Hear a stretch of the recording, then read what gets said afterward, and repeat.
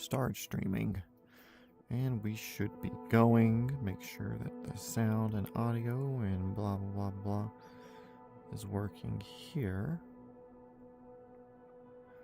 And we should be good. There we go. Cool. I can hear myself. That's what I need. Let's put my phone there so I can see what's going on. My mouse is somewhere down here. Cape. Why am I scooted so far back? We'll scoot forward. I will turn on the VR. Look straight ahead. Yes. There we go. Okay. So, today, Naga. Tom, welcome back, buddy. Missed you yesterday.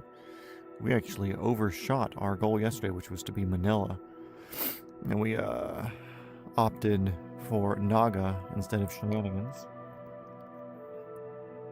So now, today, we're leaving from Naga and heading... I would like to say we're going to make it to General Santos.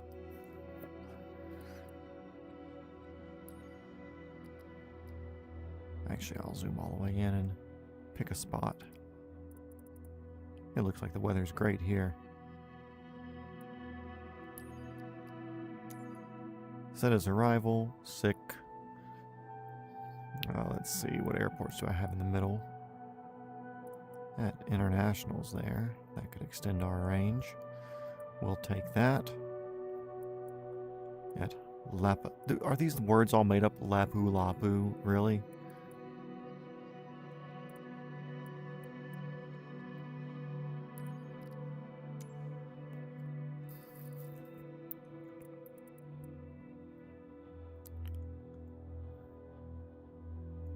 And what we'll do, we'll cut this way. Over there.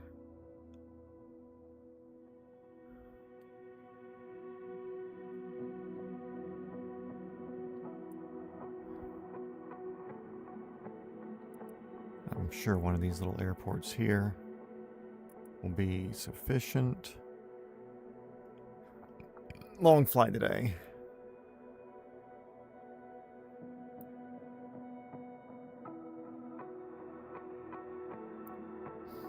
Working. Ugh. What do you mean I just can't randomly go live? As in today? Okay, I like this one. So we like a little third stop. Or second stop. Well, I think we'll be good. Long trip today. Long trip. That's all good. Flight conditions. Live. Live.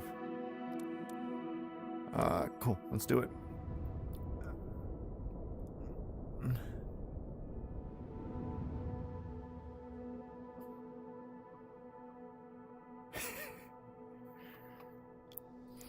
Yeah, we were thinking we weren't going to let you go to work, but then we figured it might be a good thing, so we jointly decided yesterday that it would be acceptable.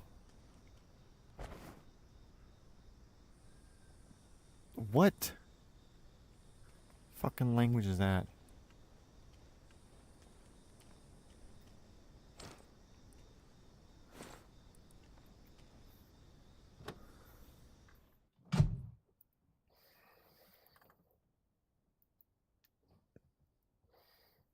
Okay, cool. That's good.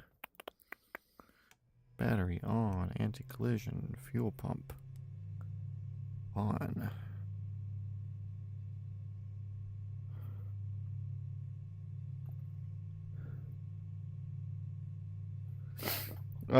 I used to do just straight into it, like for the first couple of episodes, but then it messed up when I was doing it, so I'll usually click the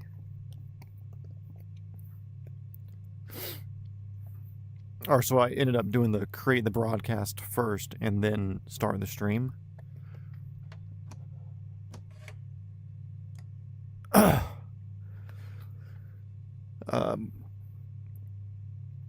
Anyways, so I started doing that because it was more reliable, so I didn't have to jump through extra steps. So what I usually do now, it's during my last workout of the night, like whatever my last particular exercise is, in between the sets, I'll turn the computer on, start troubleshooting the VR, because there's almost always something wrong. Today it went good. Knock on wood. I'll take the thumbnail picture, I'll toss it in the thumbnail template.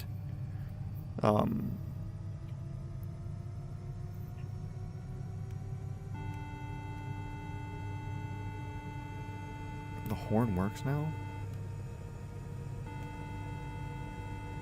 Okay. We're gonna shut you up for now. Yeah, it's gonna be a long flight tonight, but I want to make it to the bottom of this so we can jump to like the PNG island or whatever tomorrow. Optimally, you know, if it's too fucking tired or whatever, then I'll stop once we hit the north side of the next island or the next big island or whatever down there.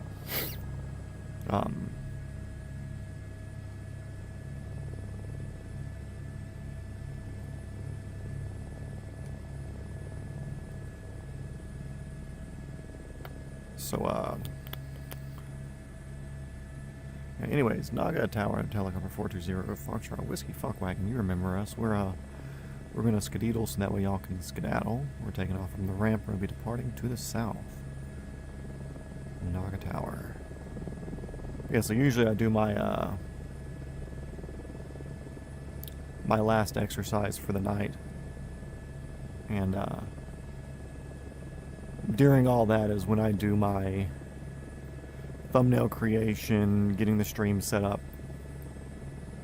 and then I will, once I know that my VR and everything's working correctly, I'll set up the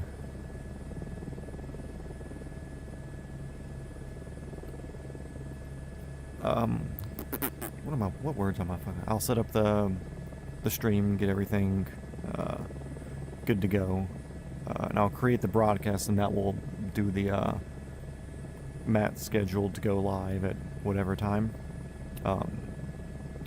Once I do that, then I'll usually go upstairs, pee one last time, maybe eat a quick little snack, fill up the water bottle, get whatever I need to, so that way I can lock myself in the command center down here and knock out the stream. But today I was fucking hungry. I've been on a cut, trying to get my beach body ready, you know. My summertime, we're gonna be on the boat, and there's gonna be honeys on the boat, and I gotta be fly enough to catch the honeys, or have enough honey on my body to catch the flies. Either way, I've just been dead all day. You know, woke up, ate food. What do you mean glass car? There's enough glass on here.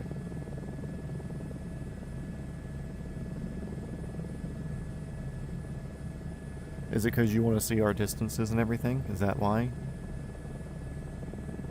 I don't even know. Yeah, this is the factory model, so I can't change it. We're kind of stuck with it. If you want me to, once we get to a fuel point, I'll swap out into the other 350, which I believe I can change to a glass cockpit. Yeah, anyways, I've just been dead today. I mean, I've felt so off. I mean, you can already see I've had brain fog already, forgetting to explain what the hell I'm doing. I have just been mentally off all day. I've felt drained. Just felt like absolute garbage. And part of that's cutting. You know, that's a calorie deficit. I did leg day today. Went lighter than usual. Or not lighter, I went easier than usual. I didn't go light, I just went less sets, kind of spread out the lifts a little bit more. But I mean, I was still deadlifting. I was doing my sets at 315 pounds, so 3 plates on each side. 5x5 on that. I skipped squats because I didn't want to start hauling all that stuff to the top of the bar and whatever, so I just, on the last deadlift, I set it on the lower catches, then did RDLs at 2 plates. After that, the back of my legs, the hamstrings were just toasted sore. So,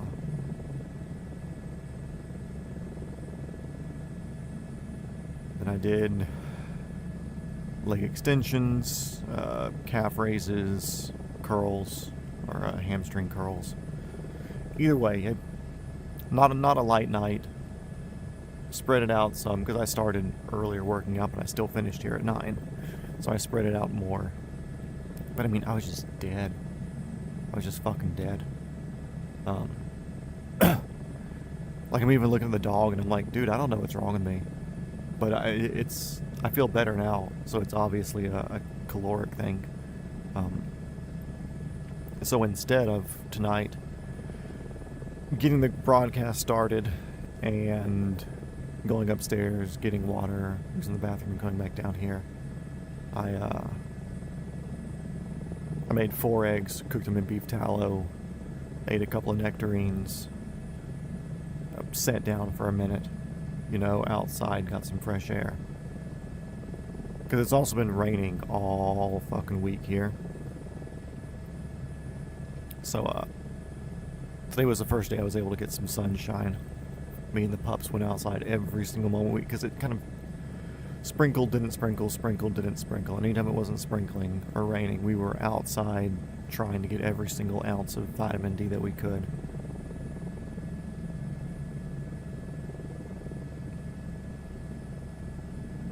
Hard for you to see the steam gauges.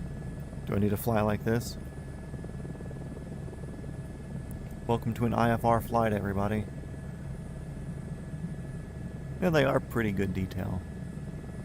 It's just the resolution, once you get out of it, it's not quite there. But for me, it's like, okay, cool, I kind of know that it's my 120, 130 knot area. I can see the needles, I can read the numbers on everything, but it's just not clear.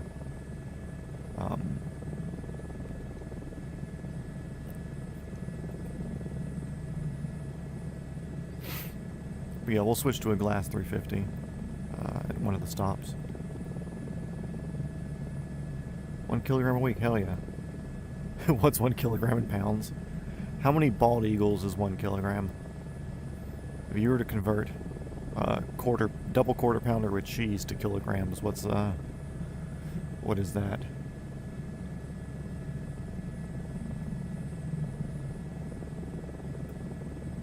2.5 pounds a week, that's a good fucking loss.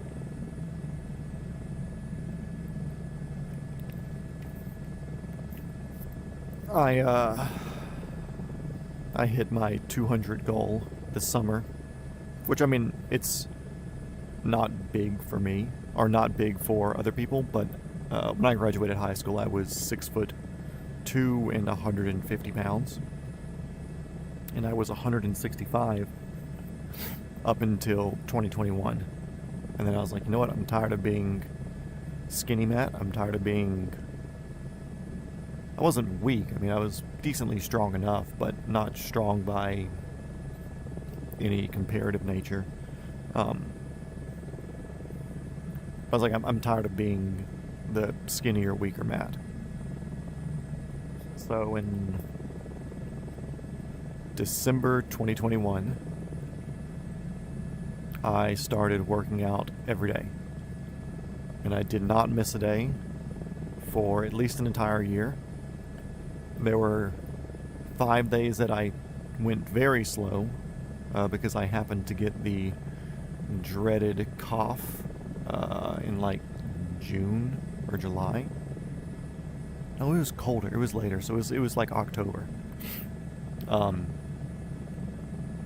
So I took 5 days easy, but I watched like a how-to yoga video or something, and I just did like a lot of stretching and stuff. So I didn't lift those days, but I still had like a 2-hour stretching, being mobile, doing something session each of those days, because I heard like strenuous activities can hurt the recovery times. So I went easy.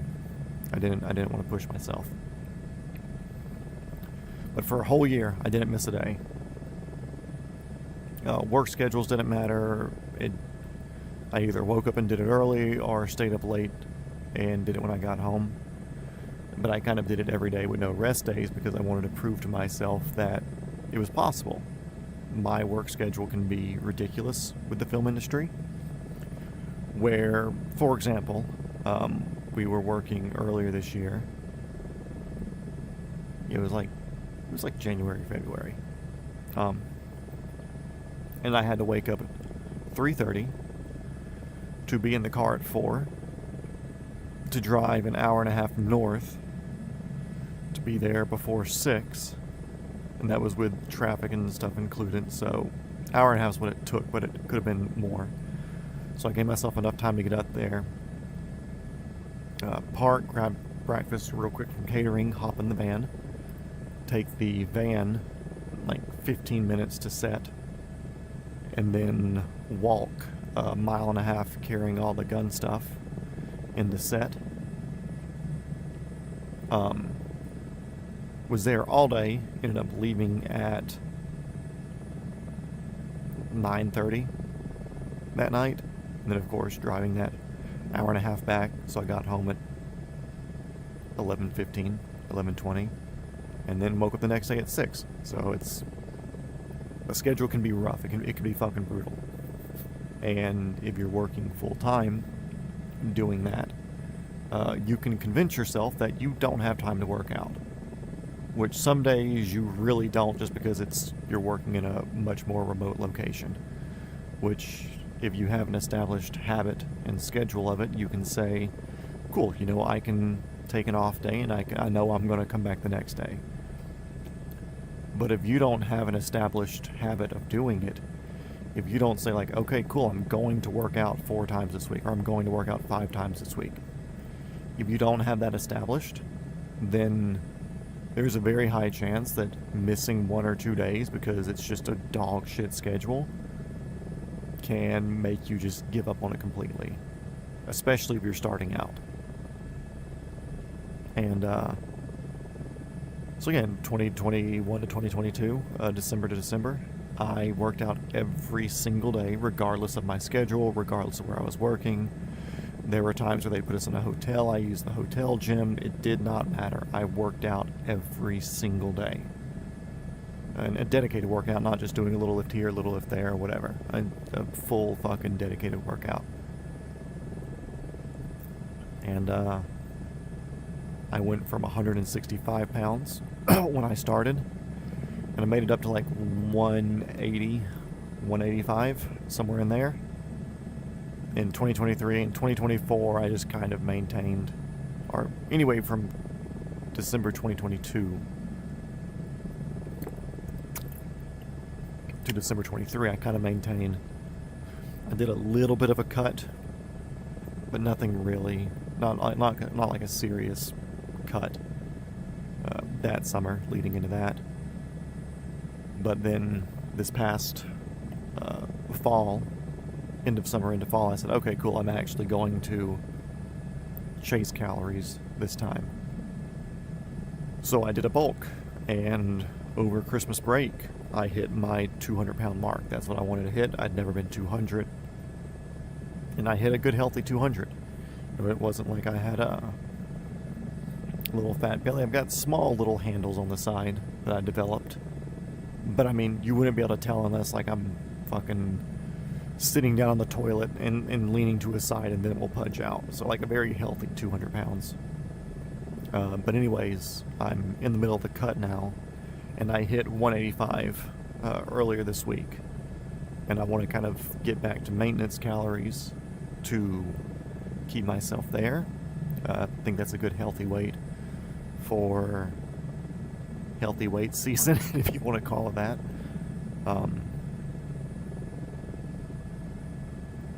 Yeah, not bad. You know, it's cool being able to be in charge of your body, to tell your body what to do. It's a neat feeling. Daily calorie intake, 1800's fucking squeak. No squawk on board. No, the whore's sitting somewhere else. I don't know where she's at. I don't know why Elaine's not in here. This is the factory helicopter. She should be in here. I mean, 2 to 3 hours of riding. It's a good, I'd say, cardio. Also, Simway, welcome to the stream. I don't think I've seen you in here before. Glad you're here.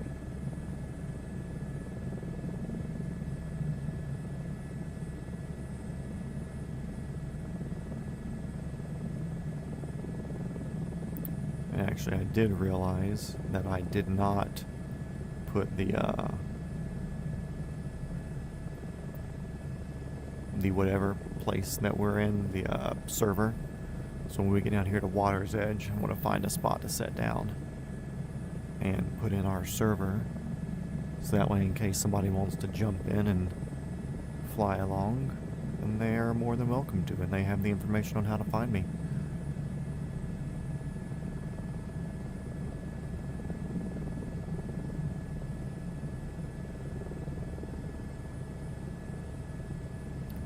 Yeah, we usually have a woman sitting here next to us. Elaine is her name, because she looks like a a female Elon Musk. So she's Elaine Musk, and we don't like her. Right now, I believe she's still in Japan. I think that was the last time I saw her. We've ridden with Maria a couple of times, who's the Hype Group H-160 co-pilot. Then it spawns in there for us.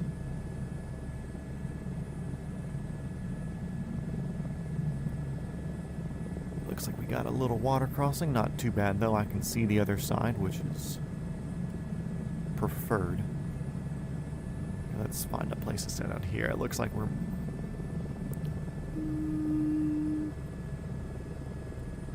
I think we can make it a Water's Edge. I think there's places down there for us to set down.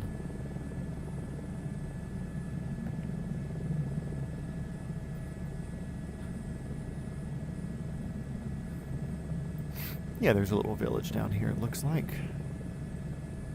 And actually, I was watching today one of my favorite YouTubers moved to the Philippines, which we actually flew over the area that he was in, or he's in now. We flew over that yesterday. Also, Tom, I happened to see a video, or I learned about this YouTube channel of it's like something Outback or whatever, and it's a guy who does camel culling over there in Australia.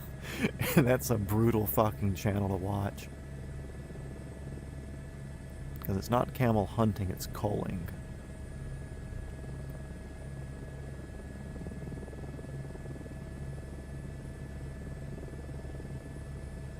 We'll set down here, we're going to update the server info.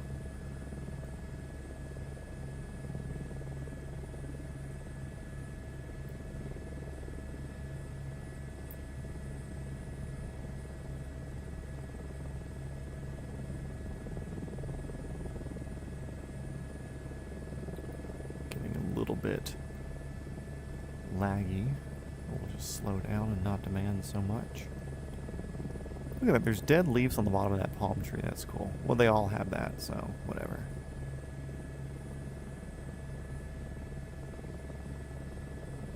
Go over here, it looks a bit flatter.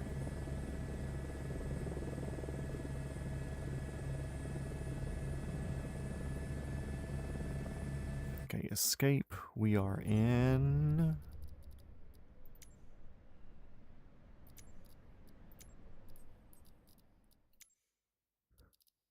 East USA, 50 milliseconds. Let's see, let's update that real quick.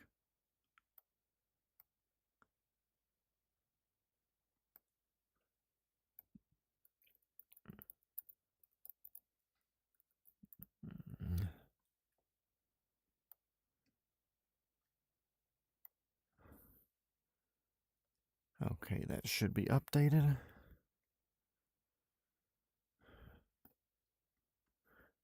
That's good. Saving back. Resume. I can scoot forward just a wee bit.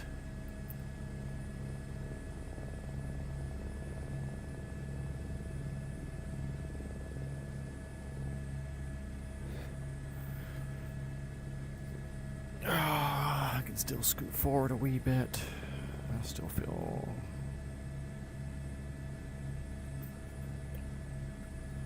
Okay, let's get across this water. Up we go.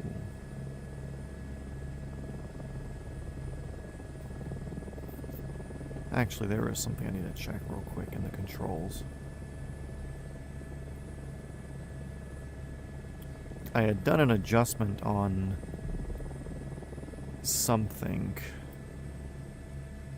because it made R44 hardware settings. No, I want R44 hardware settings.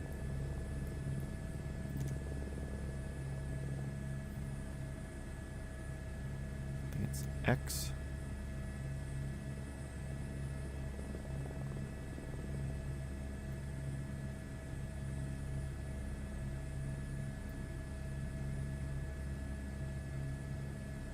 Okay, cool. My collective was feeling like it wasn't sensing all the way down. Or like it seemed like it was all the way down, but I wasn't all the way down. But you have to give it a slight bit of dead zone.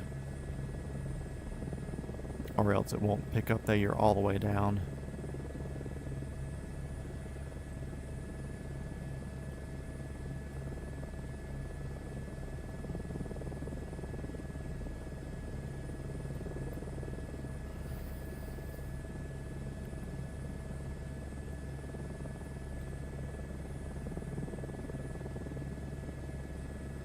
Experimental plane.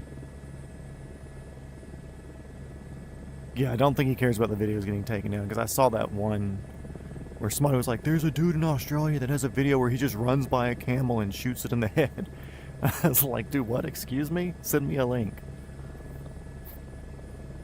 Yeah, that was literally it, where it's like he had got a body shot or something on it from a distance, and it lay down, and he could have obviously left it there and let it die, but he did the humane thing of finishing it off. But he's running by to catch up with the rest of the herd.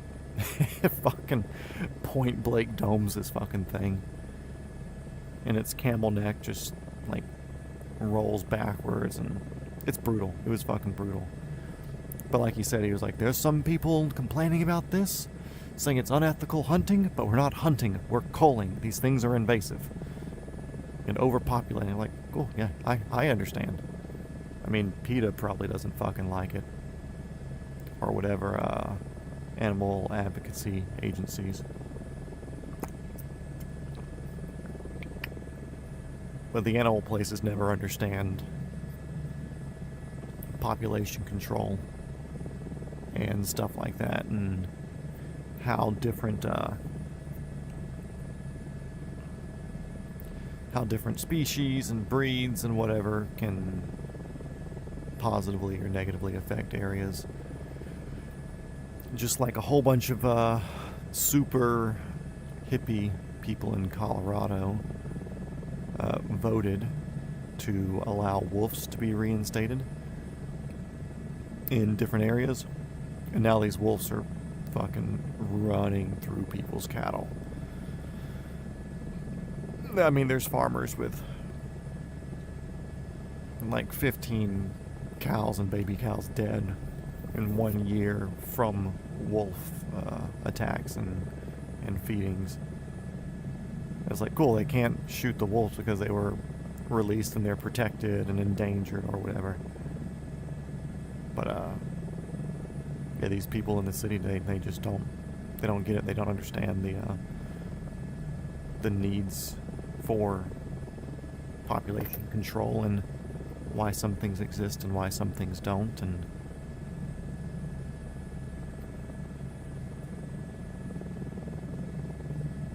of course, there are some places where, like, the wolves should be. You know, like if it's a completely wild area, like the wolves getting re-released in Yellowstone. Like, yeah, cool, yeah, I'm okay with the wolves being there. That's a good place for the wolves to be. But putting them in more populated rural areas where there's farmers and stuff like that, where the wolves have been eradicated for hundreds of years, which makes the farming and the life possible, only to be ripped apart by the wolves getting back in there, then yeah, that's an issue.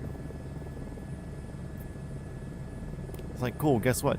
If you live out here and you're enjoying the area, you can't let your fucking dogs outside. You gotta go out with them. You can't have any outdoor pets, chickens, anything. It's just like I have a friend who moved up to North Georgia, and she's like, yeah, I can't let my dogs in the backyard anymore because there's bears. And like, they're not allowed trash cans. They have to take their trash down to the front of the neighborhood to like a secure dumpster thing. There's mailboxes in a building that the mail people come and put stuff in. Like, there's nothing outside.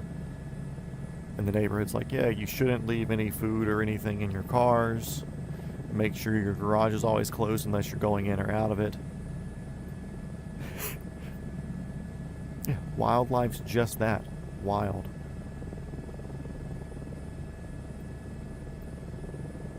Who would have thunk?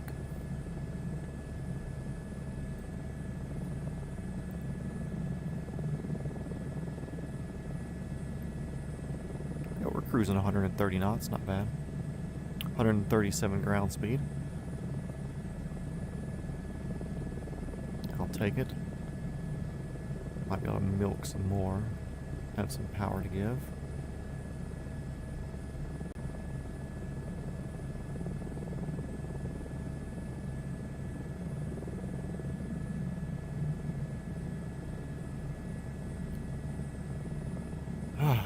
More water crossings.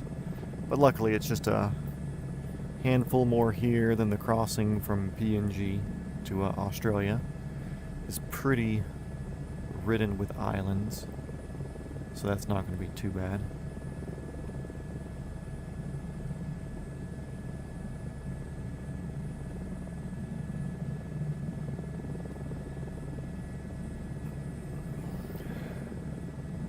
Oh, what do I aim for? I do not count calories. I refuse to. I honestly have no idea. And the big reason for that is when I am at work, my calorie usage can change drastically. If it's a day that we're on the sound stages, then there's a chance that I'm barely doing anything. You know, like I show up, I bring the guns into set, and I babysit them there on set, go to lunch, come back, sit there on set, then go home. Or it could be a day of like, we only need me for one scene, but they brought me in early so I can help out with some other stuff around the department. And I could be coming in, running back and forth, doing a whole bunch of shit, and it's burning an extra 1,000 calories a day. Or we could be, like I said, where I drove that far to get there one day and I had to walk 1.5 miles in carrying my stuff. And there's no way for me to predict my daily calorie usage, which if you have a normal job doing, I'll say normal job, if you have a standardish job where every day's repeatable and predictable, and it's okay, cool, I know I'm going to go to work, I'm going to walk upstairs, I'm going to sit at the desk, I'm going to do this, I'm going to go do my workout, I'm going to do whatever, then it's relatively easy to figure out what your burn is. But I honestly, right now, my calorie intake for the day is probably around 2,000, if not more. Just because the whole you need 2,000 calories to do for an adult to function during a day, that's bullshit. You need like 2,500 to 3,000 calories. There are some people who don't need that because they wake up, they sit down, they go to work, they sit down, they go home, they sit down, they don't do fucking anything. And at that point, then yeah, 2,000 calories is pretty consistent. But if you're doing anything more than just sitting around all day, like the human male, me in my mid-30s, I'm running 3,000 calories, most likely. Just for an average day where I'm not even, like, super into it. But I think something that a lot of people don't realize is you've been alive for however long, and you're very, very in tune with how your body feels. You know when you eat in excess. You know when you can eat just enough and have the energy through the day. I knew that today I was eating a very low-calorie day with what I had for lunch with some leftovers, a very small portion compared to usual. And I knew it was low. I knew I was going to feel like shit later. And of course later I'm like, oh man, why do I feel like shit? Well, that was the reason why. Like, you know what your body is and what your body does. So when there's days when I'm super busy on set, I'll eat more at lunch. We have catering. It's like buffet style. You know, I can grab whatever I want. Days when we're not that busy, I have a much smaller plate because I know what I need. And I don't eat in excess. I should do a count one day, but also at the same time, it's when I'm working, I'm not cooking. I don't have any way to meal prep. And even if I did, like I said, every day changes. I could have a meal prep that puts me in a 500 calorie plus one day, but then the next day it's a 500 calorie deficit because of just everything involved. So, it's not worth it to me to do it, to count. Like I said, I can't pick up what other people are doing. What we're going to do on this island, we're going to fly down this little chain. I don't want to do another water crossing immediately. We'll cut the water crossing in half and add a little distance on here. Yeah, I like that.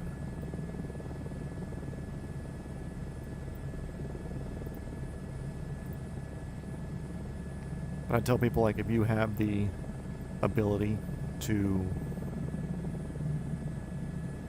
judge what your usual day is, wherever your days are predictable or whatever, then yeah, figure it out. It's not too hard. There's so many people, so many apps, so many whatevers to figure out what your day is.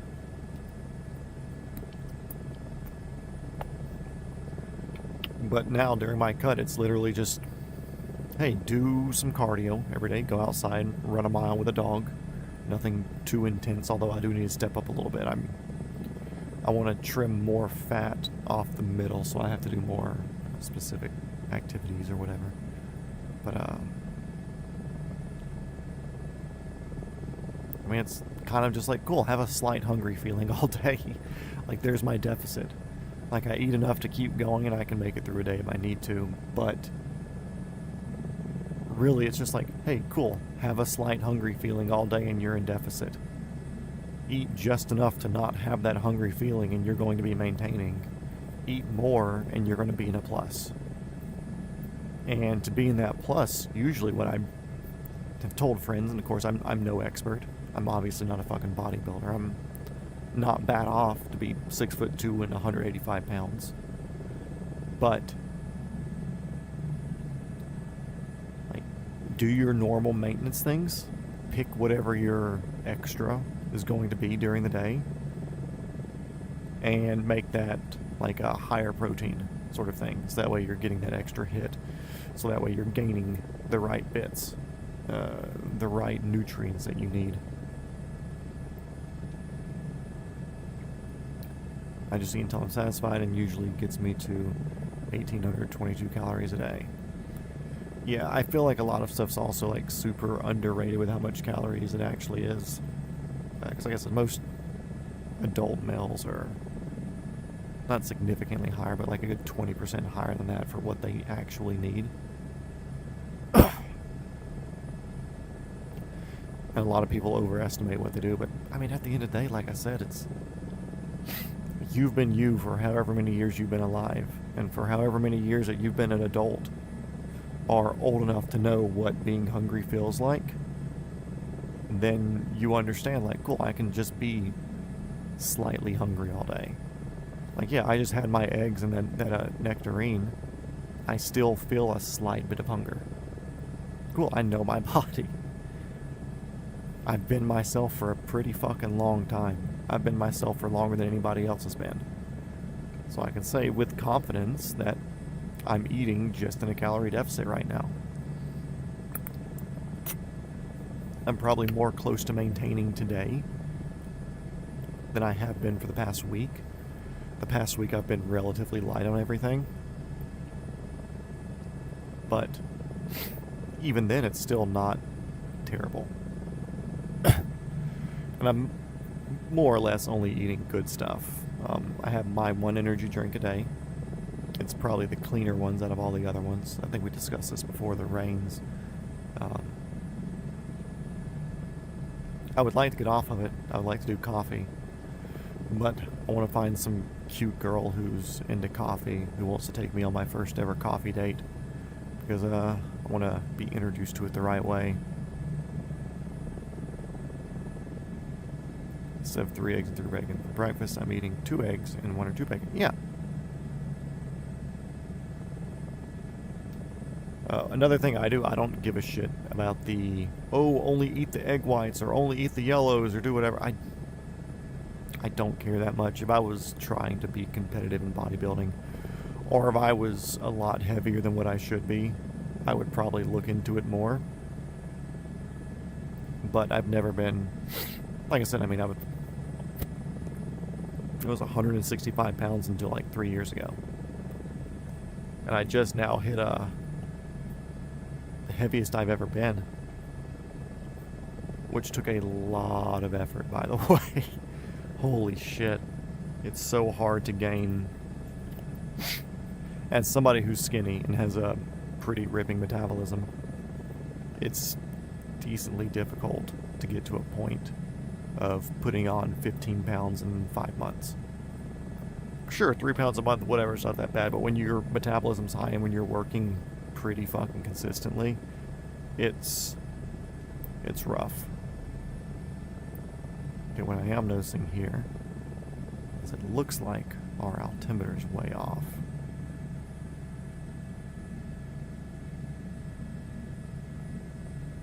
So I'll level off it. Was that 200 feet on radar altimeter? Yeah. 200 foot on the radio altimeter. I'll twist my little thing here.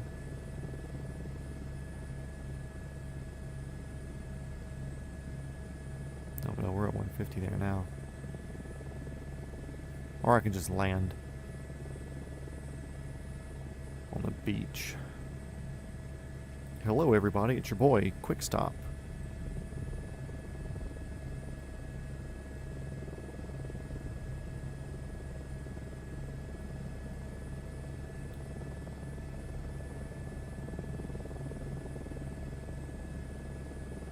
Should have done this when we had landed earlier to check the online lobby.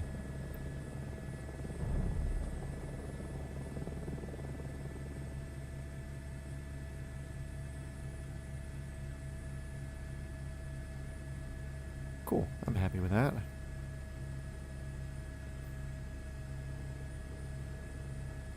Eat 1 apple and gain 2 pounds. Sometimes I wish it was that easy for me, but also it would have to be like me being used to that for my whole life. Because if that were to happen now, I would get fucking big quick. Just because I'm used to being able to eat a very significant chunk and not gain anything. Also, it looks like they definitely did fix the fuel, because before we'd be at like half a fucking tank right now, and now we're just over 3/4 still. So they definitely fixed the fuel burn. Well, that was one thing they said was coming with the sim update too.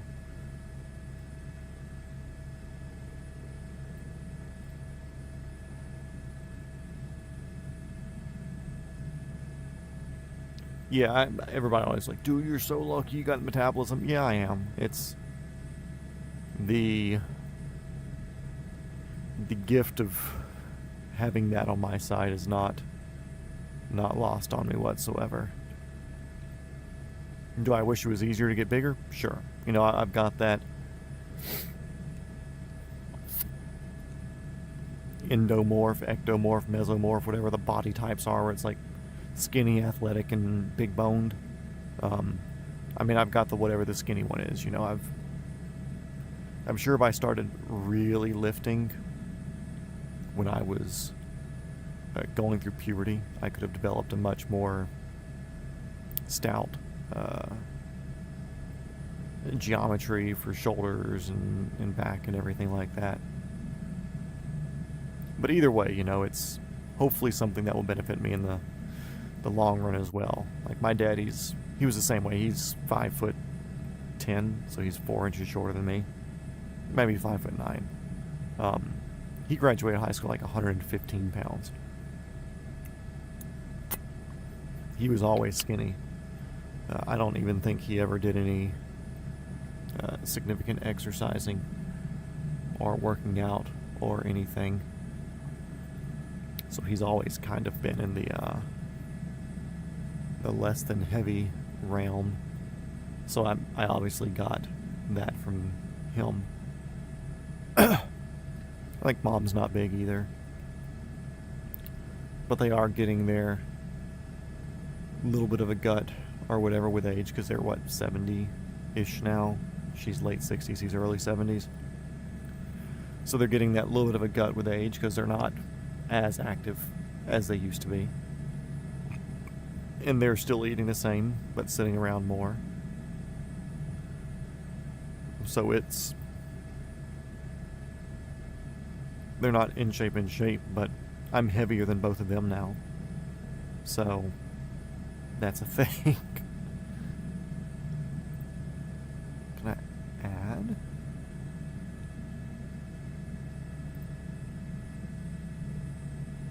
No, because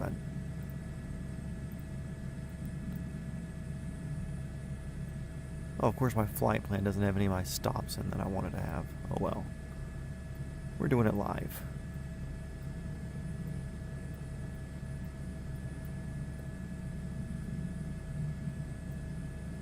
Yeah, so we'll follow this down, come in through here. We'll jump to this island. We'll jump to here. Then we'll work our way down there. And I think there should be Romeo Papa Mike Lima right here, which that definitely looks like a big enough airport to have pretty decent pad. Yeah, they've got fucking jet fuel because they have terminal setups.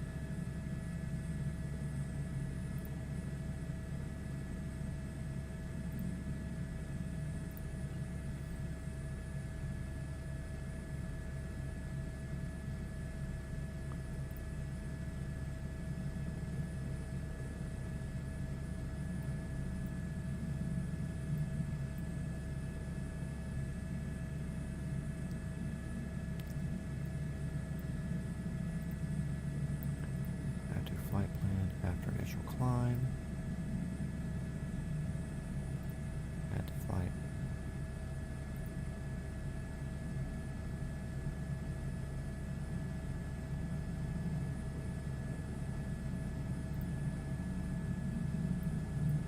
Cool. I'm happy with that.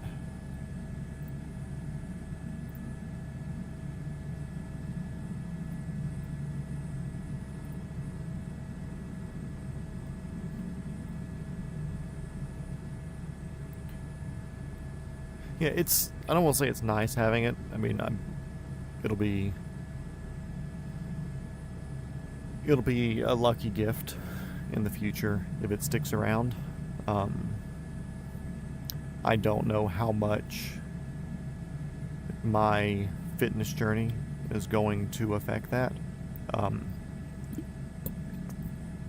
Of course, metabolisms change with what you make your body do. Your body is very capable of changing. It's a cool thing about them. So I don't know how much that's going to change and how long it'll take to change back. I would like to think that I'm going to be doing my best to stay in shape as long as I can. Because I'm always hoping to be in good enough health to be able to attempt to stay in shape. That's the dream, really, you know? But if I keep this up, and 34 now, if at 50 I'm in an accident or something, and it keeps me from working out, my body would still be used to a metabolism that's whatever level, and my brain will still be used to that.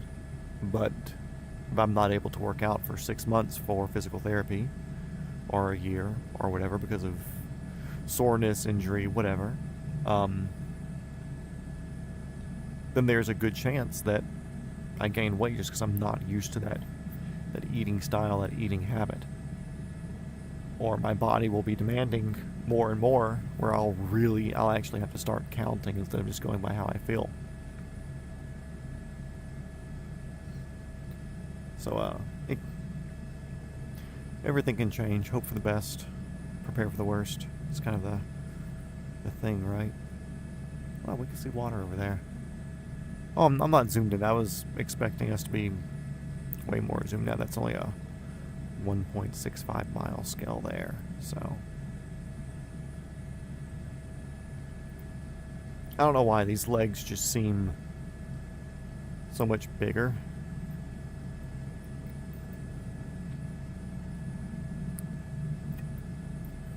But I'd like to think we're making pretty decent time. I mean, we're doing 147 knot ground speed right now with 137 airspeed. We've got a little tailwind.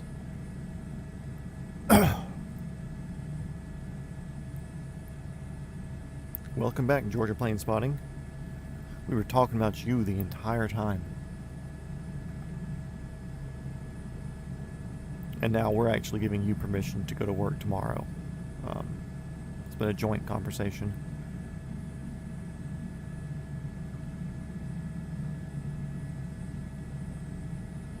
Oh, and Tommy had somebody pop in yesterday who's doing an around-the-world flight himself, but he's doing it in the, I think he said he's doing a Cessna 172.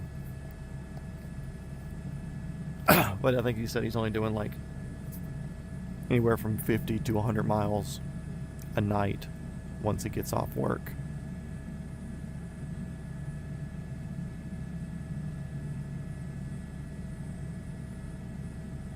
Anybody else unique stop in? I think you were here for History Pirate, Tom, or maybe you had to leave. History Pirate was here a couple of days ago. He's got apparently a pretty decent TikTok following, where he makes like little animated shorts and stuff like that.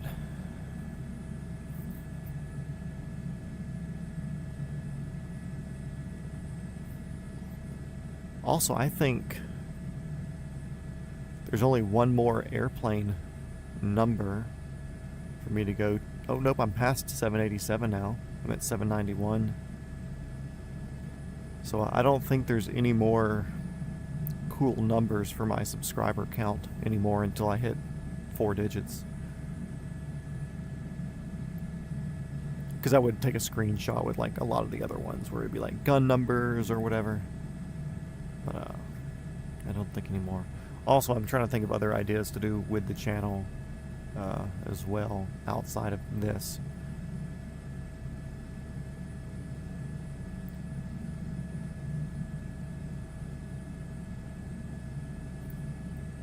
Yeah, subs come in pretty decently. Of course, it's not a million people a day like fucking Mr. Beast or something, but it's... For me doing this, you know, I'm anywhere from like 1 to 4 people a stream will sub when I look at the analytics. I still get the most from the shop garage video.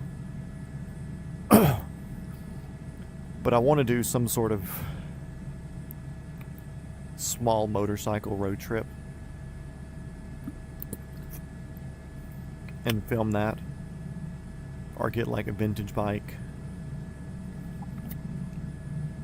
and do a little road trip and only have my like a little roll of tools or something, and do like a point A to point B and work on that as I go.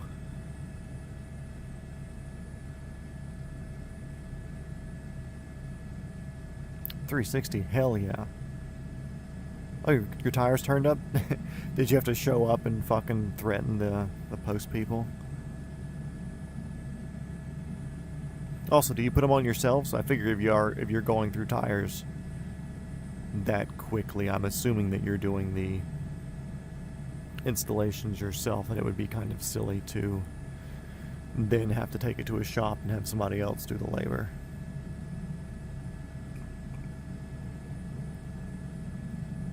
No notification. They just appeared.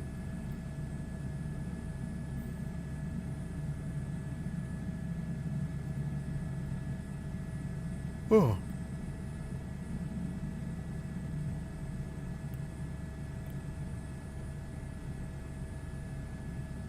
Yeah, that's what I figured. Bike tires aren't that hard to do. I've mounted all my street bike tires, but I'll usually put the bike on the stands at home, redo the tires, and then I'll just take the wheels somewhere to get balanced. Like, hey, I was working on my bike, figured since I had the wheels off, I want to get them balanced. Like, these are new tires. Yeah, put those on. Like I said, I was working on my bike, figured I need to balance the fucking wheels. Which I know there's ways that I just don't have that balancing tool, stand, whatever. And it's also kind of like one of those things where it wouldn't be that hard for me to do.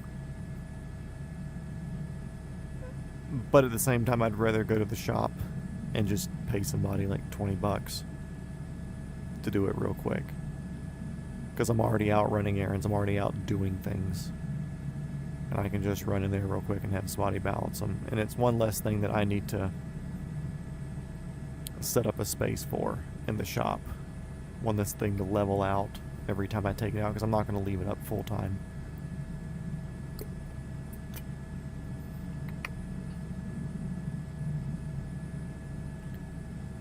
Dang, we're already getting down here? I mean, this island's not as big as my brain was making it seem.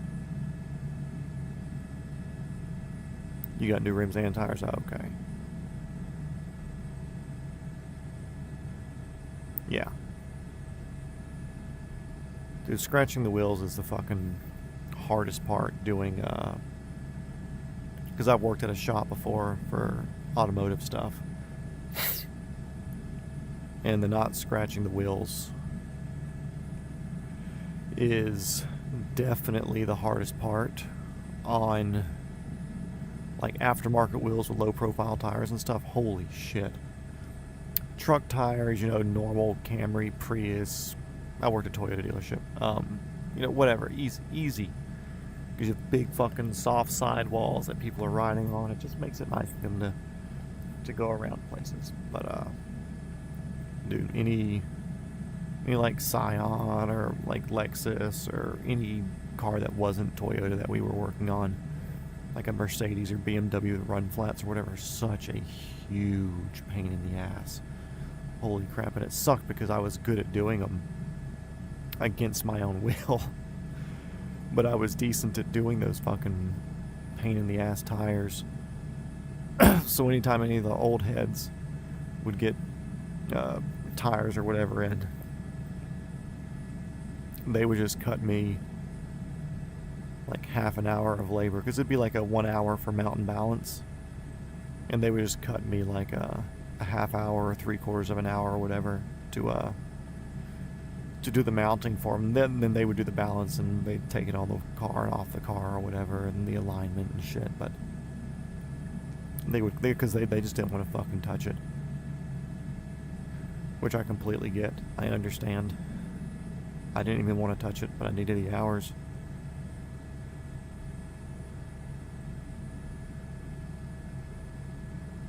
Oh yeah, dude, I've had stuff get to the town that I'm in and then be shipped back to Atlanta and on a plane to North Carolina, or FedEx ground or whatever to North Carolina or South Carolina, and then a couple of days later it show up, or it say that it's in North Carolina and then it shows up at my house the same fucking day. And it's cool. Fix your systems, guys. Make it work a little bit better.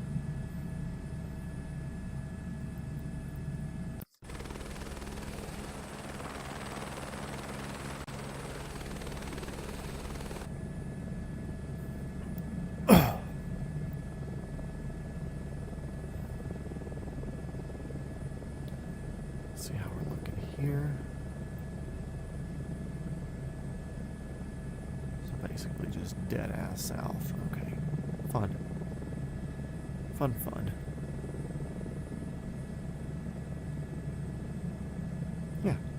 Doesn't bother me if they're late. Just let me know it's going to be late. Just that whole system that you spent millions of dollars on, if not hundreds or tens or hundreds of millions of dollars on to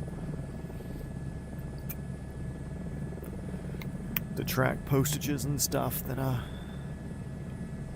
just make it work. See that island right there, you're like, okay, cool, that must be something little on the map. Like that thing, it looks fucking huge. I don't see the islands over here yet that we're going to kind of be going by, but I'm sure it's going to show up a lot quicker than what we expect. And it's only 5 miles out. It's just in fog. That's great. Do I have weather turned on? Yeah.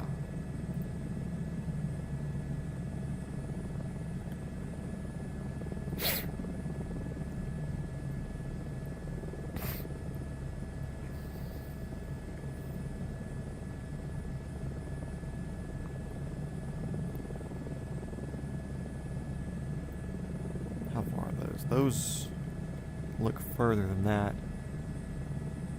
I feel like I'm looking right past this fucking island. I just don't see it. It'll show up soon enough.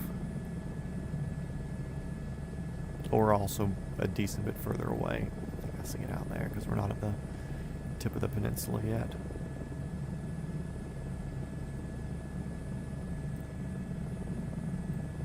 I think the fuel stop is way down there. What we'll do, we'll stop here at Romeo Papa Victor Mike.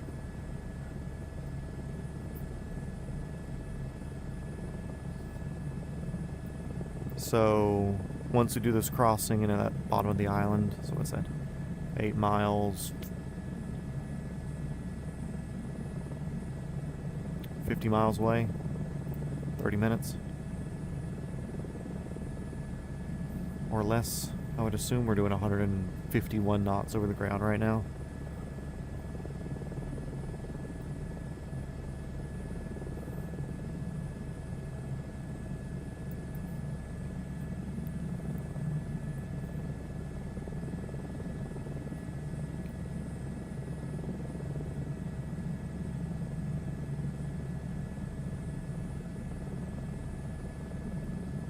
Oh.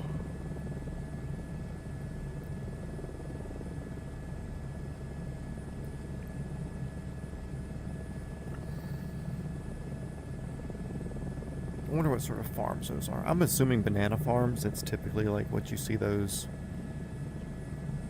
individual planters and stuff for. And being in the Philippines, I assume bananas are definitely more of a thing down here.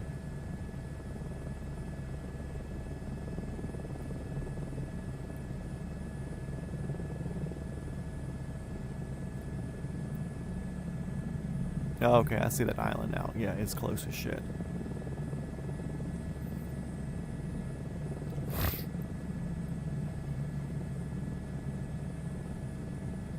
It's just one of those things that it's outside of the render distance, and it's a lot smaller than what it actually looks like on the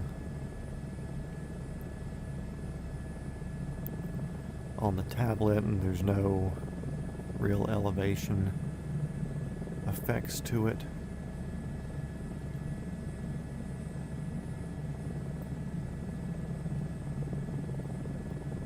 Let's see. That's about halfway. Cool. Easy enough, so there will be some cloud cover once we get down in there. 35 to that airport, yeah, that's about what I figured. Okay, gonna have to lock in here since it looks like we got some lower level clouds. What do you guys think? Do we stay low and rough it, or do I go up to 3,000, 4,000 feet and scoot over these things? Which I assume once I get over here to these damn clouds, they're going to look a lot less, I don't want to say intimidating, but less annoying once the next major island's actually in sight. I want to say mainland, but it's not mainland, the next big island.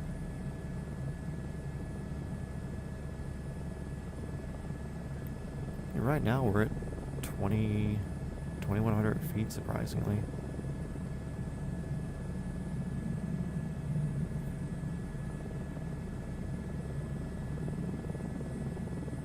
It looks like these are more just foggy. They just look stouter. 4,000 and go over, above, cool. We go up. The boys want to soar, we be soaring.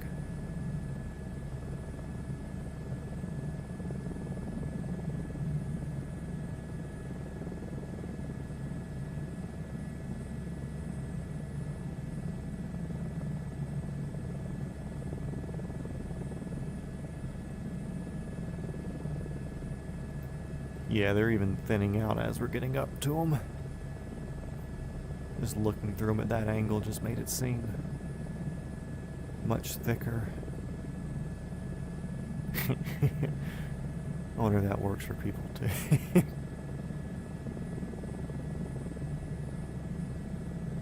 Still doing 139 over the ground, or over the water.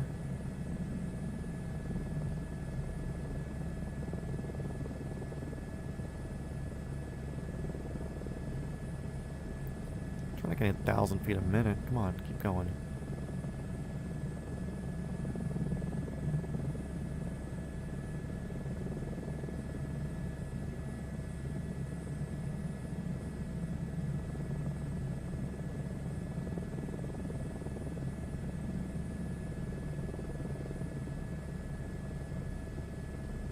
Yeah, they're thickish. Not really, but they're thickish.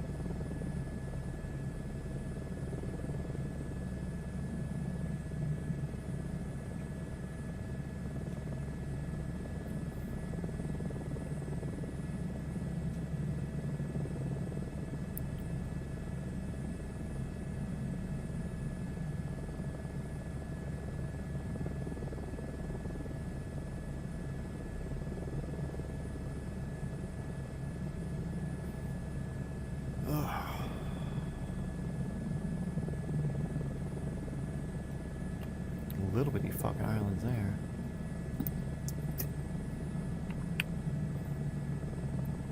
Those are get your dick sucked on a sandbar islands right there.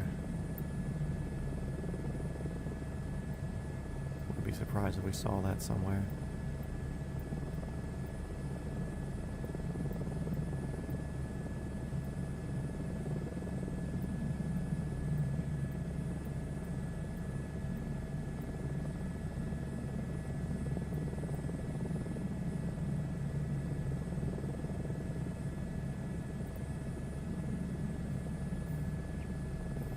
Dude, getting ahead right there. Fucking rock.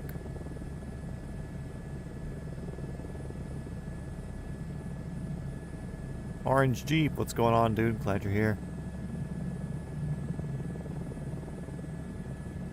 We're making our way down through the Philippines currently. Longer trip today, but it's going to put us in a good place for tomorrow and the next day. Get us down to Australia. Well, not today, but end of tomorrow we should be pretty fucking close.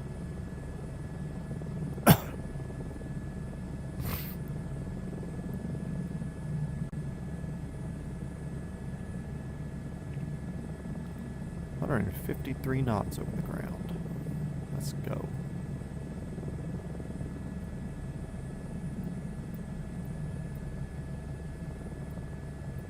We'll follow the left coast going down. Really just following that left coast. Okay, cool. Perfect.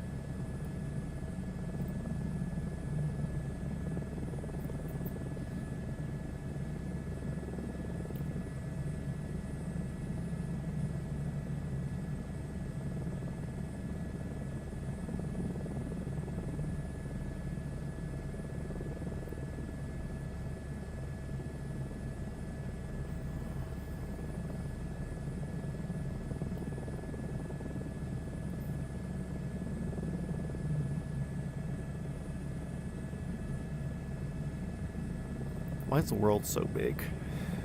Figured 30 days we would have been around already. Now, if I was doing 10-hour streams every day, we could be finishing up very soon.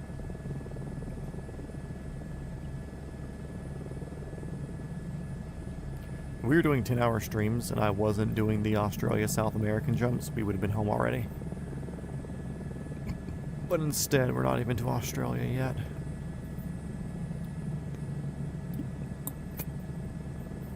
Because somebody, me, wants to have some semblance of a life outside of doing this. I'm okay with that. That's worth it.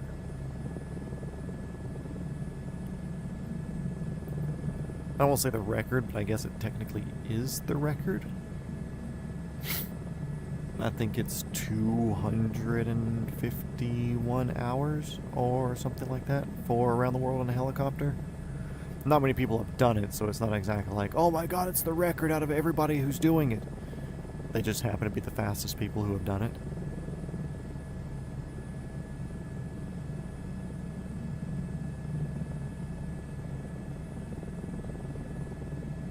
And tomorrow does not start 10-hour streams. If I was making money doing this, like if this was like a... If I was making a salary doing this, we'll say that. If this was like a $300 to $400 a day thing, then I would strongly consider doing those streams. I'd definitely make a more comfortable setup, because at that point I'm getting paid to do it. So it would be in my best interest. But if I was making enough to pay bills, then I would do this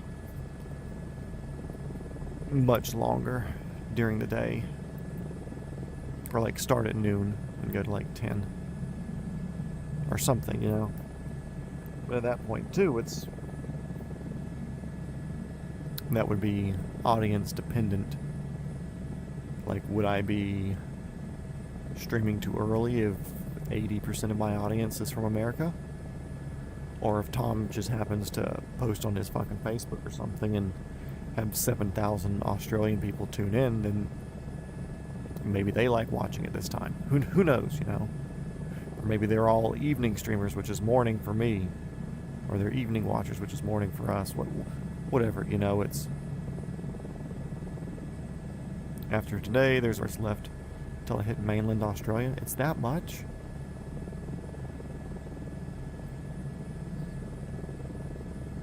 Dude, the Philippines are throwing me off so fucking bad.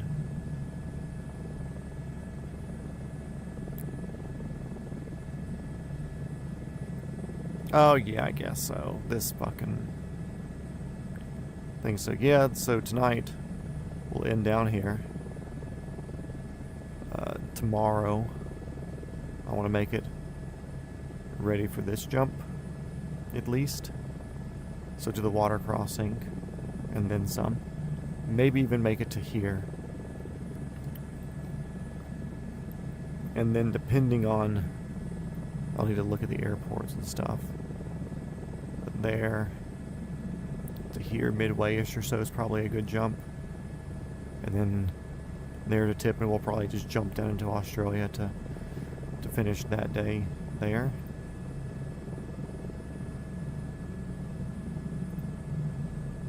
I thought it was closer. I literally thought like end of tomorrow's stream or the end of the next day's stream would be down there, but the size and spread of the islands throw me off so much. Because part of me sees the bigger water crossings and I think back to leaving Russia, going to Japan, and having a 5.5 hour stream, and that being a water crossing. And then here it's like, cool, we just did this one in 12 minutes. So it's not as bad that I see the other water crossings in the Philippines. I was like, okay, cool, it's just a few more 12-minute crossings, but obviously there's one that's 150, 200 miles. So the scaling of the islands is definitely throwing me off.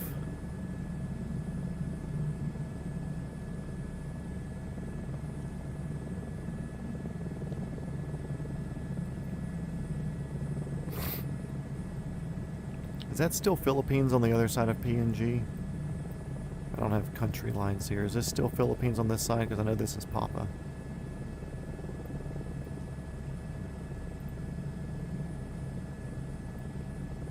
But yeah, the scaling's throwing me off bad. Nothing is what it seems.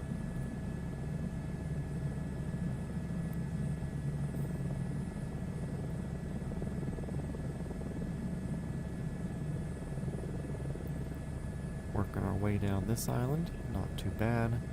It's 30 miles away. Dollars.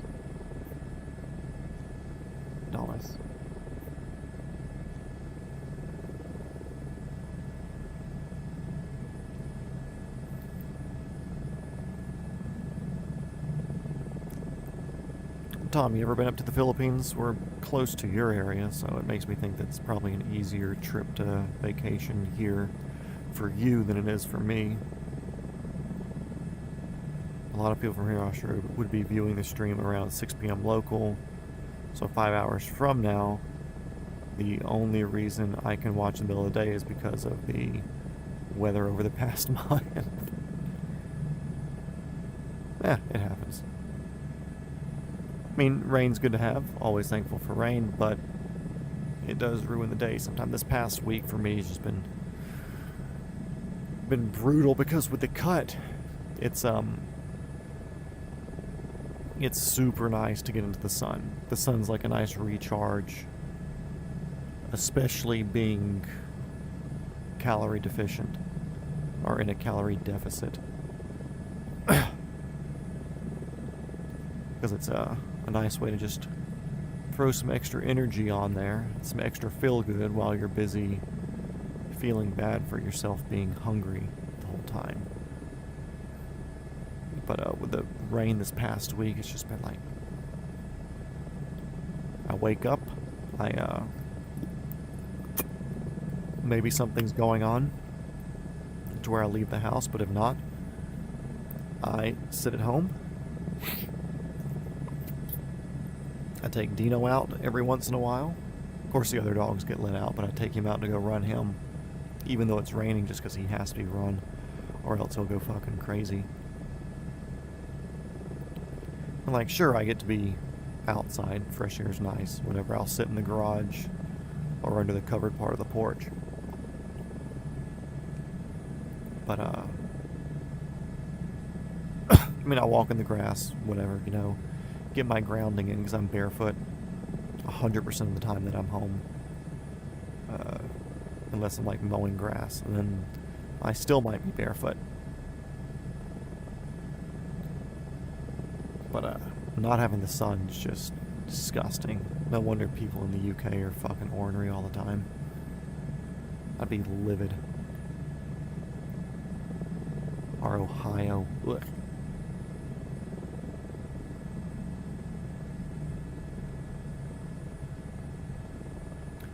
Oh, I can do the rain radar right here, bud. You forget I got a tablet at my disposal with the weather turned on. Come on, show me the weather. Show me the weather. Maybe it doesn't show it to me far out. Oh well.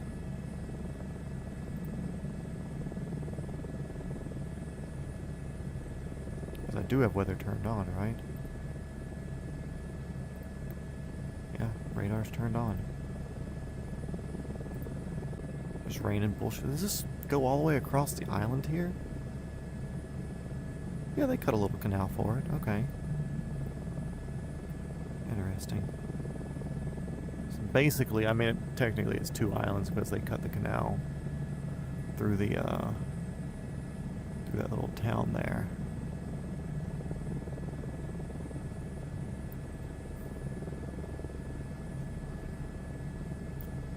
And it looks like it's, I don't want to say it's super tidal dependent, but I bet there's not a single fucking bit of fresh water in that thing. I bet it's all just salt water.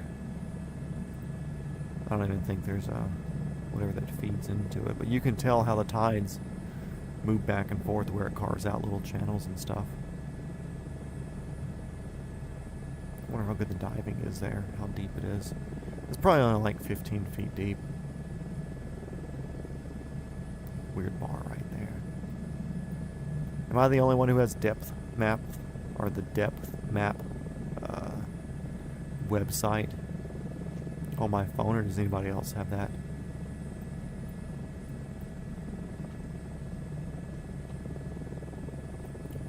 Is that deeper over here? No, that's trees and shit. Just looks like fucking, yeah, that's all trees on the edge. I can literally look right here. Yeah.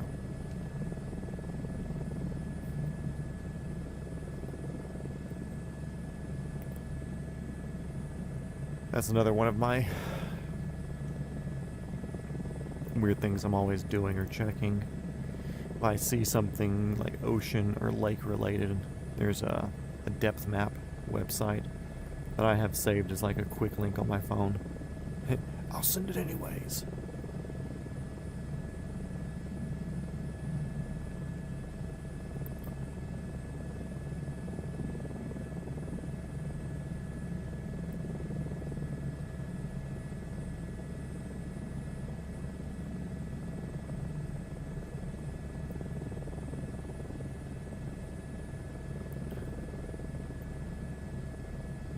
If I remember after the stream, I'll go and look at the depth there because I'm curious about those channels.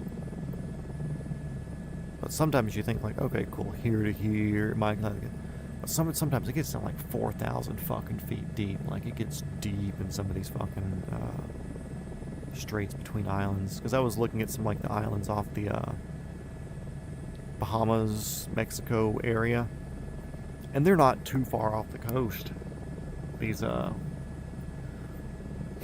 different islands or whatever, but it is a straight drop off or something because it's like one of the deeper places in the ocean, one of the trenches. You would think the middle of the Atlantic, but one of the big deep trenches is kind of off the Mexican coast or kind of in the Bahaman area. Very unexpected for me.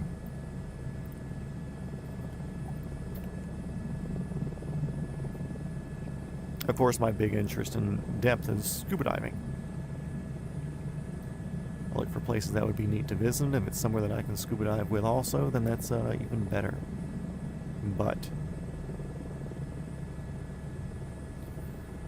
sometimes I will check it for much deeper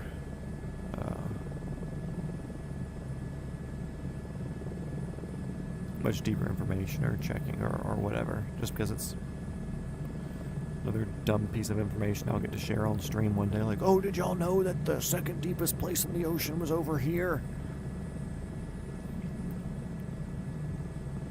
Speaking of that, have y'all watched any of the videos from Tim Cameron's ultra deep submarine thing? When they go down to the bottom of the Mariana. I mean, you can't see much, but the water's clear, which is...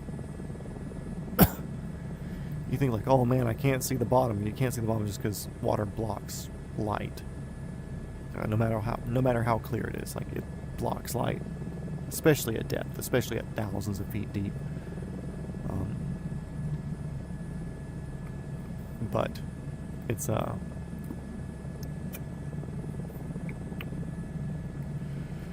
neat to see. It's I mean, for lack of better terms, the bottom of the ocean is a desert. It's just a whole bunch of nothing.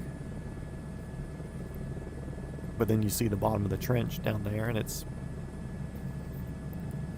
nothing. But then there's like fucking plastic trash down there. So thanks, humans. We even reached the most inhabitable place, and we fucking littered there. Keep it up, everybody.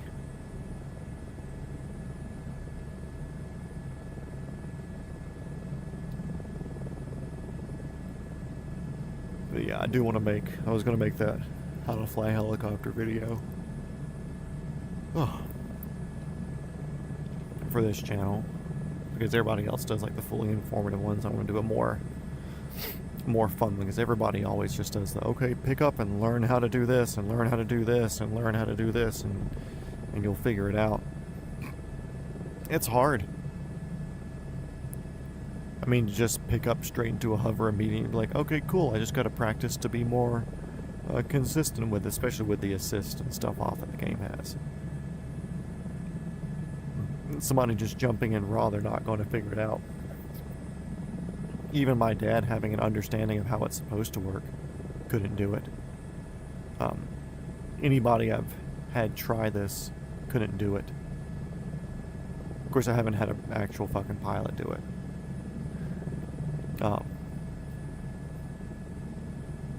But nobody's just been able to, even knowing generally how it is, they haven't been able to hop in. I have to like sit or stand next to them and help them manage pushing forward. I say, okay, cool, just worry about using the pedals to steer yourself right now. Keep your hand on the other two. I'll be doing the other two for you to get you off the ground, and then you can kind of, fly an airplane around, basically, since it's kind of just cyclic work once you're moving. Yeah, I need to teach the getting off the ground technique and slowing down into a hover to teach yourself how to hover. I need to find a way to teach that in a fun way. Shorter video, something that will get a lot of people checking it out, like the easy way to hover a helicopter in Microsoft Flight Sim, or something like that, some catchy title, some catchy way to get people to watch, because I feel like there's a lot of people who watch the other videos of how to do it, and the people that are making these videos, they're not saying anything wrong. They're not telling you the wrong way to do it. But it's one of those things where even if you generally know how it's going or how it's supposed to happen, if you've never done it before, it's hard to just pick up and do it. Especially not having an instructor sitting next to you to hold your controls for you as you're working your way through. It's Friday night, right? Where the fuck is everybody? You'd figure Friday night would be more crowded in here.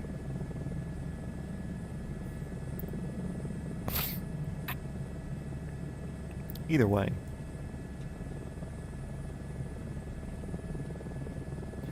I want to make that video to hopefully help some people out. And hopefully that'll be another attraction to subscribers, because right now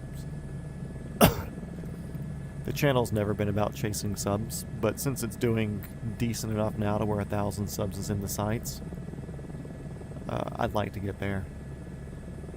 Because at that point, the channel can start paying me back, especially through the garage videos, because those tend to get the more views than the other stuff.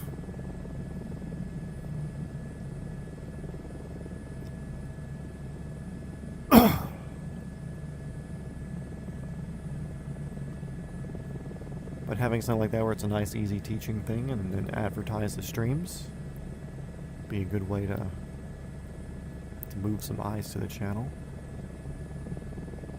But then again, I don't want this channel to be a flight simulator gaming channel, even though that's exactly what it fucking is right now. That's what I said. I want to go buy like a vintage motorcycle and do a road trip or something with that. And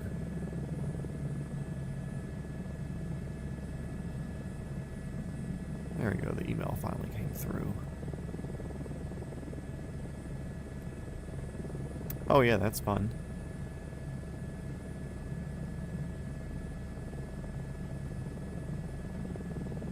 The Bureau of Meteorology. What an official sounding fucking title.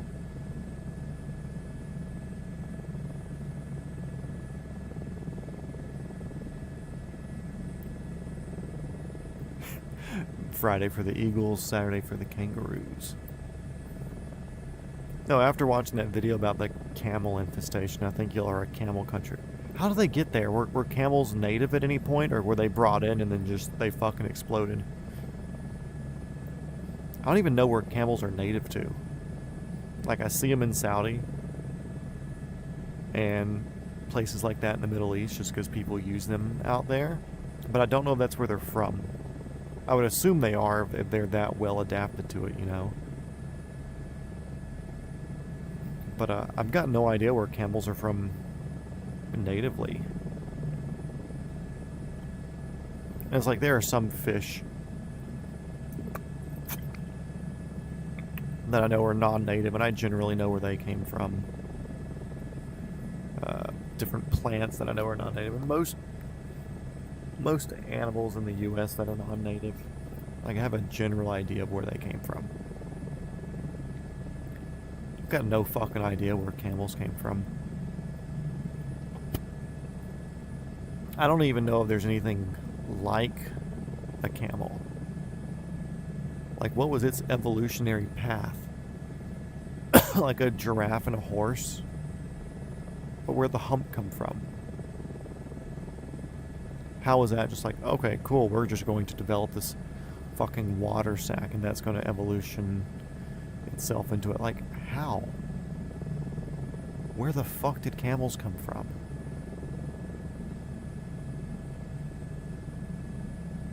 Not even in Australia, just in general. Where the fuck did they come from? I've never thought about camels before. But I'm actually confused now. They're from the Middle East. Okay, so they're out there somewhere, but what the fuck did they evolve from?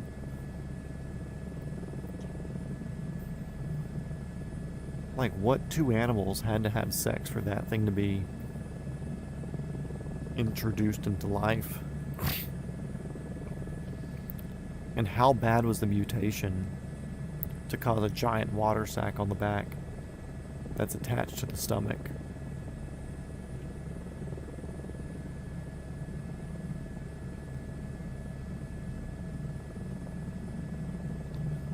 Nice little area down here. We're getting close to this town down here. It should be over these mountains, because we're seeing the end of the island over here, because we'll be jumping that way. So our airport should be over here for our switch. Or actually, it's on the island. Which I can't tell if that's an island or not. I think it is. I think that is.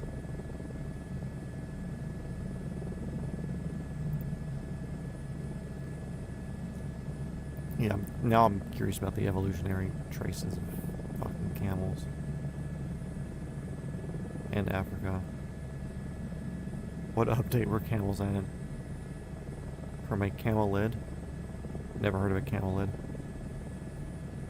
I feel like you're making that up. I don't even know if I've seen a camel in real life. If the zoo in Atlanta doesn't have camels, then I've never seen a camel in real life. And even if they do, I don't remember. So...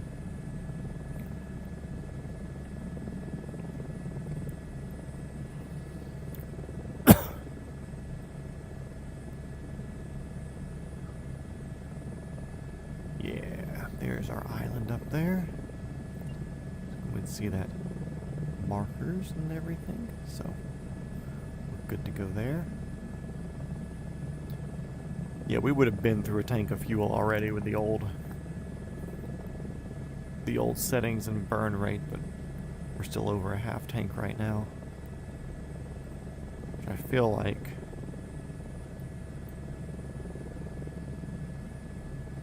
jeez. We're only halfway right now. That's fun. Long stream tonight, guys.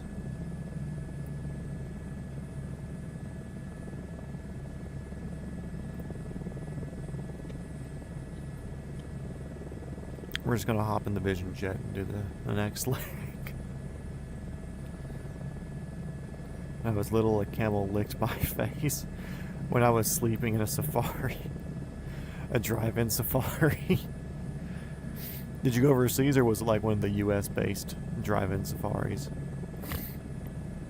Or do they have one in Valdosta? Because I know Valdosta, Georgia, at the Wild Adventures theme park. I know that they had a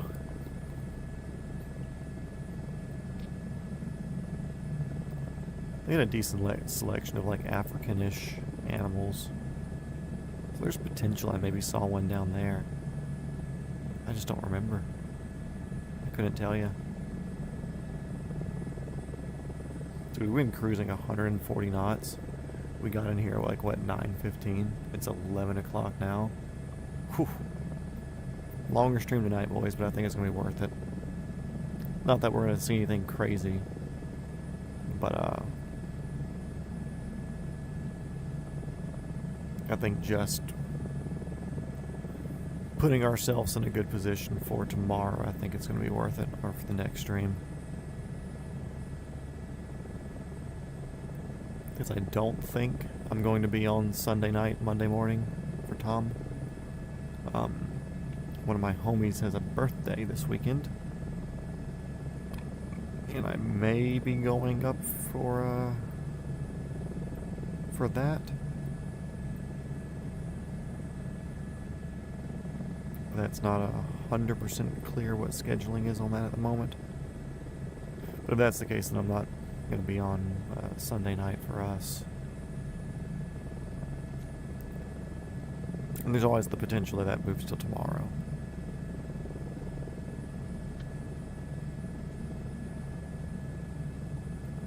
Oh, there's a lot of fucking there's a lot of colors on the Cowan Sim one that we'll be hopping in.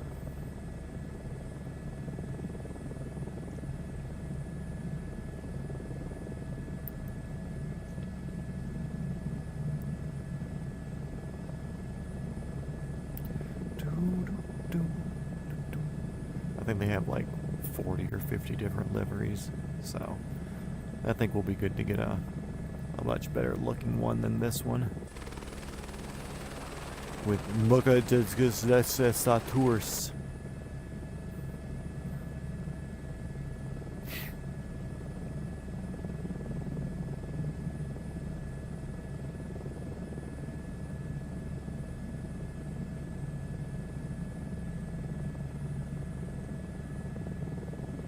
what's the name of this airport?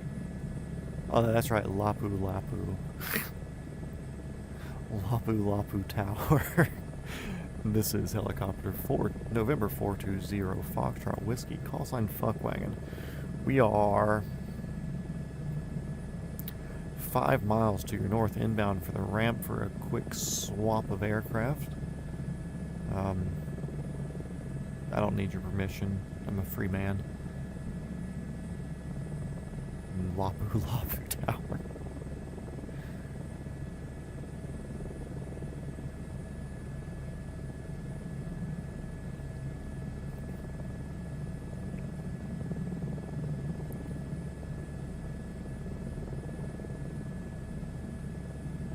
I might be able to change the tail numbers. We'll see. I don't know how well it sticks, but we'll give it a shot. Tell me what tail number you want, I'll throw it in there. Or maybe we might be able to do it on the factory ones here, or the stock helicopters, but I'm not sure if the aftermarket ones can, because they kind of have the tail numbers as part of their livery. It might change it on the dashboard, though. We'll see. We'll try.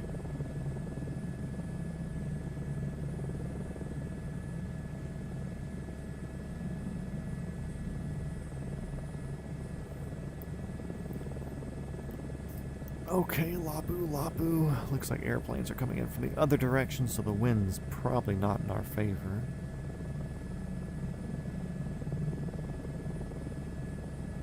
We'll see. Gap 2665. What's your mom's name?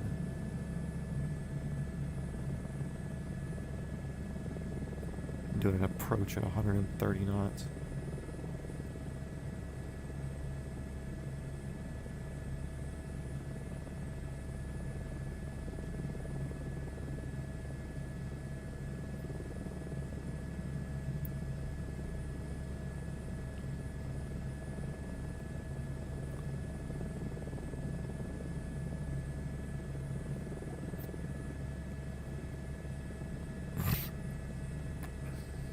De Havilland, okay.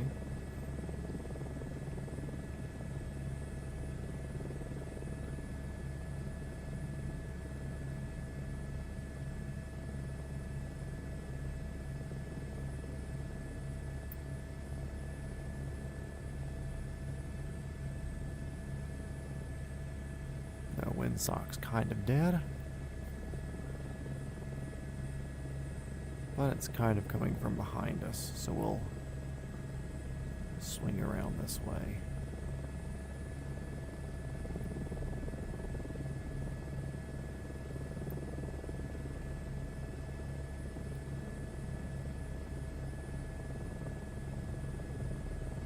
Hello, wind. I feel you.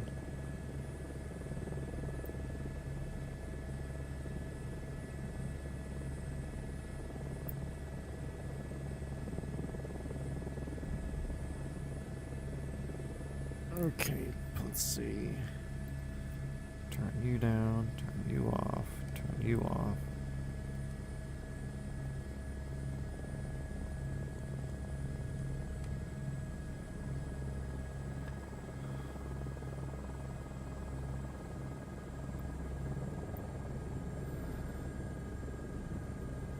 Ooh.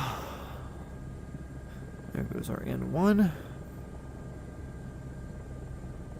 There goes our N1. Get that .1 bullshit out of here.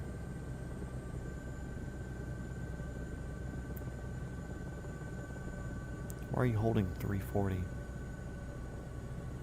Look, I don't care about the rotor speed. This ain't my helicopter. Ain't my helicopter, ain't my problem. Let it cool down a little bit though, because it's nice. And then back on.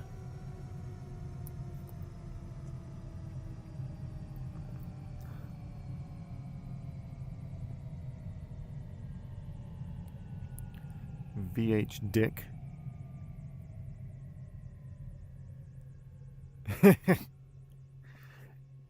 Sierra Echo X-Ray. VH Sex. You want red or blue for that one, sir? Okay, Shift C. We're out of the helicopter. Thanks for the first half of today's leg. We're here in Lupa Lupa. So, let's grab one with a glass cockpit real quick.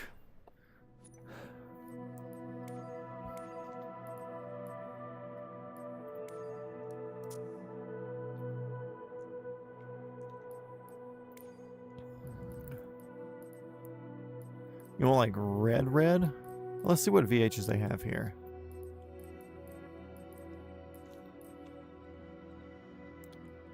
XXU, ZERP, THY, NPD, HWA. They got a few.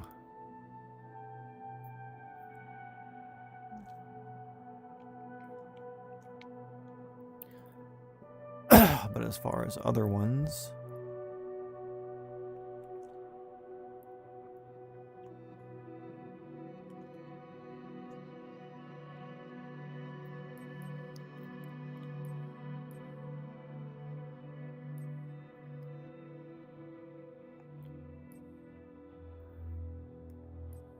ooh, a tiger. It's almost Dick.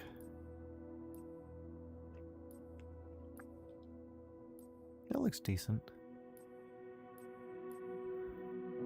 Gorky. That orange isn't bad.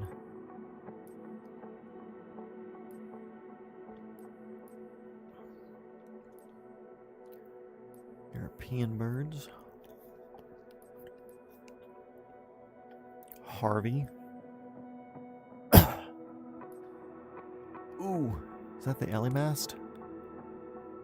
Yeah. If you don't follow Ellie Mast on Instagram, you should. They always do some very fucking cool mountain long lining stuff. Highly worth the follow. Bright blue or bright red. Okay.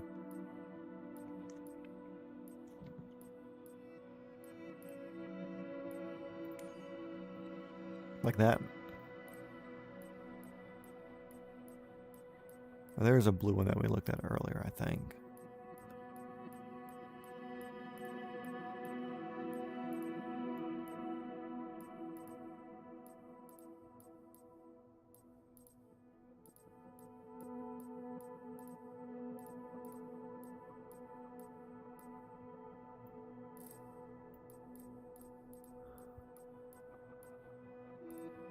Okay, so we got this red here, or this blue.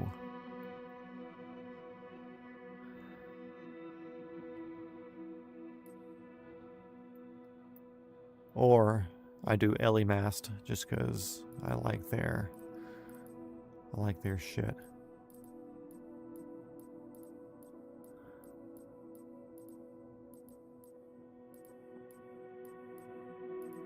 Where'd it go?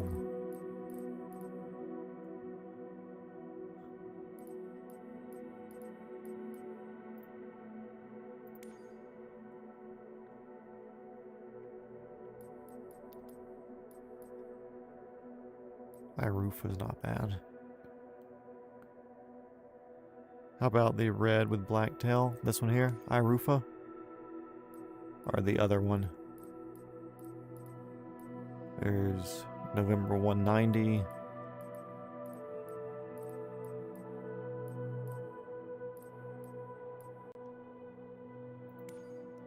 Uh, 921's not bad here.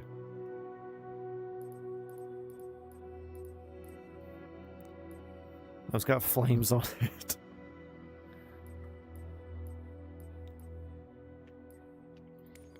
Or we have your Parks and Wildlife one here. That's a VH number.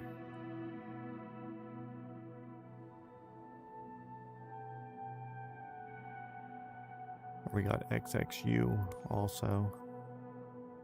Firebird.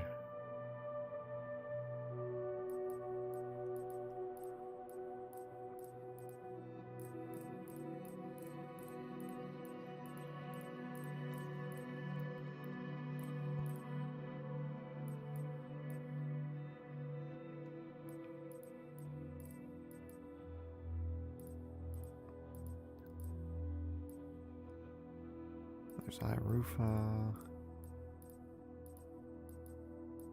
We'll do this one because it's a VH number, so that's cool. Fuel and payload. Unless I see you say something else once I look back down. Fuel. Identification.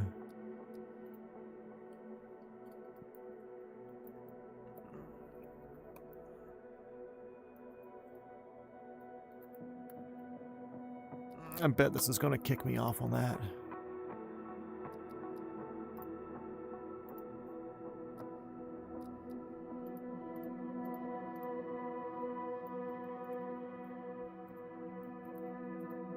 I bet it's going to be like, oh, nope, you can't do that.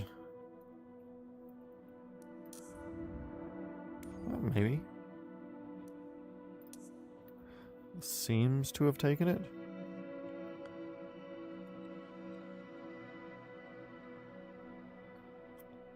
Well, you don't like Firebird? I think it's a justifiable one to have. And we're sitting on the interior the whole time anyways, too. Let's see, where do we end up? Loopa Loopa? Go away. Can't see where I'm at. Why is that not live?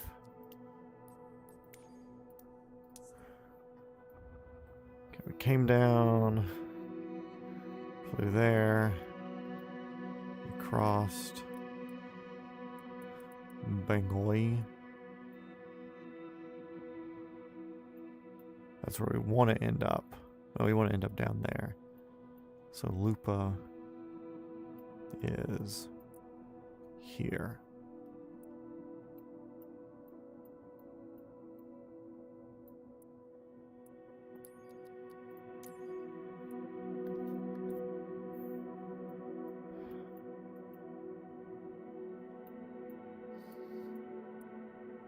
Going to General Santos where it's fucking nasty out here.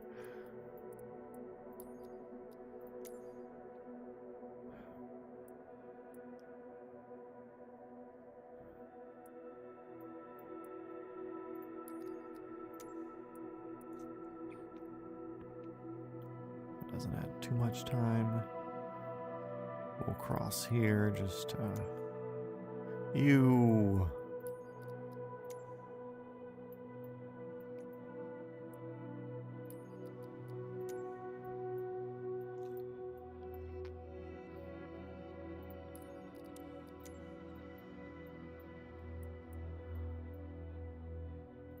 Just a splash there. And all the way down. So, water crossing, island, water crossing, mainland.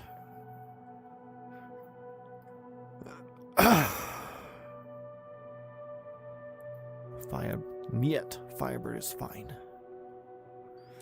Everything's live. Start flight.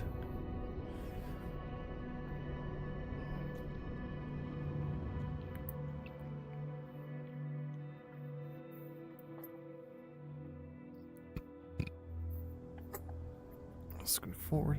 It's a decent looking helicopter.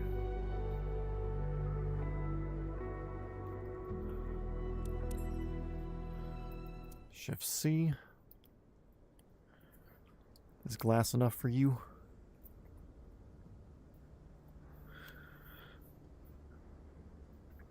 Need to shrink a little bit. Okay, that's not bad. Get the hell out of here. Engine starts up there. Lights, fuel, battery. Ha!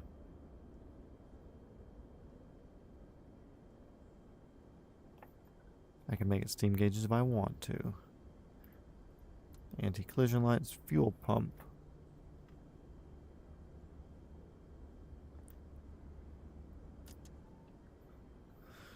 Get you spinning.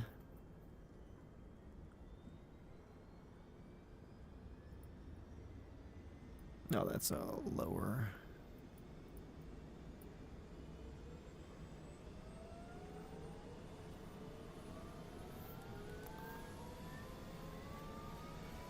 Better sounds here.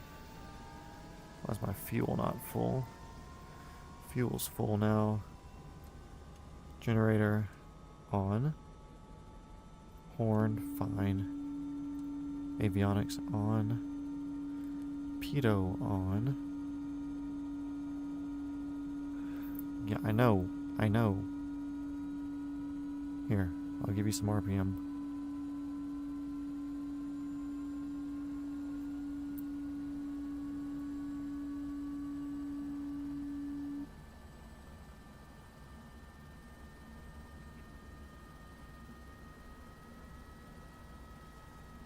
Happy?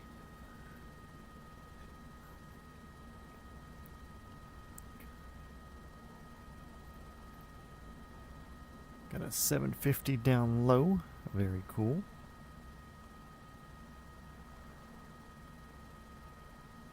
It would look better without the yellow. I think I was saying it yesterday, but there's a thing that all like the brokers and stuff say, like when you're trying to buy a helicopter and it's like Jesus, why are you so high there? It's like, oh man, I want to get a helicopter and I'm looking at this one, it's the right hours and it's the right... It says VHXXU. Oh, because that's the thing. Did it give us the tail number on the outside? No. Like, oh my god, I want to get a helicopter, but like, it's this R44, and it's got good time on it, and it's got all the maintenance records or whatever, but it's orange, and I don't want an orange helicopter, but it's like the perfect thing. And the brokers always say, like, cool, what color is your neighbor's helicopter?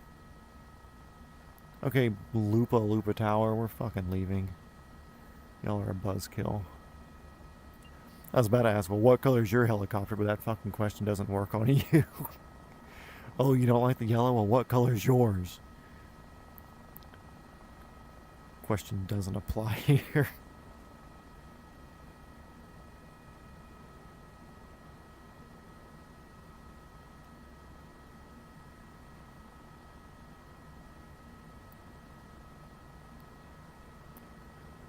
Pulling some power.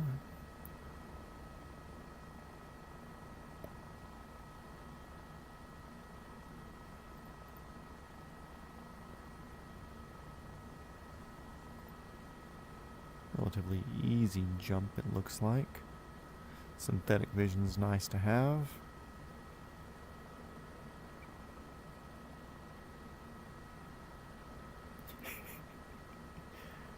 White, blue, white, red, and black. Good selection. Basically American, just saying. I mean, that's also kind of y'all's flag colors too, but... Limit, fuck off. Limit these nuts. So we were watercrossing island, watercrossing.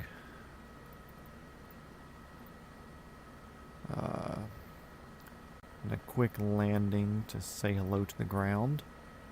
I feel like I may have to run into the FBO once we get there. And then a big mainland-ish sort of island to get to whatever the fuck the name of the place that we're going is. Santos International.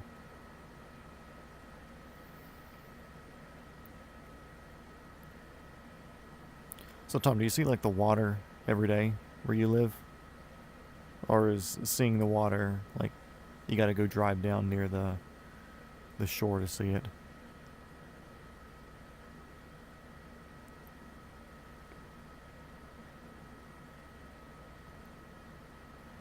It's one of those things for me where it's...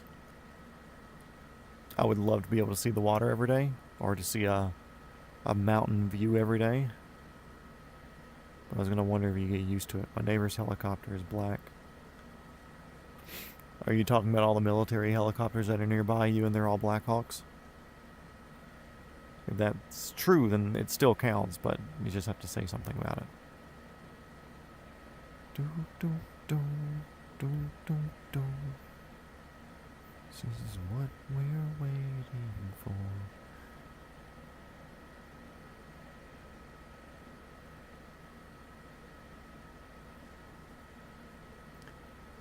The markings and placards installed on this helicopter contain operating limitations which must be complied with when operating this rotorcraft.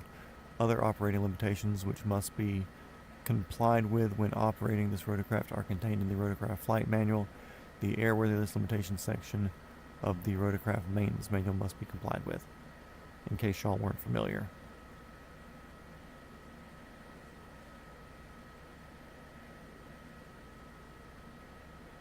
Why are you showing limit? We're literally not doing anything. We're just fucking cruising. I'm not gonna listen to you. Limitations, okay. Yeah.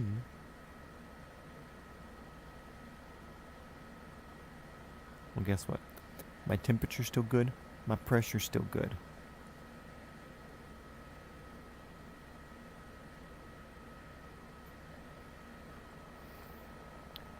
I'm only at like fucking 48% torque. Got plenty.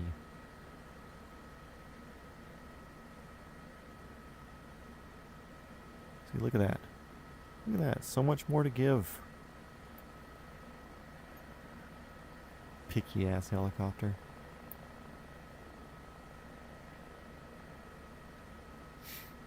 I like the little artificial horizon that we give the co-pilot over there. But it's on a separate circuit, so it's a good backup to have should something go wrong.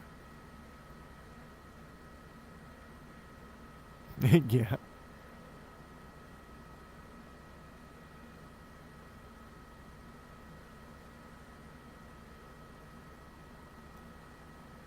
I only go and help when needed. I mean, it's a good way to be. Good way to have set up the life and the income and everything to where it's not a necessary thing to go in or to be in every day.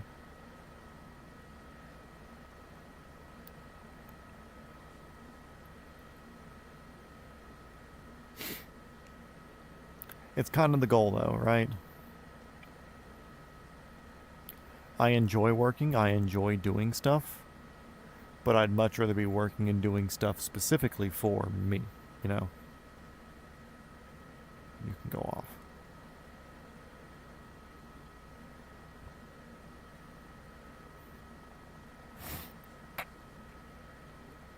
Also, if I come down, I'm not accepting a tour from anybody else in the company. It's got to be you.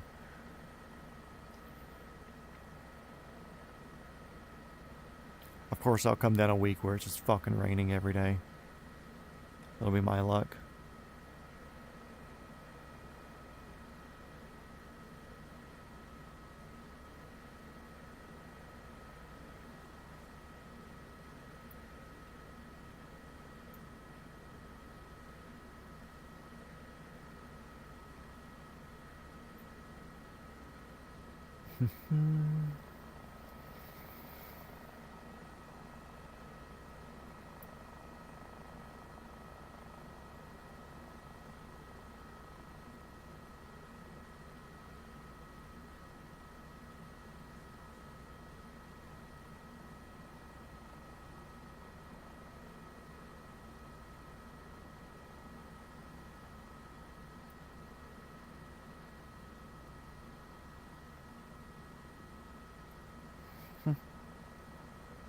Interesting.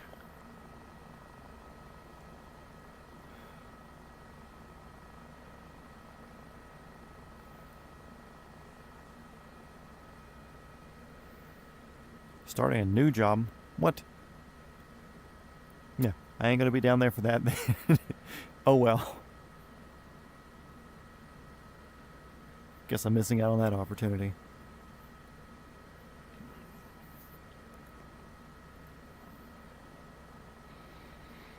Yeah, I've got a significant amount of other things that I would spend my money on at the moment than going down there. Even though I need to do a trip to New Zealand and Australia and stuff. I'd got a lot of things to take care of here first.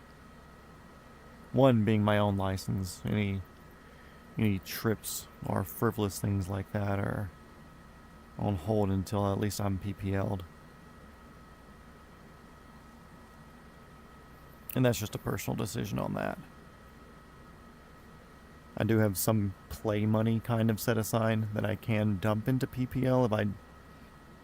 Let's say I'm just going to assume it's a $15,000 cost. I've got like... I think right now it's like $7,500 that I keep cash in the safe. In case I see a car or a motorcycle or truck or whatever. So I can go pick it up and buy it and flip it or whatever, you know. It's like a little investment money, and usually it ends up being pretty good, you know. I see a 4Runner, I see something that's dirty, I can it's one of those things where you can pick it up for $2,500 and sell it a week later for $3,500 or $4,000 if you clean it up and fix the little things for pretty cheap, and you don't mind sitting on it for just a little bit longer than the other person did who wanted to get off of it. So like I said, it's kind of like investment money, and I don't want to touch that.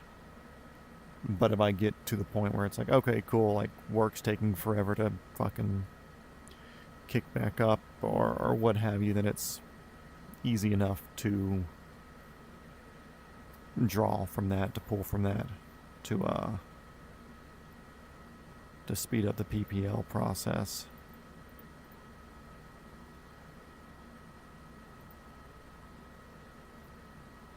Oh, hello, bud. Let's move you in the passenger seat.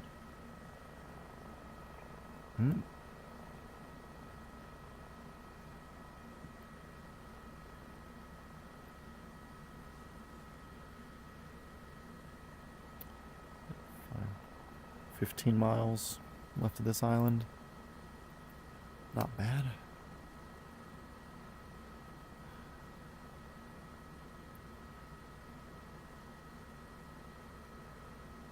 Doing more ag work. Interesting. Will you be losing your ownership status or the partner, I guess you say, because you said it was like a family friend thing or whatever that was with the current place? Are you going to lose that particular ownership status or give up that particular ownership status?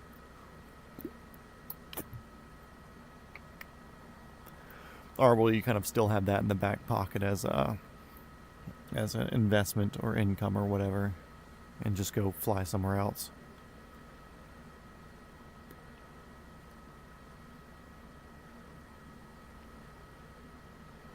And I think really the only company I know out of Australia, other than yours, or with Ocean View, is McDermott. Just because they had the 214 come up here. And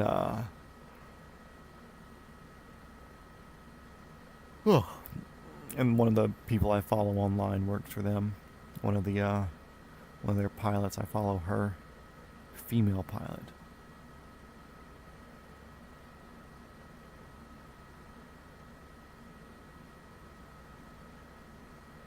Company may be getting sold anyways. Oh, okay. Well, if it gets sold, you got a little check coming to you. If not, you have littler checks being consistent. Of course, aircraft ownership's never fucking cheap, so that's one thing I think is funny with a lot of people. I talk about wanting to purchase a 44.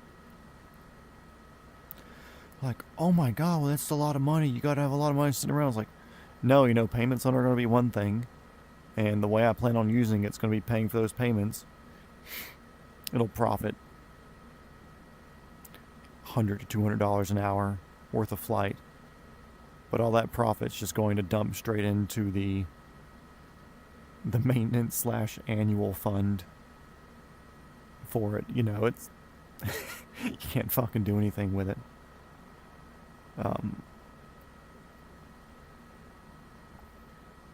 Cool, you own a helicopter, but it literally just pays for itself and it pays to fix itself, and that's it.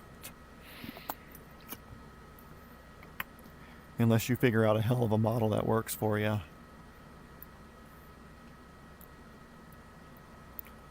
That's also like one of those weird things where we had talked about it before, where it's any pilot starting out, you go from having spent anywhere from $250 to $500 an hour to fly, whether it's in a 22 or a 44, and if you're paying in bulk or paying in hour at a time, you know. You go from that to getting your first job and getting to fly for free but get paid doing it. So it's like, oh shit, let's just say like your first gig's a CFI here in the US. So you get your 150 hours, you get CFI right on time, and you gotta go fly a R-22 for your job. You're now saving bulk price $250 to $260 an hour. and fuel. So technically you're making that much money in your pocket to get those hours that you needed to get anyways to progress up to higher levels of experience and employment. But then the company's like, okay, cool, we're only going to pay you like $15 an hour to babysit this R-22 here, while somebody who's only seen a helicopter twice in their life tries to fucking flail it around. So you got to kind of figure, like, is that worth it or not? And for me, I don't know if that's worth it. It may work on perfectly off if you go off on your own, or if a company gets sold. We're going to go out west. Okay, like middle of the country west, or like Perth west. But yeah, so like, don't get me wrong, I would like to get licensed as a CFI. Just like I want to get licensed as a rescue diver for scuba diving, or a dive master, or a diving instructor. Rescue diver is kind of the goal, though, because it's the lowest out of all those, but I feel like the stuff you learn doing that's invaluable. Just like I feel like the experience you get learning how to teach somebody to fly, and then the experience you get actually teaching somebody how to fly. I think those skills are fucking huge. Everybody that I talk to that's a CFI says it's you start seeing all the things that you did wrong when you were learning, and it helps you become a better pilot because you can now see how other people do it wrong. And so I'd like to be and to have that certification, just because it's good skills, good lessons, and a good way to just become a better pilot, a better version of who you are. But I mean, I work for a job right now where when I'm working, I'm making at minimum $62.50 an hour, guaranteed 10 hours a day, whenever they bring me in, with overtime after 8 hours, you know. So it's like a normal day for me is like $750, $800. Just if I show up and they do one scene and I'm in and out in an hour and a half, then cool, I'm get paid the same whether I'm there for 1 hour or 10 hours. After 10 hours, you know, I have my overtime rates that are in there as well. Or after 8 hours, but especially if I stay after that, then I'll start making more than my minimum. Like Northwest, okay. Really where the job suits. I like it out there rather than on the coast. Oh, okay, interesting. I've always been a water person. That's part of my scuba hobby and stuff as well. As I'd want to be near the coast, especially the barrier and stuff out there. It'd be neat to go dive that. Yeah, it's like, okay, cool. I could go be a CFI, but you have to pretty much dedicate yourself to that job full time. And even if you're not getting paid because you're not flying somebody, I don't think they're paying you a 40-hour week to be a CFI. Of course, it may be different. I don't fucking know. It could be one of those things where you get paid for your 40-hour week regardless, but then maybe if you fly somebody, you make an extra $10 an hour when you're flying somebody around, or instructing with somebody, or ground instruction, whatever. But even then, you know, it's less than half of what my rate is currently. And it's not like my bills are changing. Everything's still the same. I've got to pay for the place to live. Got to pay for the electric, like everything. None of the bills change. I can't just magically absorb making less than half of what I was beforehand. Or significantly less than half. So that's why unless something significantly changes, or unless a school or somebody that I know says, hey, we really like you. You're the best new pilot we've ever seen that's in the CFI position. We want to bring you on and pay you good money to do this. Then, like, yeah, I would if the money was right. But honestly, the path to ownership would be cheaper. Because I could still work. I could still make the money that I'm used to. And not even that I'm used to the money that's actually necessary to fucking survive. Because you can't survive on 15 an hour, 20 an hour, whatever the hell they're paying. You can't. You have to have another job. But the path to ownership of a helicopter is significantly cheaper than doing it the other way. So ownership's going to be what it is. Still going to have to pay for maintenance, still have to pay for fuel and insurance and all that other stuff, of course. But I also plan on instructing out of it as a Part 61 or 141 or whatever. Got to go, Georgia. Get out of here. See ya! Here to a station mustering and then do my A&P. Dude, mustering looks fun as shit. Straight cowboy fucking flying.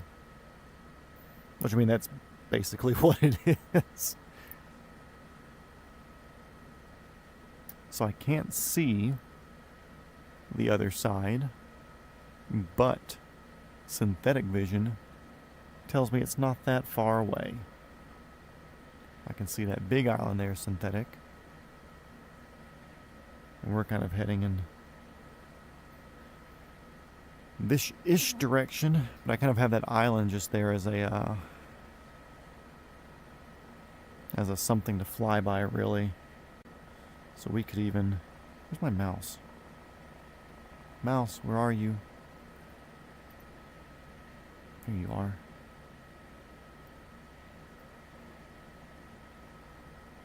So I can even skip the island a little bit. Because I kind of had the island set up as just cool, we'll be able to see it as we're going by, which makes it easier to want to go there, you know, like a visual reference. But with synthetic, you know, that kind of makes it a bit easier. Now we can almost head due south. We can set it up to like a 170 course. And I feel better having the synthetic vision up. And then again, it's also not that big of a water crossing. It just, like I said, the island scale throws me off. But yeah, A&P's on my list. I don't know when, where, or how I'm going to do it. It honestly may be the thing where I,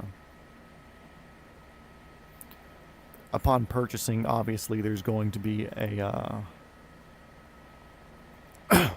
business. It's not going to be under personal just because that's going to be way too much fucking paperwork and stuff like that. So it can be with a business, and the business can sublease it out to a school or whatever. But with that said,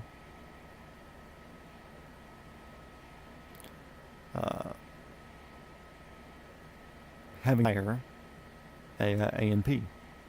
And I have a friend who's an A&P, and he's going for his IA soon. And I can put him on payroll. Of course, he won't have to be there all the time. I'll be able to do whatever I need to do. Part 91, you know, like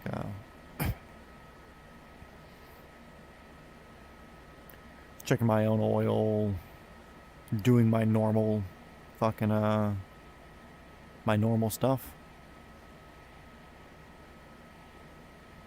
But when something needs to be done, I can always pay him to come in and then work under him. And that will count towards A&P time. I don't think there's anything significantly crazy that needs to be learned for A&P. I'm sure there's some lessons that are best taught in a school setting. But also I think that I already have a pretty solid understanding of how everything works. Mechanically, I'm very solid. I mean, I've been building cars forever, and I've done repair station stuff, and I knew how airplanes and systems work beforehand. You know, at the end of the day, they're all the same machine. They just have different rules that they follow for maintenance and documenting and stuff. There are some different systems, but at the end of the day, I don't think it's that hard to learn or figure out. But I can work under my own company as a A&P trainee under him have him on payroll for 3 or 4 years. Of course, he'll probably stay on payroll anyways. And have him on like the minimum, whatever, like $50, $100 a month or whatever, to have him on the business officially. But then, of course, pay him appropriately whenever he is doing actual work and maintenance and such.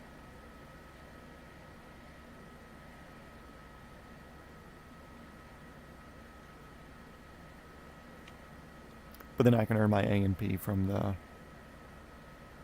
months or whatever of time that I'd be working with him on my own vehicles. So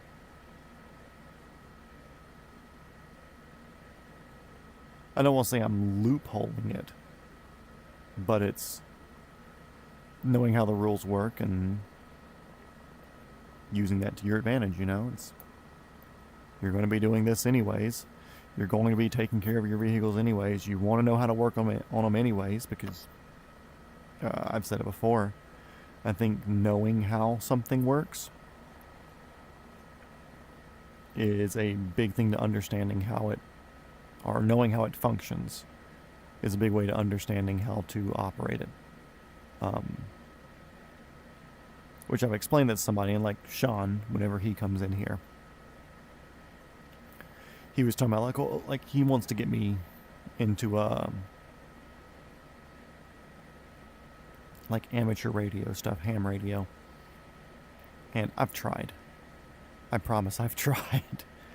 I've read multiple like pass your ham licensing test books and stuff like that. But they're all just questions and answers. Like, okay, cool. What bands are typically for this? What do you call this type of radio? What do you call a device that transmits and receives? Ooh, translate. Like, yeah, I can memorize questions. That's not a big deal. But that doesn't teach me how it works. And I know Sean suggested that there are build your own radio kits where you like run the wire around the drum, build your own tuner and stuff like that. And that's not the needing to know how it works that I need to understand ham. I need to know how like the radio waves work. I need to know like, okay, cool, why is UHF better than VHF for whatever situation? Why is X better than Y? Why does this perform better? And there's nobody that I've seen that's really done a good explanation. They're just giving you the test-taking answers to everything, and that's not what I need to figure it out. I don't want to say like, okay, cool, we're communicating a long way, so we need to use UHF or VHF. I want to be able to say like, okay, cool, well, we're doing this, we're going a long distance, but we're going over mountains, which means we need to bounce it instead of line of sighting it. Bouncing is going to be better with this particular type of frequency, and then better on the low range of this frequency, because that's going to like, I need to understand those things getting into it. And I've yet to see anybody teach that. I've yet to see anybody put that information out in a way that's digestible for somebody like me who learns that way to understand it, to comprehend it. But who knows, maybe once I get licensed and I figure it out, usually once I start doing it, I learn it super, super quick. Still got to get your commercial. Yes, like usually with stuff like that, it's... And when you say commercial, you're talking commercial radio, because I'm talking radio, you're talking commercial flying. Because I assume having the ownership thing, whatever, then you use them for personal reasons, so you may have just never chase the commercial license. But either way, back to the radio shit. It's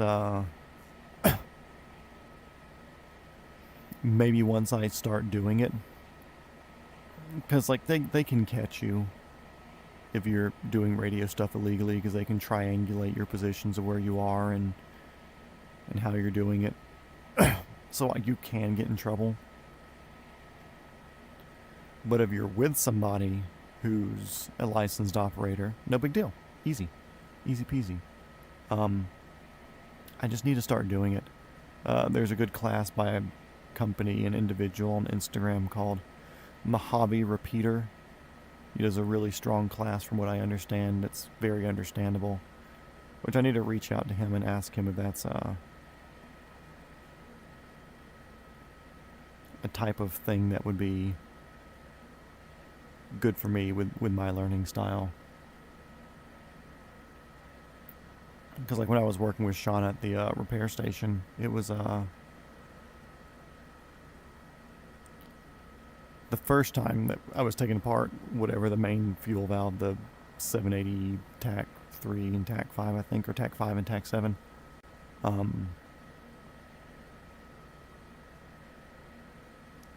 Heli license, okay. So the first time we were doing it, like, he was like, okay, cool, I'm going to take apart this fuel valve. You watch me do it. And the next one, I'll, like, sit over your shoulder and, like, help you do it. I was like, I didn't say anything because, I mean, I was new to the job. And that was also me coming from film where I'm making fucking 6 figures a year down to something where I'm fucking cracking 40,000 a year. Maybe. But I didn't want to be like, no, don't teach me this way, teach me this other way. But it would have been better if you just been like, okay, cool, like sitting over my shoulder for the first one. Like, I'm not fucking stupid. I know how to work a screwdriver. This one special tool that we need to take the gland nut out, like, cool, maybe demonstrate on one and show me, but you don't have to do both of them. But then again, there's a lot of fucking stupid people. There are so many stupid people in the world that they can't just assume that everybody that they hire is smart. You can do all the interviewing and stuff that you want. There are people who just interview good. I'm a great interviewer, but I also happen to be a smart guy. So plus for them, but some people who came in after me, they are not fucking smart. They ended up firing 2 of them because they just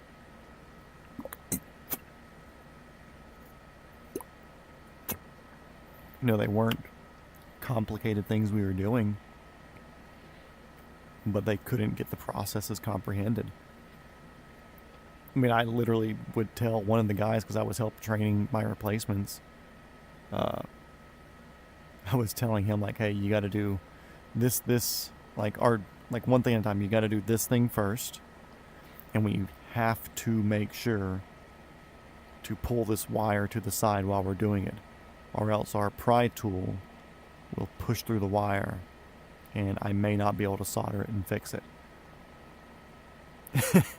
And I turn around for a fucking half second, he puts the pry tool on top of the wire and fucking cuts it off clean. Luckily, it had enough room where I could solder and fix it.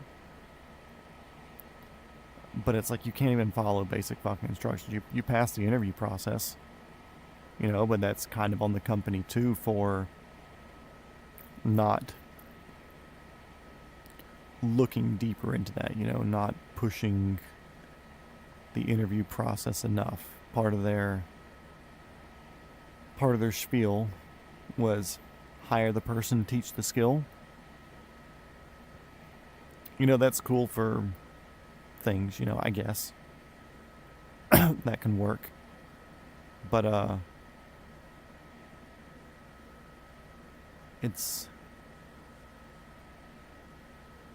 there has to be entry level somewhere, And that was definitely on the entry level end of maintenance employment or repairman jobs.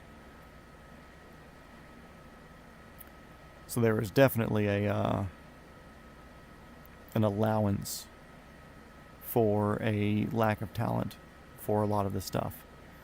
Because you can't expect everybody who's getting into any line of work to know what they're doing in any way, shape, or form, unless it's something that requires like licensing stuff. Like, cool, if somebody's applying for the fucking an entry-level commercial pilot job as a airplane pilot, like, cool, they went through licensing to get their fucking their normal pilot's license, their instrument, their multi-engine, their commercial, their fucking turboprop, their turbine. Like, they have gone through a process to get there. So it's, even though it's an entry-level job, like, it's still not entry level. Y'all understand. Preaching to the choir. But for a lower paying job like a repairman sort of thing, or for a non-certified repairman where you're working under other repairmen, it's like, I don't know if you can expect people to be fluent in using tools for repair. Is that something that you want to allow that difference on? Is that something where you say, okay, cool, well, we can teach you when you get in here? Because, like I said, everywhere has to be a start at some point. Not everybody can come in and be an expert. But there has to be a bar for somebody to start. If you want to be a data entry clerk working somewhere where you get pieces of paper and you scan them and you type them into a computer and you do searches and organizing and stuff all on a computer system, it would be nice for you to know how to use a computer. It would be nice for you to have fucking fingers to type with. You know, like, there's a level where you make an exception for stuff like, okay, cool, like, somebody's handicapped, so it'll take a second or two to longer for this one thing to happen. But also, like, you don't want a fucking handicapped fireman to be the person saving you on the third story of a building. It doesn't work like that. I'm sorry. So I'm curious what that level of acceptance is for people working in something like that.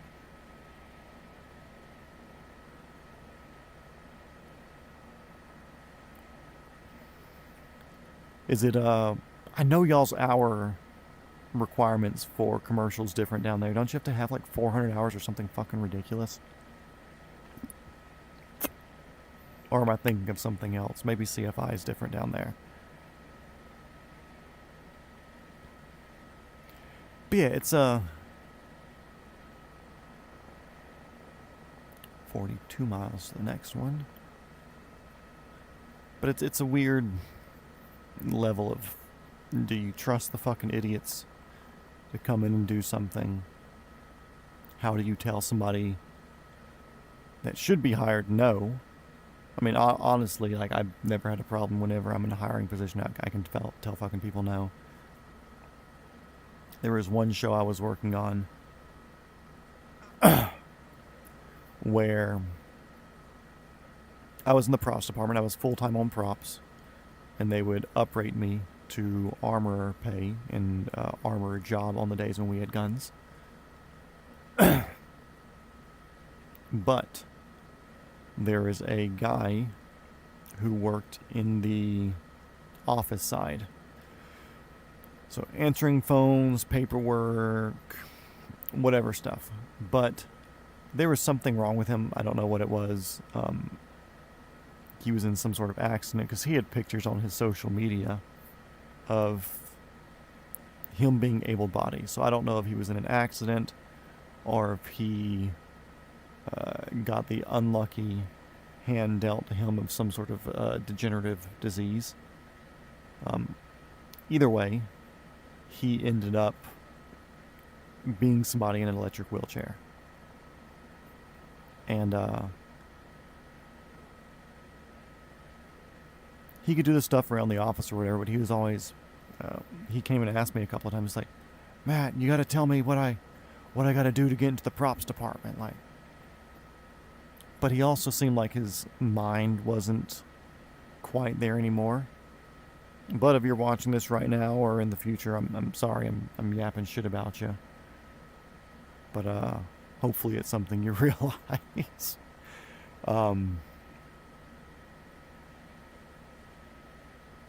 But it didn't seem like he was fully mentally there. Or even if he was still mentally there, I don't think it was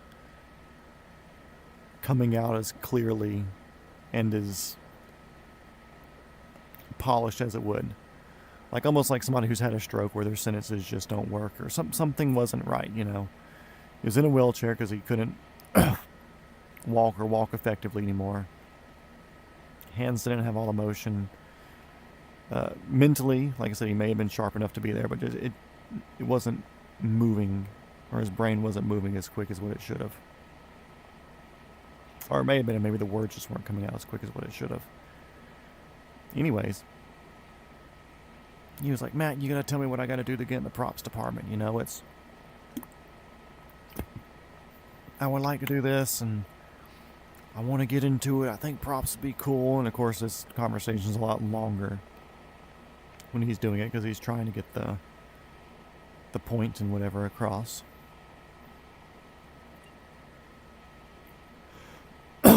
But it's like, I don't know, dude, we're kind of stocked up on this one right now, but you got to look into joining the union because I'm not going to bring you on unless you're union. Blah, blah, blah. And kind of made all the general excuses that you can. But you also need to realize, which I didn't say this, but any standard TV show that you're watching, like at a minimum, costs like $4,000 to $5,000 a minute to produce as the crew is working. Of course, post-production, a bit cheaper, you know, whatever. But generally speaking, it's a significant amount of money for... my mouse. But generally speaking, it's a significant amount of money for a production to be in process. It's not a cheap endeavor by any means or form of the imagination or whatever. So if something happens in your department that slows down a production by 10 minutes, you know, like, cool, you may have just cost the production, or effectively you cost the production $50,000 because it took 10 minutes to fix something that costs $5,000 an hour to have everybody sitting there kind of in holding. Of course, everybody can work on stuff and they can refine the shots, so maybe they do less takes, and it will end up figuring itself out. But it's a lot of fucking money. And we don't always work in a soundstage where there's concrete floors and ramps going everywhere. We work on location a lot. We are not in a studio a lot. And while it is a legal thing to be able or to have to make appropriate accommodations for somebody that's working who could be physically or mentally handicapped, at a point it's like, okay, cool, like you're not going to make that concession for the wheelchair man to be a firefighter. At what point do you say I can't make this concession for the person in a wheelchair that can't walk to be a person in the film industry who can't go back and forth to the truck to get something in a timely manner? Like, what level do you consider that? 105 hours. Okay. My phone battery is pretty low, which is how I monitor the chat. So I have my screen off and I'm looking over whenever I'm pausing my yapping. But anyway, so like, what level do you put that concession at, you know? How do you tell somebody, like, dude, I'm sorry, but you physically can't do this fucking job? Because even if it was something, a lot of reasons, but even if he's the person that's sitting next to set, that's kind of like the errand runner for whoever's on set, but we're saying, hey man, go run to the truck real quick and get this thing. Well, he's in a wheelchair that's moving significantly slower. He has to get all the way over there. he has to get the thing off the truck, so he has to either roll onto the lift gate and over into the truck or operate the lift gate to get up into the truck, which Teamsters are there for that. And maybe it's something that's on a shelf that he can't reach. So he has to figure out a way to get that and get it down. Like, I know prop seems like the thing you want to do, but it's... with what your physical limitations are, you are kind of limited to being in the office. Like, hate to say it. Maybe talk to the prop master and see if you can be like the office person doing receipts and everything, but the receipts only take 30 minutes for like an entire week's worth of receipts. Like, what the fuck else are we going to have you do? But it just sucked, because he's a nice guy, you know? He wanted to help, he wanted to be in film. I don't even know if he went and joined the union. He may or may not have. I don't know if he realized that it just wasn't going to work. But I want to say he went and bought his own, like, director's chair and had his name printed on the thing. So it's like he was a film enthusiast. And there are people who are like that. I'm not a film enthusiast. I do the job because I'm good at it. 105 hours minimum for CPL. With the company up north, they offered me a job. I would be able to do my CPL through them. Oh, that's nice. I wonder if there's places like that here. I feel like most people won't touch you unless you already have your CPL. And then so many places on top of that, it's... you gotta have the hours. You know, you've gotta... only like 6 miles from the airport, so I can go pee. I feel like so many places are like, okay, cool, well, you need 500 hours to come here and do this. And there's so few jobs that are low-hour jobs. I mean, I'm spitballing, but I would assume mustering's probably on the lower side. Even though it's a much more complicated job, I don't think a lot of people that are higher time want to do mustering stuff.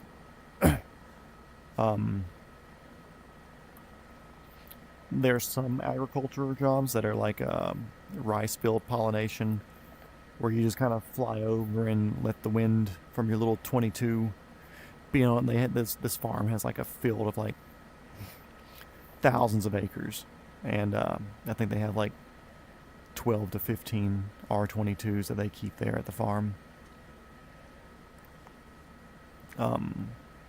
Cherry drying, frost prevention. I don't think those are super high time requiring jobs or asking for jobs, but also I don't know.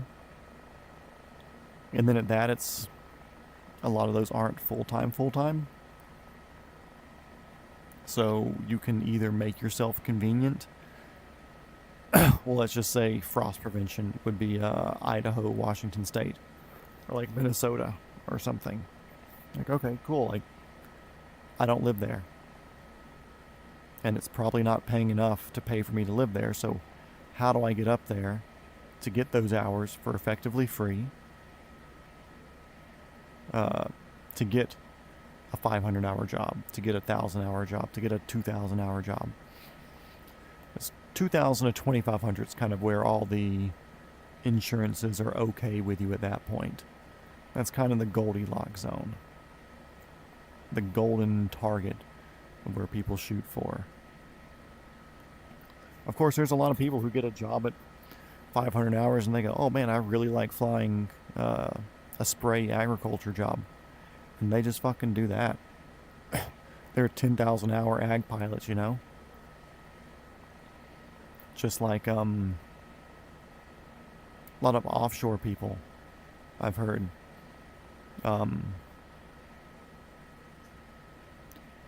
There's a handful of people who do offshore stuff and they get up to 2,000 or 3,000 hours and they say, sorry, PHI, I gotta go somewhere else now. And they go do something else.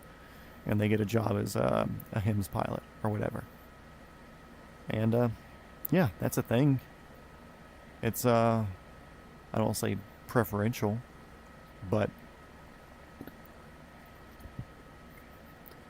I don't want to fly over water for a living forever. But there's a lot of people who do that apparently 20,000-hour pilots, and all they've done, they flew a 407 for 4 years, 5 years, and then they got stuck into an S-76, and they did that for 4 or 5 years, and now they're flying around a fucking, like a Gusta 169, 139, something big, like an S-92 or a 225, which they're starting to show back up now.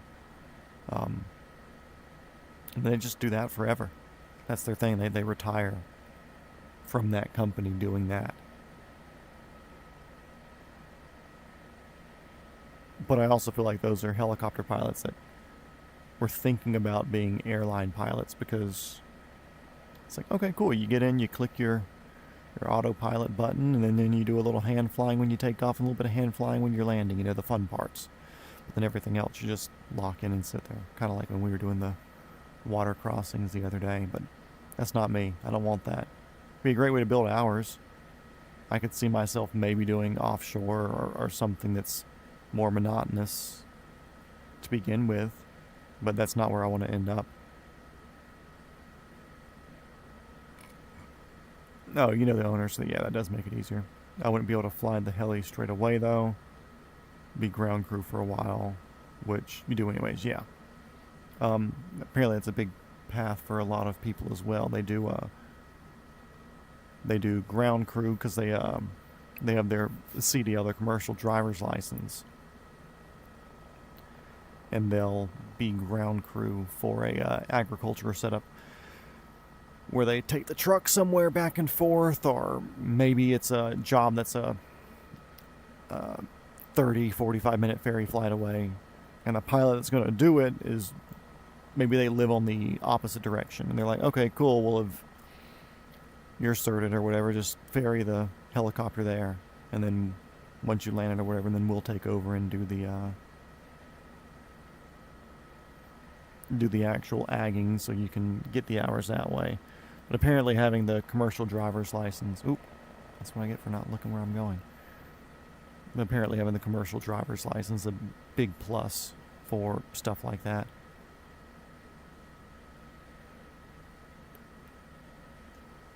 Now that we're getting close here, what's the name of this airport? Cayanga de Oro? Cayanga de Oro, this is helicopter 420 Foxtrot. No, sorry. Victor Hotel, Sierra Echo X-Ray. We are 7.5 miles to your north, inbound for the ramp. Going to use your FBO and clog the toilet with our piss, because we're not taking a shit, not in the stream. We'll piss in the stream, though. Anyways, we'll see you in like 4 minutes. Cayanga de Oro. We'll steal some fuel while we're in here, too. Might as well top off. We started out at 590, I think is what we're allowed, and we're at 320 now. So we'll top off, and that should be more than enough to get it. We should make it down there with this, but that should put us at the more than enough range.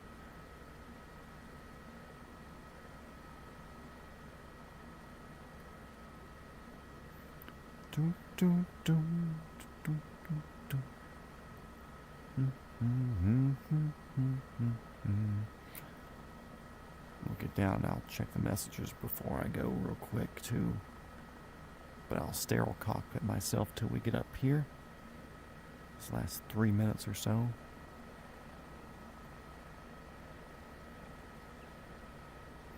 Cool little area though. It's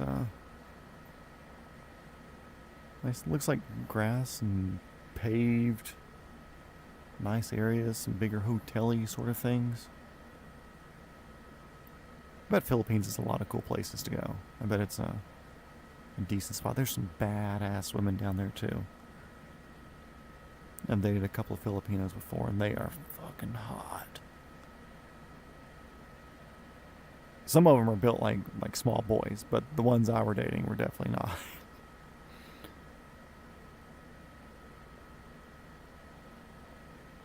Yeah, I'm surprised you haven't been up here, Tom. I guess that's just kind of me thinking like, oh, it's so close. It's no different than me flying to fucking Texas or something, you know? Oh, well, that's North Shore up. It's like, okay, it's like me flying to California. A 3-hour flight, 4-hour flight, 5-hour flight, if that.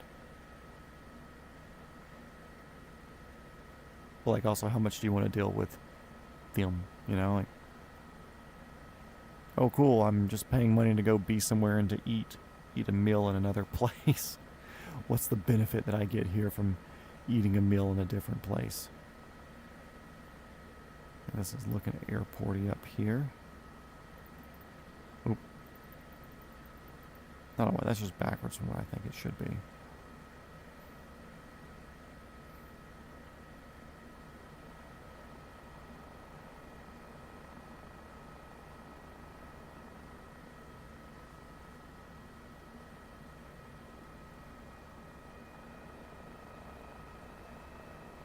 I have to remember all the trees down here. They have some tall fucking trees here.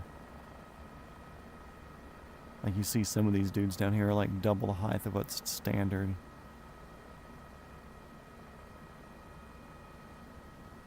Clear left.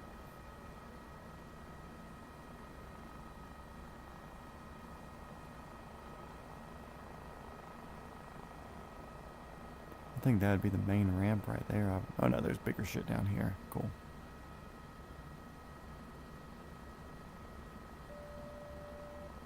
Yes, decision height, I know.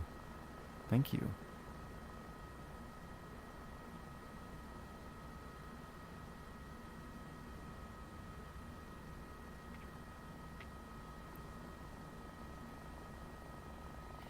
Collectiving down, cyclicking back. That looks like it might be fuel there, that little thing.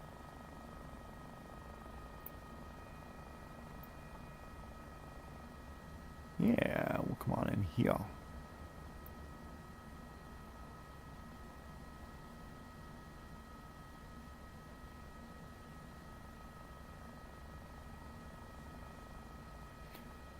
Okay, everybody, who I assume at this point is just Tom. We're going to set down here, throttle down, and we're going to go, fill up our tank while I'm emptying mine. And throttle down. Let that drop appropriately. We'll pause real quick and I'll be right back.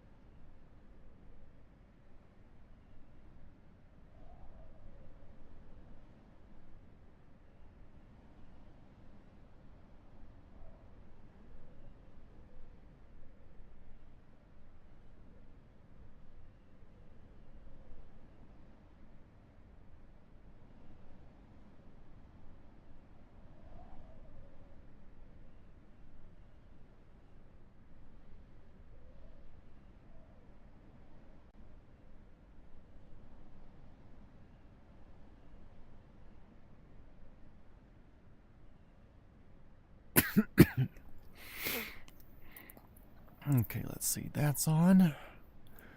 We are back here. Mic is working. Sick. That's all blinky for me. I wonder if it's blinky for you guys. Probably.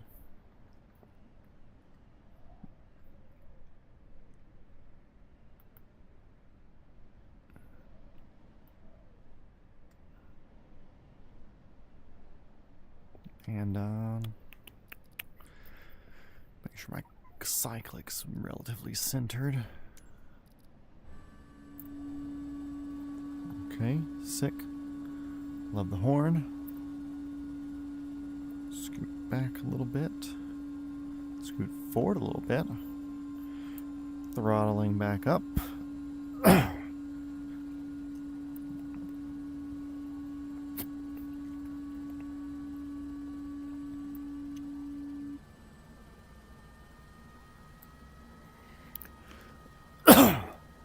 Clicking my fuel button some.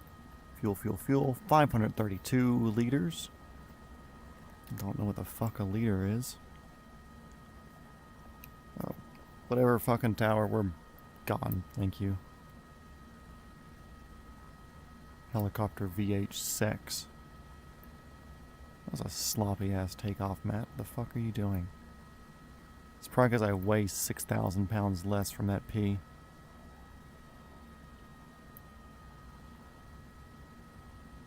Getting light on the skids. There we go. That's better. That's mo like it. We're just gonna come up over here. Look out for these fucking trees. Look how big those fucking trees are. I wonder if there's bigger trees in the Philippines.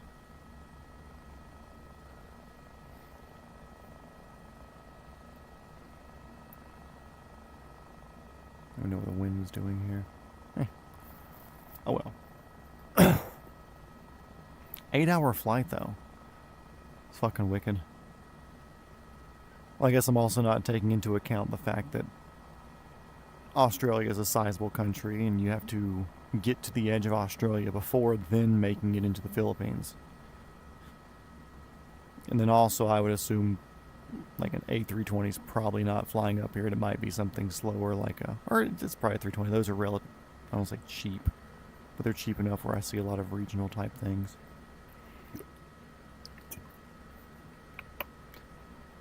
But I mean, I guess it could be something like an A320 or even like a bigger ERJ. Or try not to crash while I'm rubbing my eyes. Or an ERJ or something I was thinking maybe like one of the AT-172s or that we see so many of here. That's a big jump in scale right there, isn't it?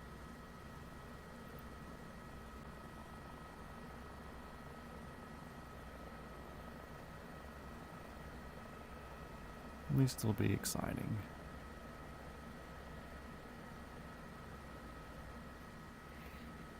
There's 6 people watching. That's 2 more than it was before I went to go pee. Welcome back. Hope everybody is restroomed up. They used the FBO as we landed. If I left anybody back there, sorry. But we're on our last little sub-leg of tonight's journey as we head south through the Philippines down to Santos, I think. Kind of where I'd like to end up. We can throw some more speed at this. 115 ain't gonna cut it. But we're at 117 right now. Ground speed 137. We have a 20 knot tailwind right here. I am digging that. I will take it. Distance to where we're going, 143 nautical miles. So just over an hour. Because we're doing 140. We'll try to maintain a 140 ground speed as best as we can.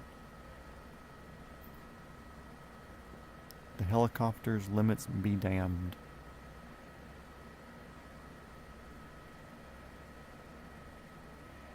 Gotta head off, Tom. See ya. Thanks as always for being here.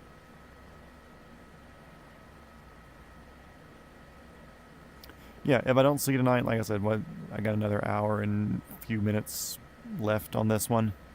But I'm not planning on shenaniganing tonight.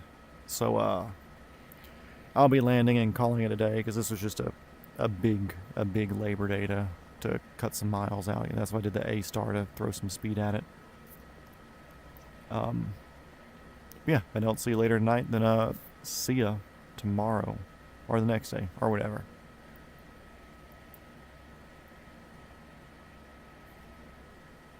I mean, 9 people watching. Where the hell y'all all come from?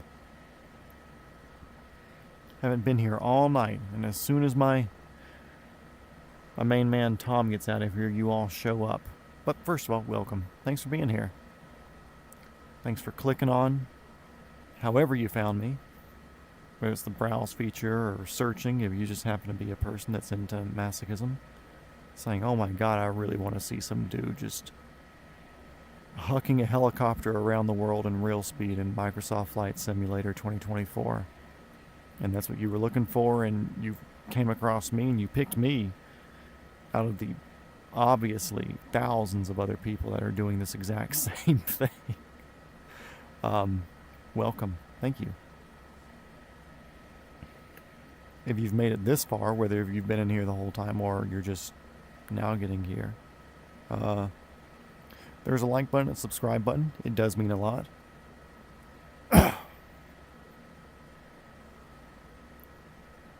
Because that helps other people see it, and the more people that see it, the more enthusiastic I am.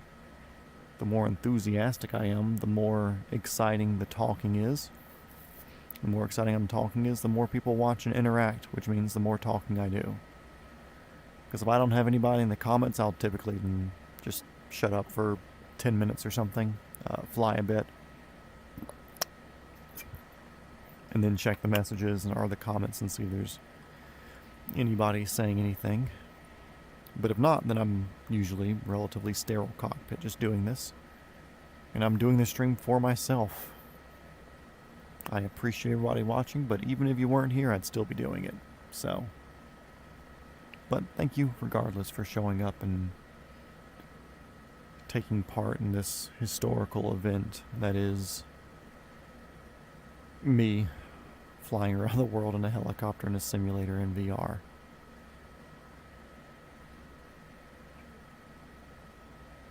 But with that said, I don't see any comments in here right now. So that means 2 things. One, or it means a few things. One, you don't have thumbs, so I'm sorry.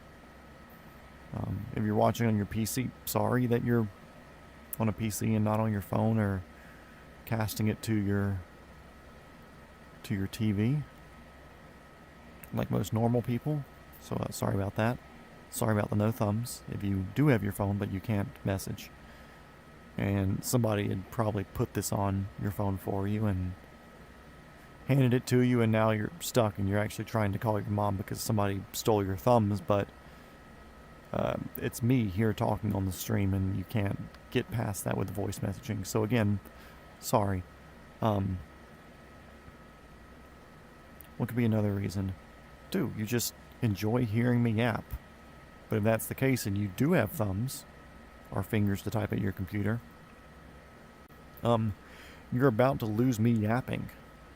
I'm going to be quiet for a little bit because I've done a lot of talking tonight, and I don't have much else to talk about unless somebody else comes up with a conversation.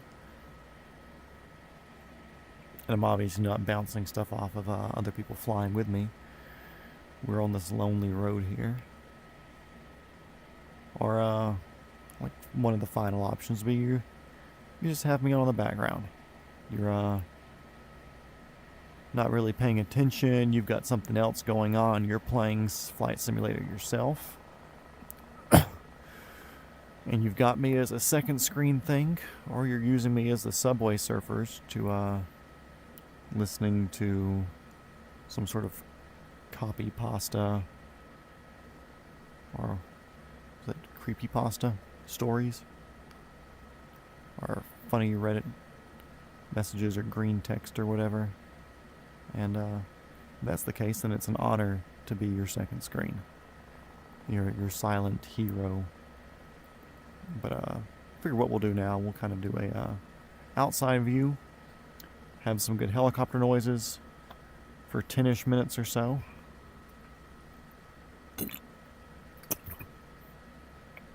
Get some flying done, let y'all have a little bit of ASMR.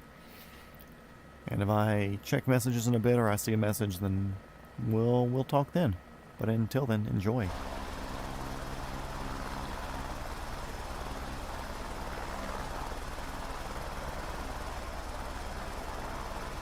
No, I gotta be right behind it.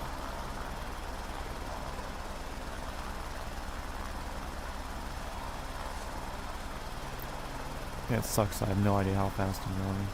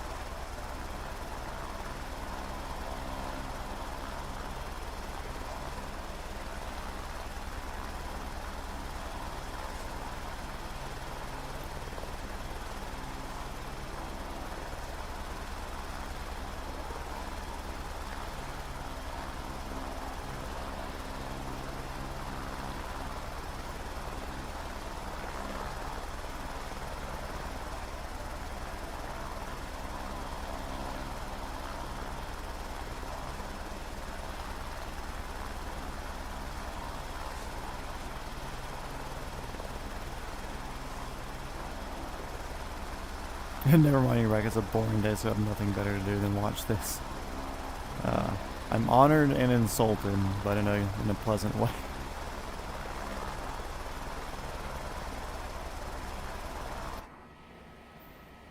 Yeah, I was keeping speed up, not bad. I was just guessing what I was doing the entire time. The sounds are much better out there. You like helicopter sounds. Just get a little bit of turbine noise in here. Which turbine noise is good noise, so I'm not going to complain about that. What was that? Natum. Okay, that was just a fix. What are we looking at now? 120 miles, 50 minutes left.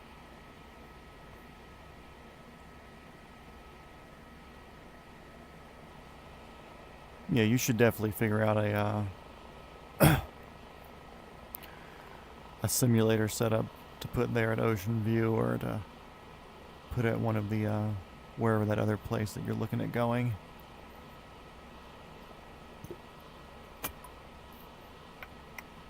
And figure out a way to do like third-party content with it. Because I know you can set up like different challenges or courses or stuff like that. Have different landing challenges set up so you can see if you can get high scores from people. Hello, V&E. I'm not going to complain, but let's try to be more realistic here.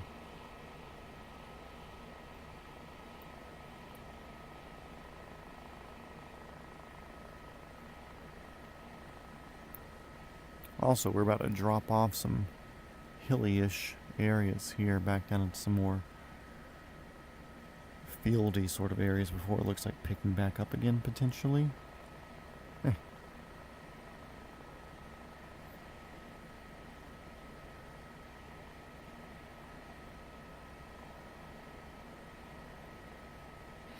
Dude, honestly, it's not a bad thing. You know, like, it sucks that you have the limitations of your internet speed and stuff there. Like I said, I'm doing it through Starlink. Our wired internet that we had is nowhere near capable enough to stream this, much less stream it so that way you guys can see it. I know previously when I had downloaded Microsoft Flight Sim on my laptop years ago when it first came out, it was like a one-day fucking download for me because it was like 80 gigabytes or something like that. Crawling speeds. But Starlink, easy for a Microsoft 2020 is just like an hour, which still not fast, but not bad considering what it was. It does lack a little bit in the ability to stream everything at super high res. Sometimes the pings kind of give me an issue. But either way, it's not bad, you know, and it's for what it is and what I enjoy doing with it. It's way more than acceptable, you know. Like I said, if we're flying over like dense forest and stuff like that, it gets a little laggy. But that's only when I'm super, super low over them. When I've got a good couple of 100 feet above, it's not that big of a deal. And even if I needed to get low to them, I'm not landing down there anyways. So it's not a nothing I gotta worry about. Is that a runway there? Or is that just a road? That's just a road. Okay.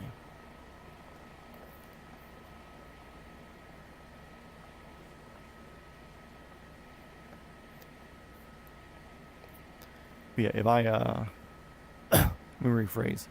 When I get a 44 or something, if I ever do tourist type flights, I had 2020 about 4 years ago for about 2 days. It took 8 days to download, then I found my PC didn't like to run it.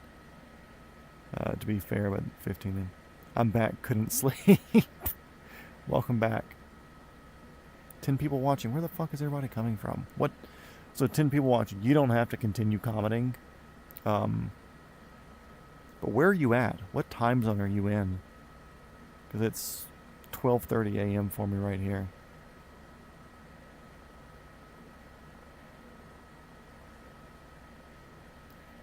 But with that being said, 2 people in here, which means commenting will be more consistent.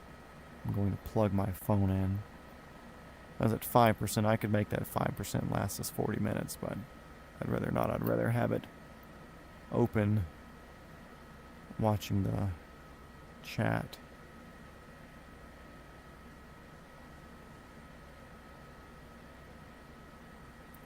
Yeah, I had downloaded 2020 back when it first had come out.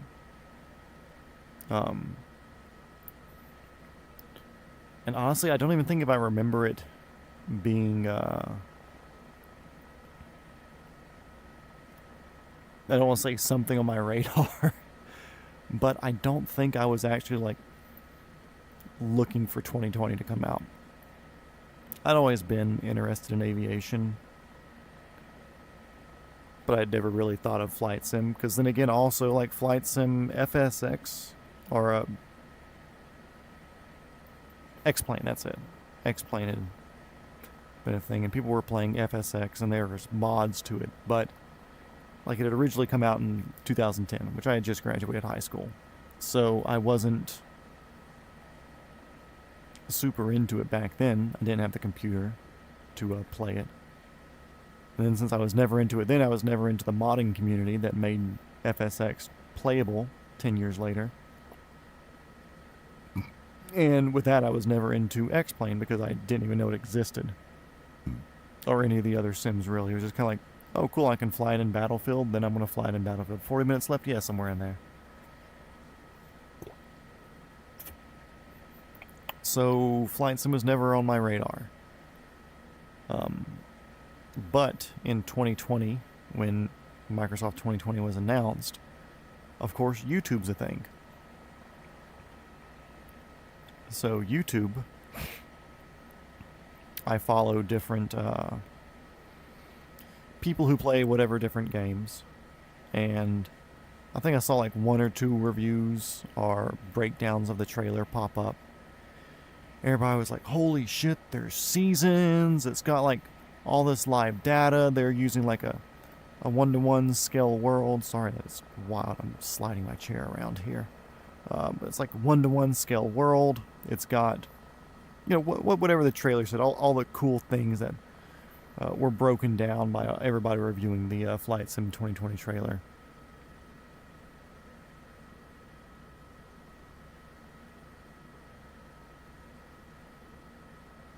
Pretty much. Blah blah blah something. But yeah, it's like I saw the people doing the trailers like, okay, cool, this seems exciting. But it was never a something I was looking forward to. And then I started seeing the first people posting the videos about it. And damn it, if it did not look cool. Where's this taking me? Am I on some weird approach path or something with these guys? No. Okay. But damn, did it look cool. Which was kind of the selling point for me to try to put it on the laptop, and the laptop kind of ran it. I may have done 7 or 8 hours in the beginning. That was mostly Cessna 172, maybe Vision Jet. Maybe I tried to fly an airliner or something. Who knows? It's 5 years ago. I don't remember. But watching other people play it and enjoy it and see all the cool graphics that were in 2020, which are dwarfed by 2024 now. And I'm even running mid graphics, and it's so much better here. But yeah, it was never something that was on my radar until I saw the people doing the review and running the shit out of the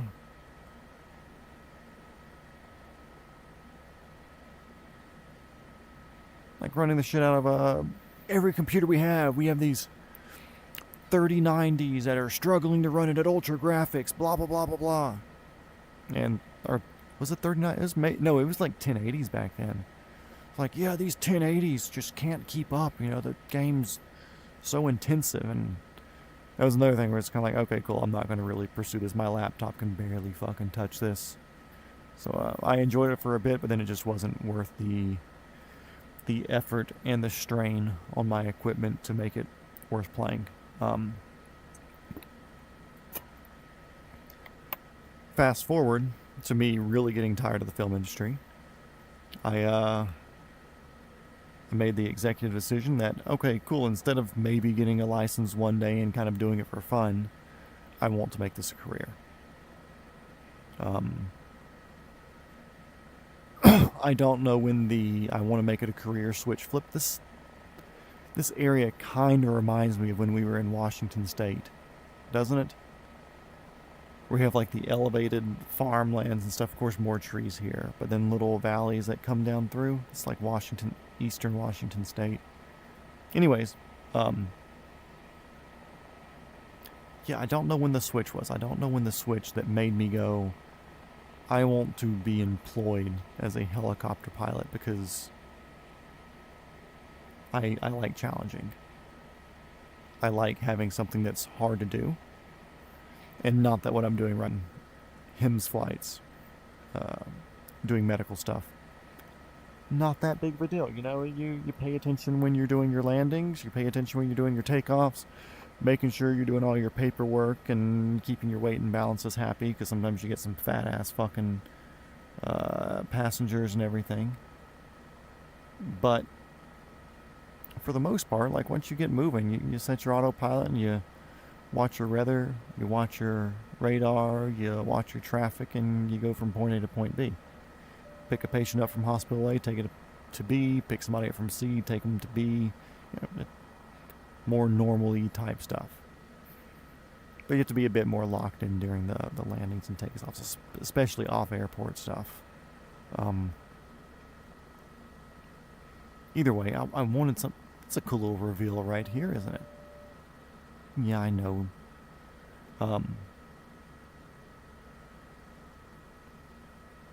Yeah, I wanted something challenging to do.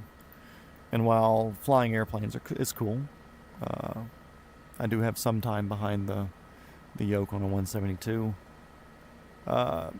Straight and level's not exciting to me. I say as I'm flying around the world for 300 plus hours.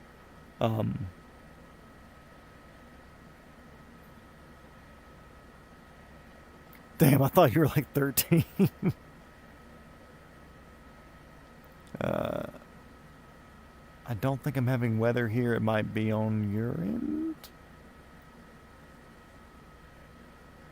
Either way. I'm the oldest one in here. 11 people watching. What's up, everybody? Feel free to chime in if you like. If not, continue sitting there and being a little voyeur. But I can make jokes about anything, more or less.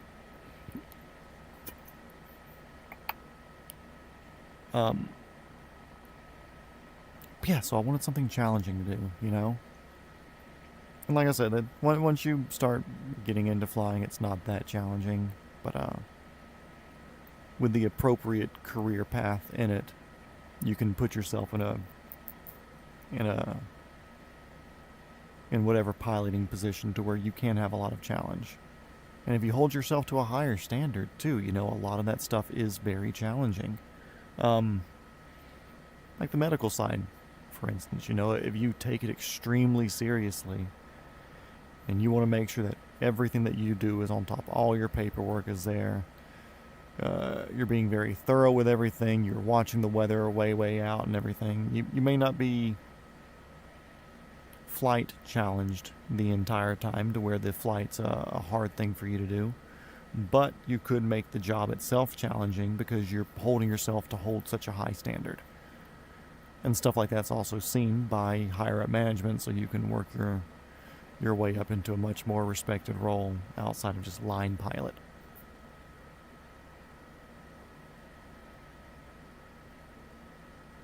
Yeah, you're the middle child. Yeah, so I don't know what it was that switched for me where I said, okay, cool, I want to fly helicopters. I've always wanted to. I've always wanted to fly recreationally, you know, as a... Like, I still want to get a fixed wing license, so I want to do a trip somewhere that I can... Like, hop in a fucking... Like a Piper Meridian. Or... no, Meridian's fucking turboprop, right? Anyways, hop in like a decent single engine or twin engine piston plane. Relatively affordable one. And it'd be nice to be able to hop in that and take the family somewhere rather than making everybody sit in a helicopter and fucking vibrate for the next 6 hours. But I didn't want to be an airplane pilot, you know. But something switched within the past few years where I was like, man, I really want to fly helicopters, but I really want to fly helicopters professionally. And I don't know what that moment was. Maybe one day I'll remember the moment, but for now, that moment doesn't exist. You're a middle child in real life, too. You just can't fucking escape it. Watch the other people in the chat all be like equally older and equally younger than you, so you're just the fucking perpetual middle child. But yeah, anyway, something clicked in me and I said, cool, I want to fly, and I want to fly helicopters because There's also not much of a cooler thing that you can say to somebody. When someone's like, cool, what do you do for a living? Like, oh, I work in finance. What the fuck is finance? Shut up. Nobody cares. Give me your money. Oh, I'm a bus driver. Oh, my, whatever. There's very few things in the civilian world that are cooler than saying you're a helicopter pilot. Maybe I'm biased. Maybe I am. Maybe there are cooler jobs and I'm just fucking retarded. Maybe the little bit of autism that I don't think I have is there and I'm just that into helicopters where I can't think of a cooler job than a helicopter. Race car driver. Astronaut, but astronaut's kind of like a, I don't want to say unobtainable, but it's kind of an out there job. Professional treasure hunter wreck diver. That'd be neat. But as far as like generally obtainable and somewhat regular, helicopter pilot's pretty fucking cool.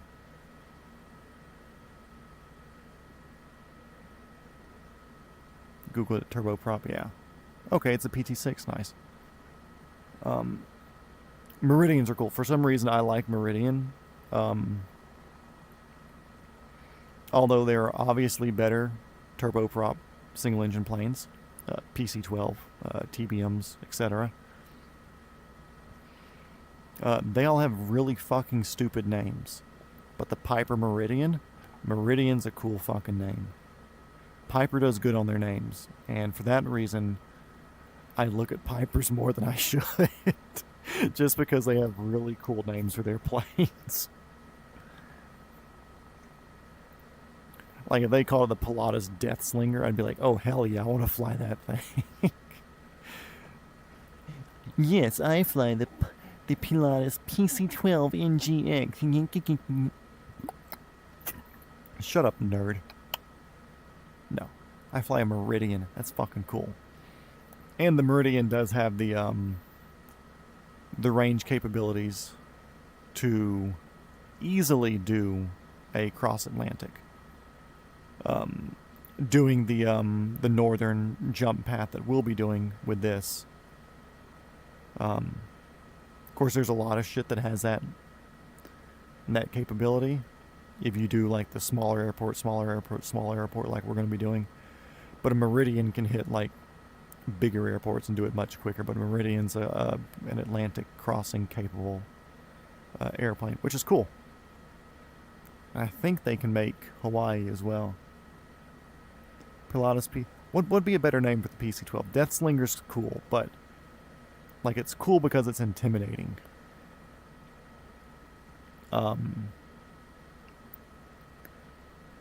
Would be like a cool but like cool name. I'm thinking like American Gladiator names, like Gemini.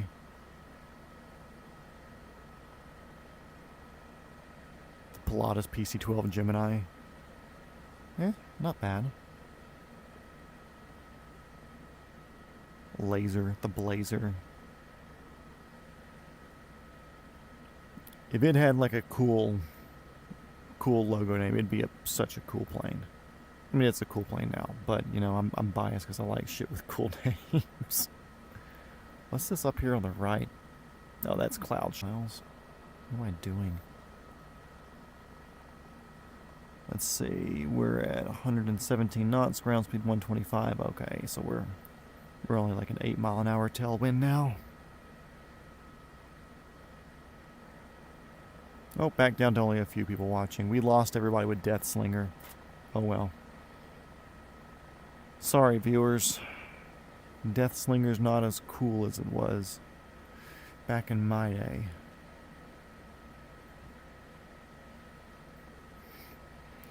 Just like what, the Casa 295's Guardian or whatever?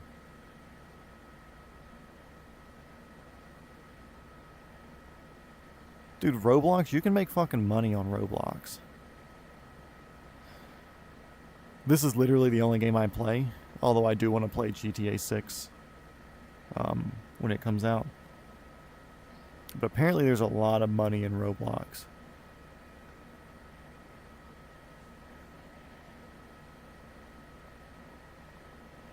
Like, if you're smart enough to where you can develop your own game type or play or whatever with it, long ass straight road. Let's follow the straight road. But yeah, apparently if you develop games and stuff for it, you can do pretty good money with Roblox. And apparently it's a pretty hot stock too if you want to invest in it, just because of the platform itself. Because you can do so many different game type things with it or whatever. It's a very open coding system. I saw someone on YouTube and then decided that pretty much copied them and did some digital plane spotting. Oh, okay. Dude, there's fucking Power Washing Simulator, you know? I don't judge anything like that. I play Helicopter Simulator on Steam, and occasionally my mates want to have a 2-week Fortnite phase. I haven't had never played Fortnite. Only phases I've had going back to a game, Modern Warfare 2 got remastered. I played that because Modern Warfare 2 was big when I was a kid. I mean, COD 4 was big, but I didn't get into shooters until Modern Warfare 2. That was my big break into playing shooters. But I'll have a Minecraft relapse every once in a while. I say relapse. I'll have a Minecraft run every once in a while. But that's only whenever I have a friend or whatever that wants to play.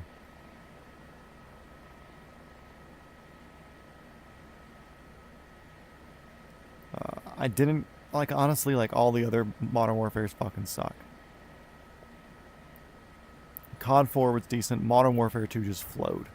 Modern Warfare 2 worked, and nothing since then has felt good to me. I haven't played any of the newer ones. I played Black Ops, played Modern Warfare 3.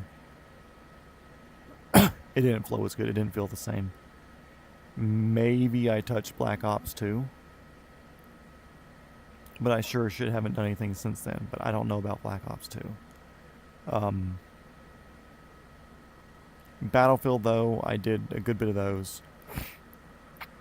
Haven't played any Battlefield since Battlefield 4. So I did Battlefield 3 and 4. And then there's the Cops and Robbers version of Battlefield. Battlefield something. I can't see my game case because it was when they actually bought it. I didn't download it.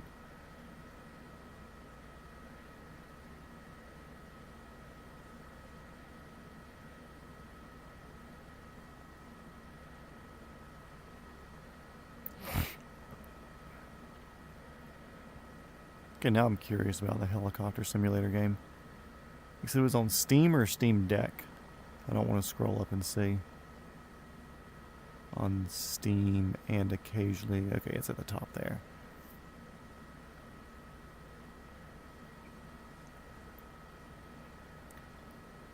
Wasn't it called Helicopter Simulator like way, way, way back? When it was like the super, super blocky stuff and like there was just like one little city you flew around? Is that like the same family of stuff? Or is that a different thing? Because I remember that game way back in the day.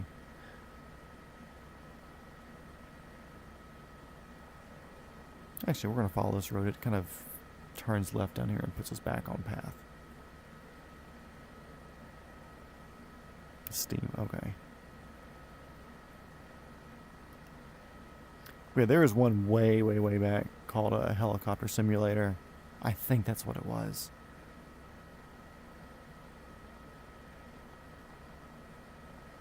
But I mean, this was like... I've got to say late 90s, early 2000s. Like, this was old game. But it was like super blocky, like the old Lara Croft memes. No, it's an actual helicopter sim with an R22. Okay. But yeah, this is an old fucking game. Like, I want to say, like, the first helicopter you're in was a 47, Bell 47G.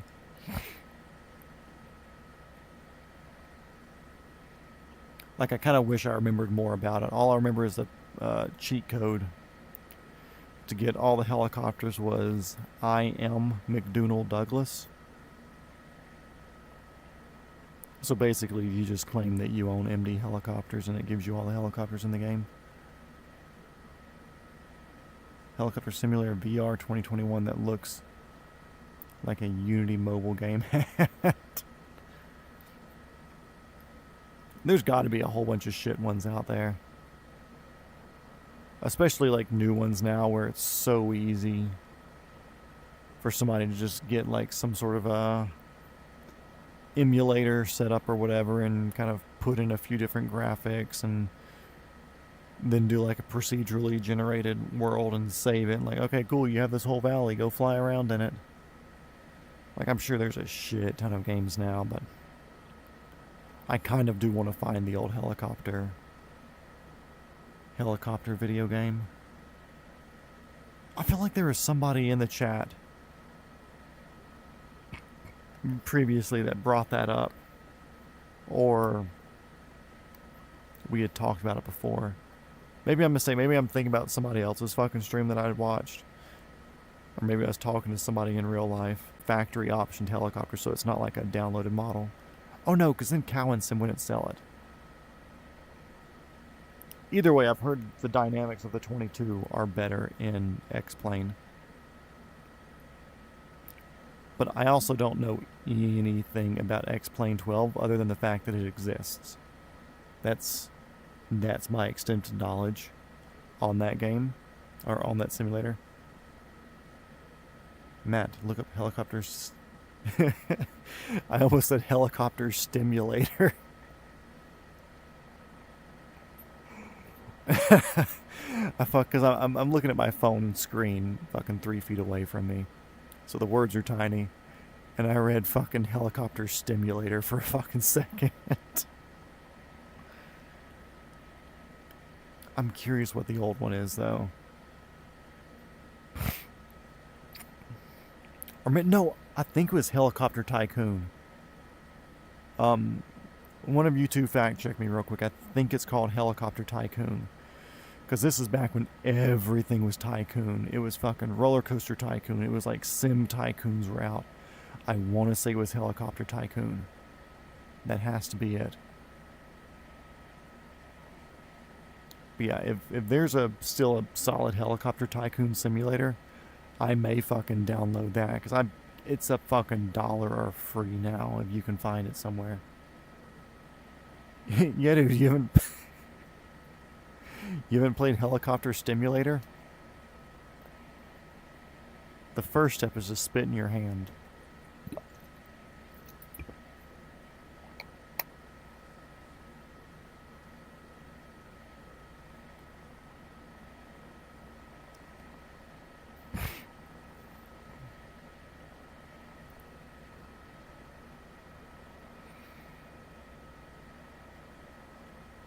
Isn't giving any old games? Like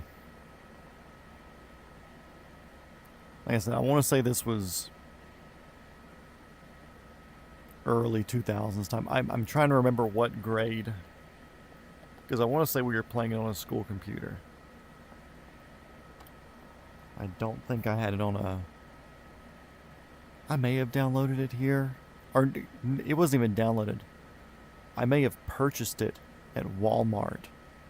And then downloaded the CD to my PC. And that's how old this is. I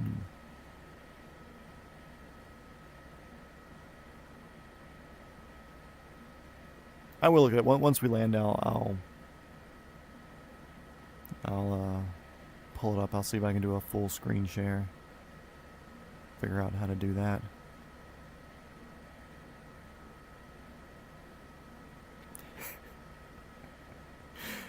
Oh, I kind of want to make a fucking bullshit game called Helicopter Stimulator now. I'm sure I could get a Chat GPT to fucking help me code it.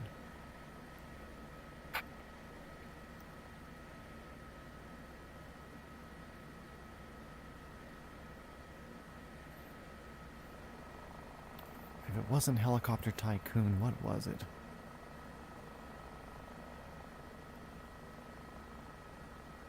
Let's see. Grab my phone and see if I can do this. Old.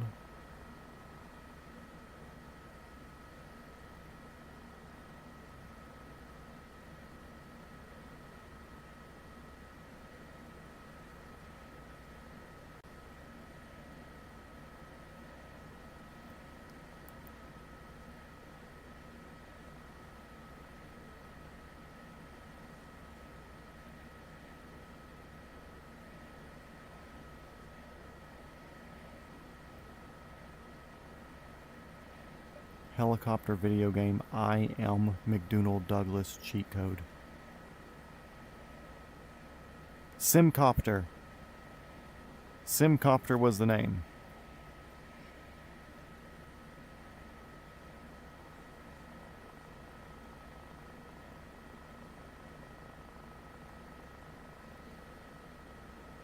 I should be able to map controls, so I can map these controls to fucking anything. You know, I can make this my mouse if I wanted to.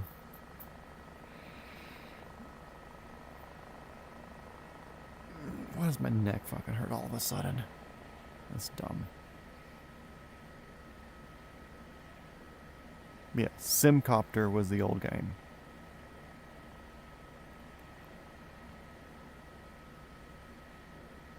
And I can guarantee you both of your PCs can fucking run that. You could run that fucking game on a fucking toenail if you wanted to. You probably run the game on the fucking Garmin gauges in here.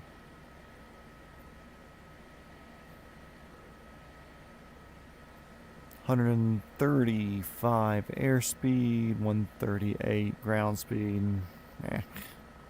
Whatever. We're still doing almost 140. I'm happy. How's my seat so far fucking backwards all the time? I need to get a non-rolling chair. I can feel my fucking chair roll back already. Damn it.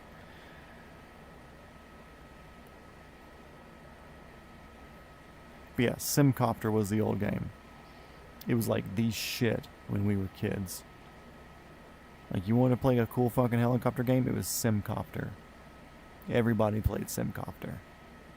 Even people that didn't like helicopters played Simcopter. It was just the thing.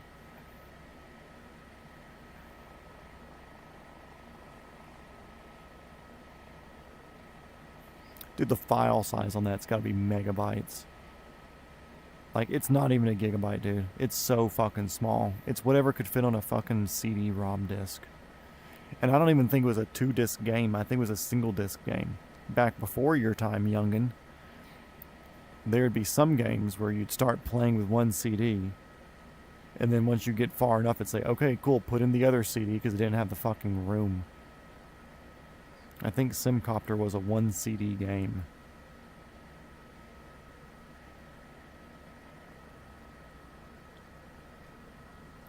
And CDs don't have that much storage on them. Dude, how wild is it that really, if you think about it, those games were limited by how much information. I mean, I guess fucking Xbox games and whatever else was limited to that too, but now most everything's a downloadable game.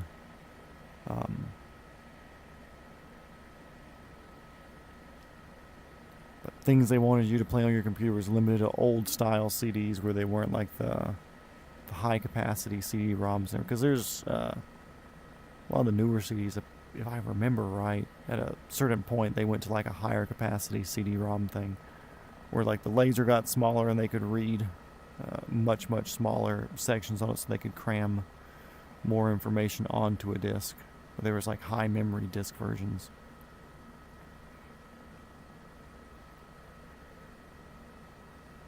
But yeah, Simcopter would be fucking fun to hop back into. I don't remember controls. I don't remember anything. I'm sure it was nothing to do with collective and throttle, and I'm sure it was just like left, right, up, down, forward, backward. Which, I mean, I guess that's collective cyclic in pedals. That's probably all the same shit. But, there's a relatively pointy mountain right there. Hello. Little reveal. Not too bad.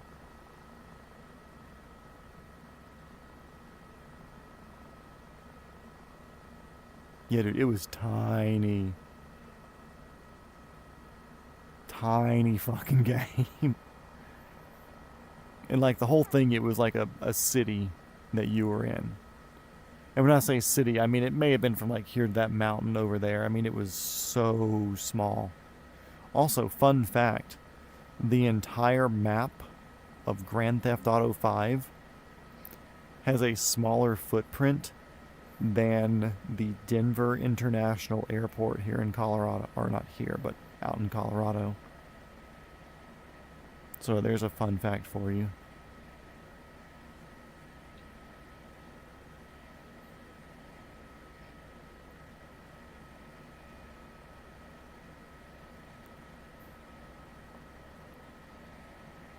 Which I was watching somebody break down like the new map and or what they assume is going to be the new map for GTA 6. Or have they released a map? I know people have drawn maps of what they assume it's going to be. But they're talking about size-wise compared to GTA 5. And they're like, GTA 5, it feels big, but it's still less than the size of the fucking Denver International Airport.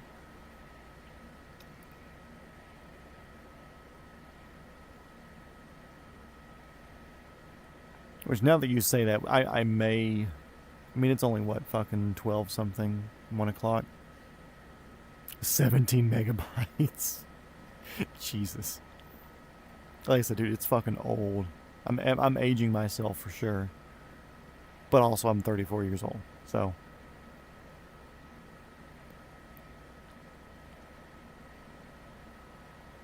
But anyways, I may shenanigan over to took like 30 minutes to the taxi. I may shenanigan over to Denver just to see it, because I don't think I've ever flown out of that airport. I've been into Colorado Springs, not Denver. Is Denver the one that's apparently Illuminati and stuff as well, or am I thinking somewhere? I think it's Denver.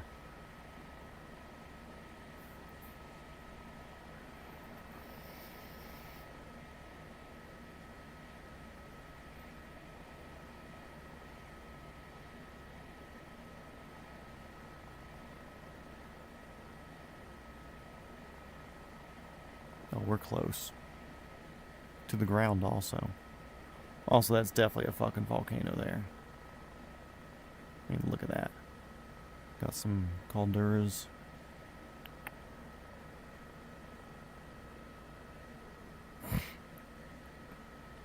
And this area around the volcano here feels very reminiscent of after we left Mount St. Helens and we were heading north up to Mount Rainier. The sort of like aggressively jagged stuff, but treed, feeding into a relatively flat valley nearby. This feels very, very, very north of Mount St. Helens feeling.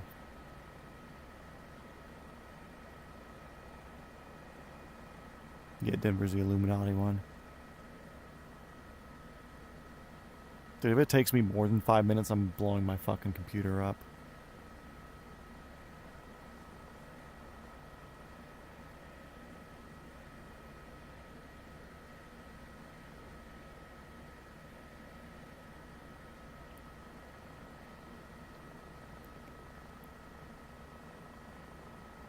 Also, it looks like we're getting into the International Airport's airspace down there, which is a good sign.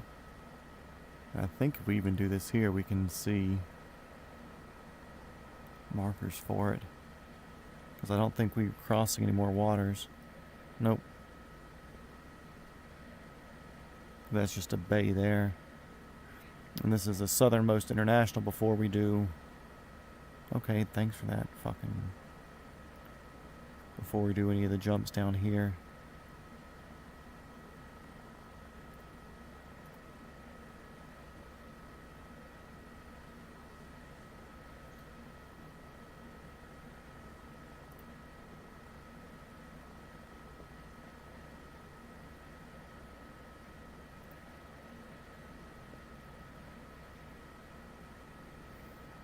Four gigabytes, not bad.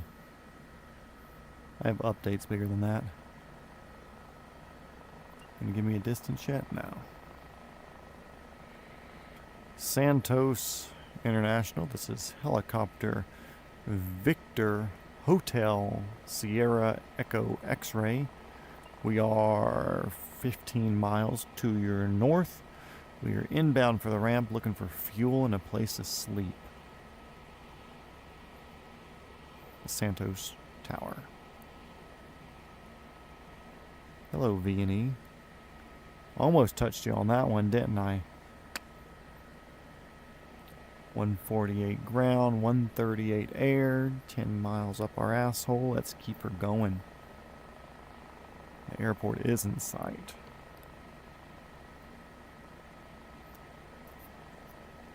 Where are we going here, though? That's the question. I think it's kind of on the east side of the airport. Yeah. Nothing else around there. So yeah, east side of the airport. We'll stay clear of the active. Sounds fun.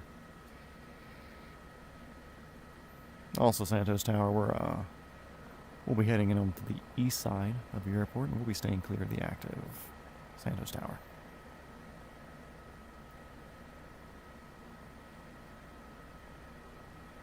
I like the little wavy lines through their crops. I assume that's erosion control reasons, because this looks like it might be on a slight more hill than what the game's showing us, potentially. Like topographical stuff, but then why would they have the everything else so smooth through? That's weird. Okay. Whatever.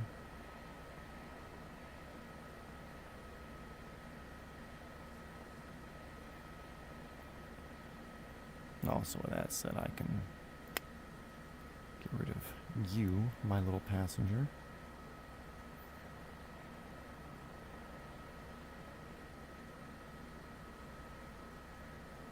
Also, the other day I did hop back on Microsoft 2020 for some reason. It had like a 7 gigabyte update or something like that. I downloaded it, got in there, and I completely forgot why I was getting in there. But I did look, I had like 200 or something hours on 2020. I think I just hit 200 hours-ish in this one. Actually, we can see that real quick before I forget. Yeah, basically 200 hours in here. But honestly, I feel like it's more. Don't know why, but I do feel like it's more.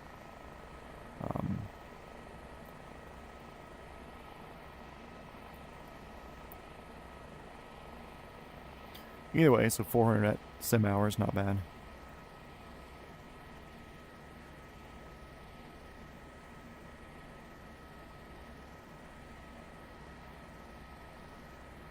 Yeah, dude, we are fucking chooching again. 142 sustained, 147 over the ground. Dude, these people will never hear us coming. We're basically breaking the fucking sound barrier here. Might just be for aesthetics. For who? For the 4 fucking planes coming into Santos?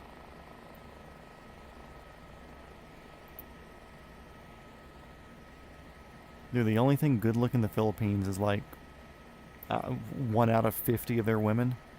What makes you think they're dressing up fields? More sim hours than IRL. Yeah, that's because this is fucking free. Well, not free, but also if you think of it like this, at the 400 hour mark here, I've now paid $10 an hour to fly helicopters in a computer. course, the more hours I get on this, then the cheaper the hours are. Actually, I'm like $4,400 into this, if you consider the headset. Maybe $4,500 with the new little Wi-Fi thing that I had to fucking buy for it. Like little knickknacks. Anyways, I'm paying currently, or my current rate per hour use of this is $10 to $15. Or 15 is way more, like $10 to $12. So, it's not a bad deal. And like I said, my whole general idea of this was to learn how to fucking hover. And I figured that out and then got really, really good at it. I would like to think, at least as far as the game's concerned. And then I got comfortable in all the helicopters. Of course, there's that small little adjustment period of jumping from the R22 then into the 130, where it's the complete opposite rotation. Then it's a Fenstrom fucking tail rotor, so it has less authority. So I really have to throw the fucking pedal in there.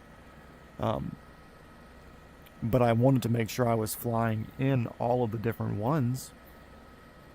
Because if I just got used to the R22, maybe it was just completely wrong. But if I got used to everything, or I got good at everything, then it meant I was also able to pick up differences, which is, it's going to be different when I do the real thing anyways. So, you know, bada bing, bada boom. Hey, 60's more than me. What's y'all's hour for a private? Because here it's 40 hours. Or 40 hours and you're allowed to take your test for private.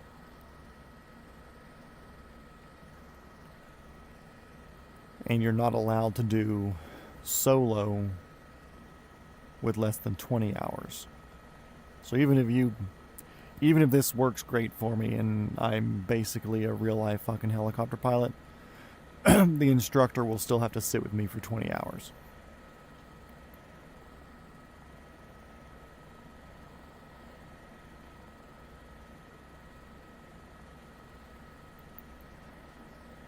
Oh yeah, I fully expect to have 1,000 hours on this fucking thing. I don't know if that will happen before. Hopefully it happens way after I get my fucking real license. But once I get the real license, I still plan on doing this just because it's fun. Because again, it's free, and then I can even tune the controls more to where it's even more realistic feeling, because then I can compare it to the real thing and be intimately familiar with how I need to adjust it to make it feel better. 40 as well? Okay, yeah, interesting.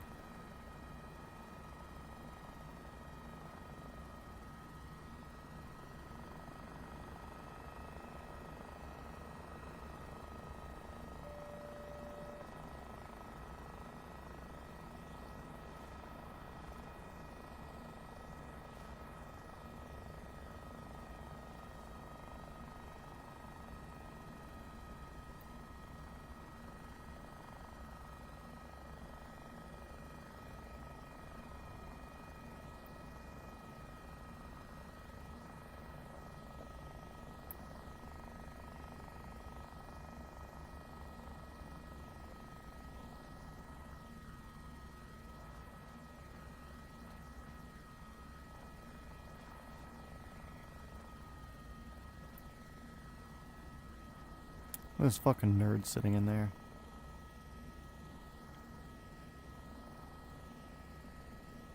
Anyways, fuel station's right over here. That's an approach.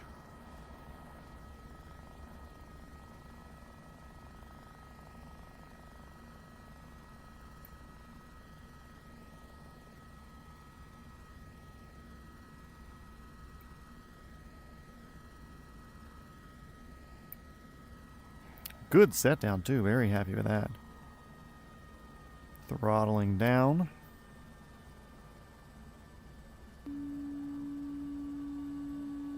Shut up.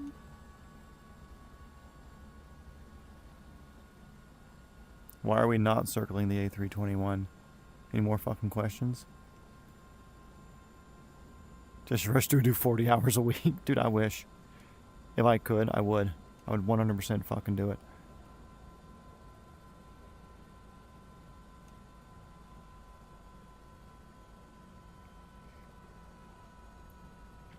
But apparently, not a lot of schools like you doing multiple hours a day, and apparently also, in the learning process, multiple hours a day is a good way to not get a lot out of your schooling.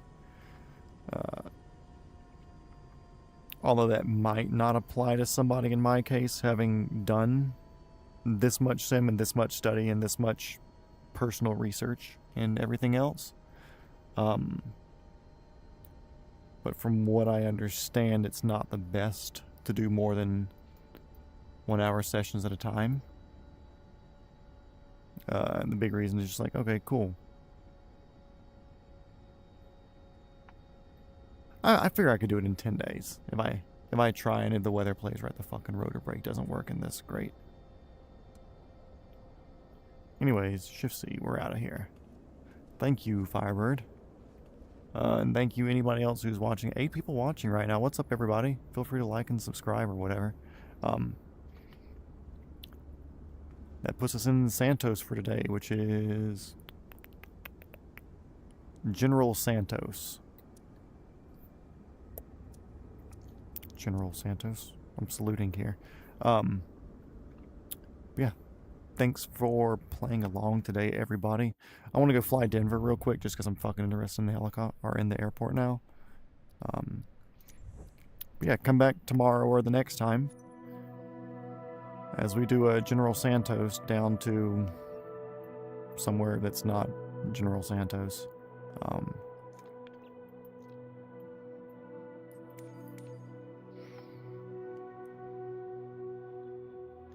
Yeah, I feel like I could do a... Let's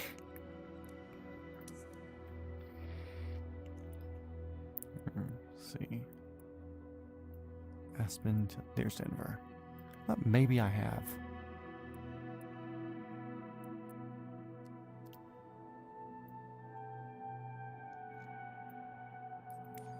Flight conditions clear.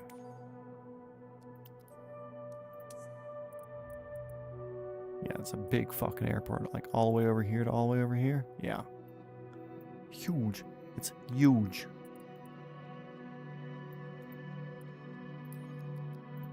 Says departure, sure. Oh, it's gonna put me airborne, son of a bitch. Oh no, that was a medium spot.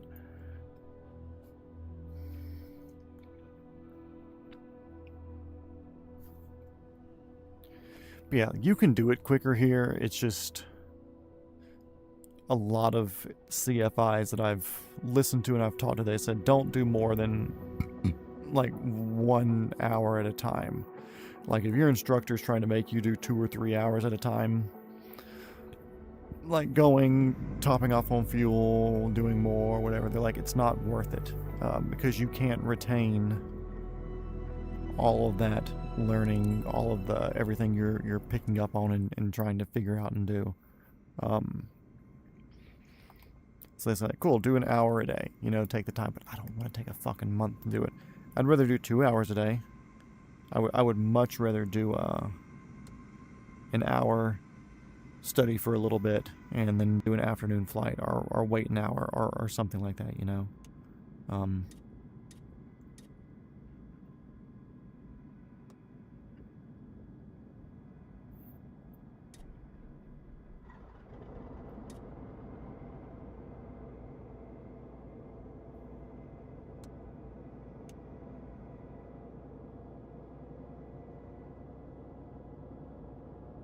RPM's going up. Engage the clutch. Keep the RPM in the 50 to 60 range. I was going to try to pull that needle down here in a second.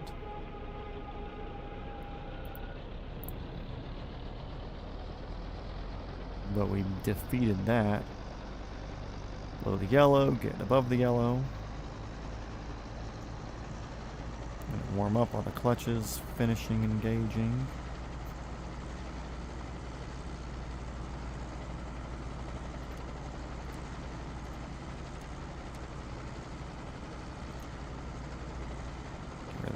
Clutch is engaged. Throttle all the way up. Governor on. A tank of fuel per day. It's good. 2 hours, yeah. You landed on 17 left.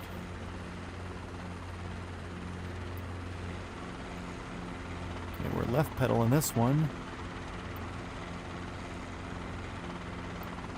Ooh, hello, laggy jumpy. Oh, there's a Neo.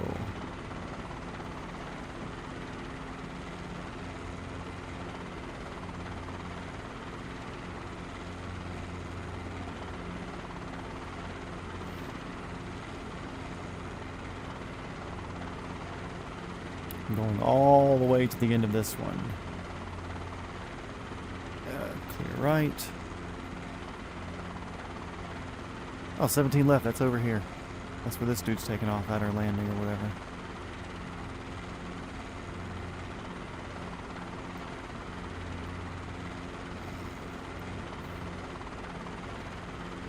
So yeah, everybody, and now we got fucking 11. Where are all you people coming from? Where have you been this entire stream? But yeah, we've done our around the world for today. We're now finished flying around the world. We're doing a little shenanigan flight now because I heard the statistic that the Grand Theft Auto 5 entire map is smaller than this. Also, I've heard that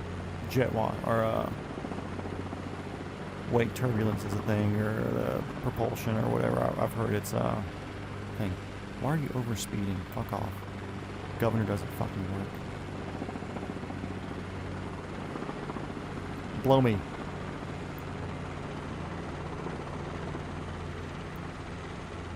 Blow me.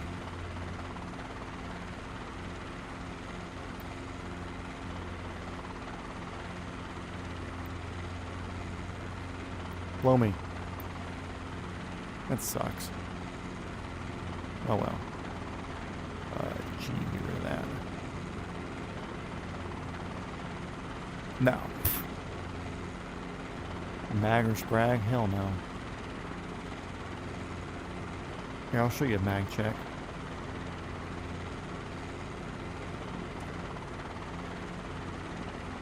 Oh, saw a decline. Oop. I don't want the starter on. What a dumb move to do.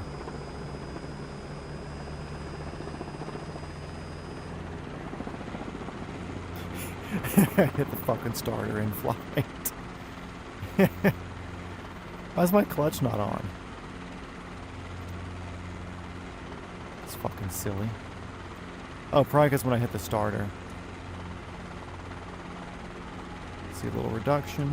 Cool. The clutch light. Come on, finish engaging, you motherfucker. Let's go. Look, let me make it easy for you. There you go. We do our fucking our mag check in air. And we turn the fucking engine off on accident. And you want to talk about sprag check? Well, here's your sprag. Needle split.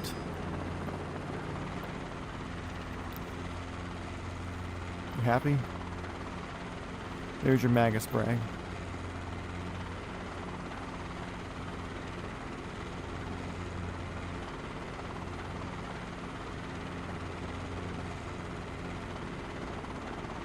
Because the game's like 15 minutes behind. Or like anywhere from like 5 to 10 to 15 minutes behind of live traffic. Okay, so now we're here over on the northeast corner of Denver Airport. And I'm going to kind of just go past it and we're going to do a full fucking speed rip all the way to the other corner and see if it actually feels bigger than GTA 5. If it's not, then they lied to us if it doesn't feel bigger.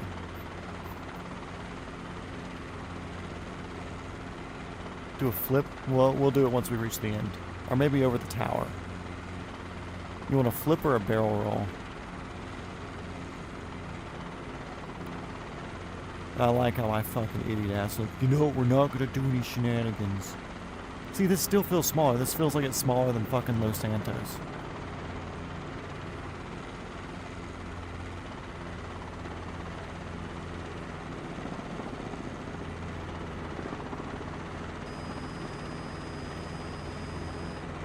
Are you saying that we're going to die this time?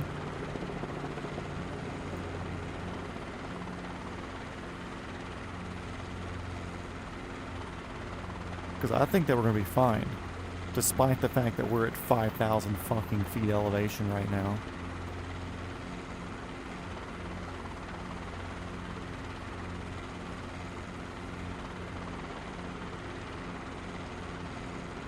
Can't believe you don't have any trust in me.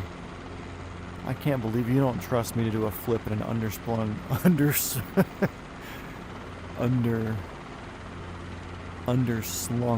that's the word I'm looking for, underslung rotor system in a small piston helicopter at fucking 5,000 to 6,000 feet altitude. I can't believe you don't trust me.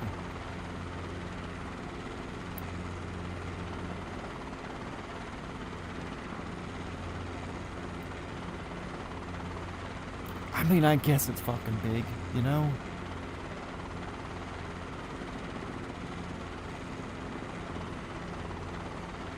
Because, I mean, they make the city block smaller in Los Santos. Like, there's so many tricks that were done. And even in...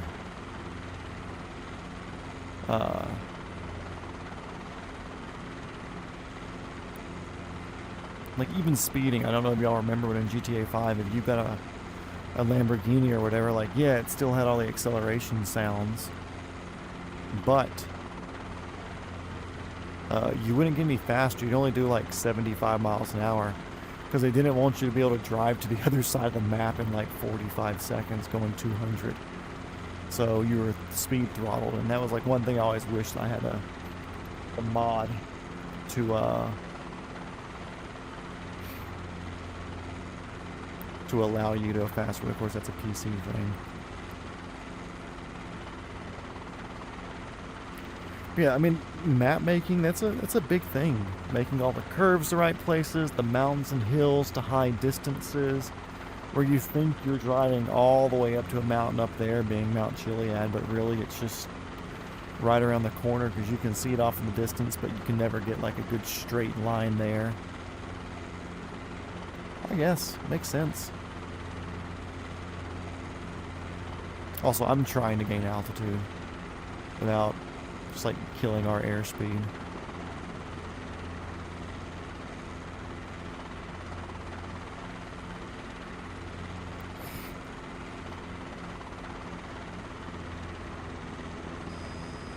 Okay, yeah, you don't like that. Just trying to add some more collective, but I guess not. I could hear the engine pulling down, but...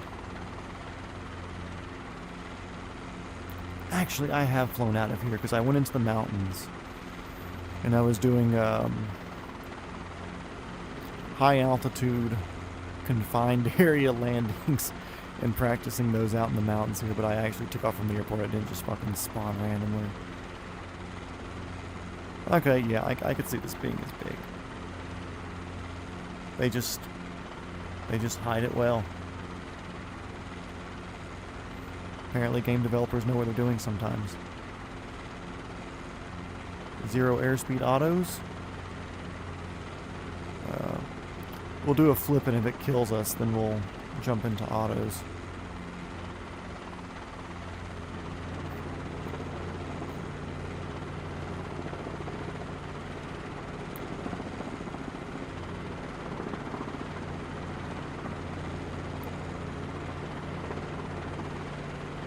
Hello, V&E. Nice to see you.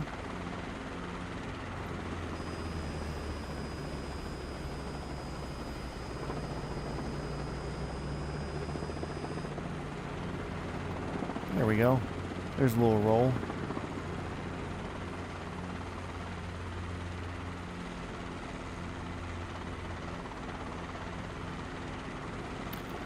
And this is at altitude. I don't think I've ever done autos at altitude,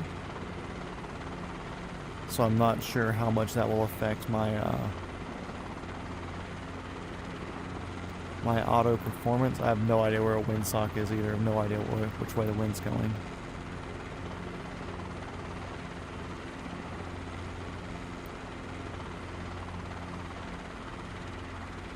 0 airspeed auto, 400-ish feet above runway. Throttle down, governor off. Collective is down. I'm going to keep it 0 airspeed too. We're just going to go straight down.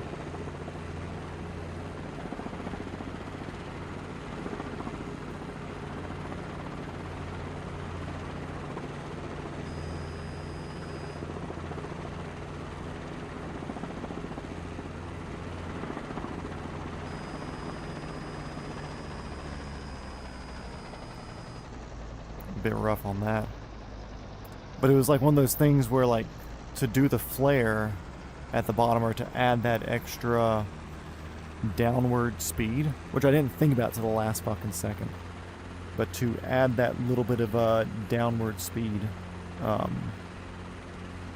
sorry, I didn't believe you, man. Well, you better fucking know for next time.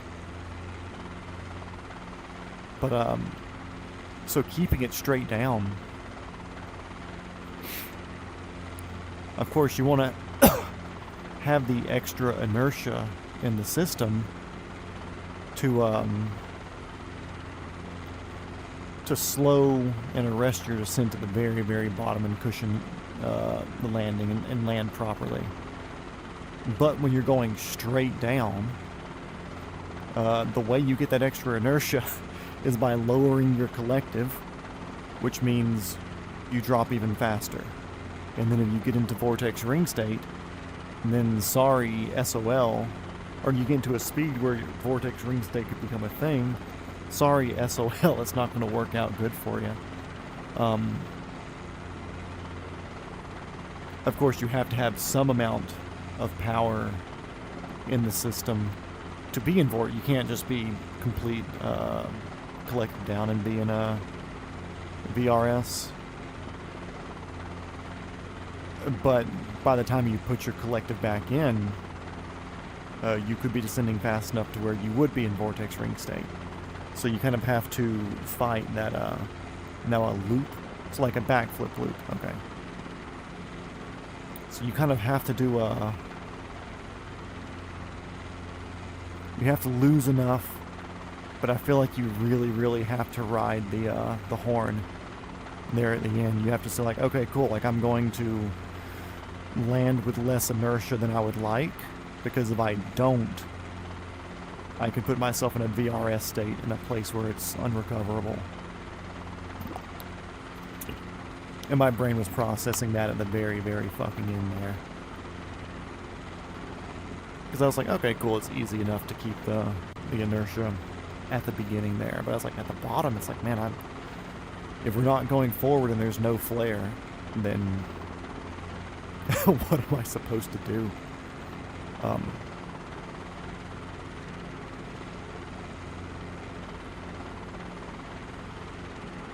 Yeah, but that's easy to put the forward airspeed in there.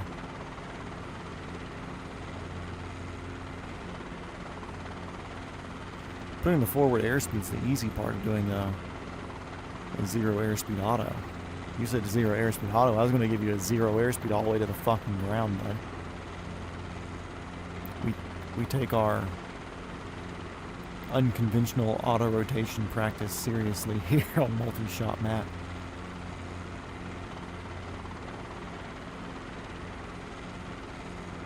Pinch and before you pitch. Yes, correct.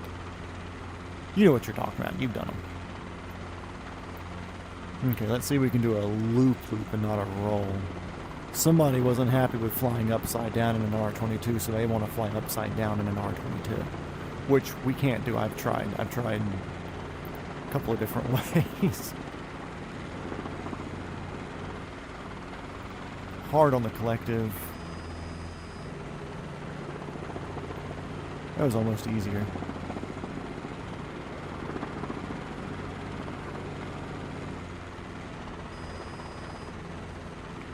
I have an idea.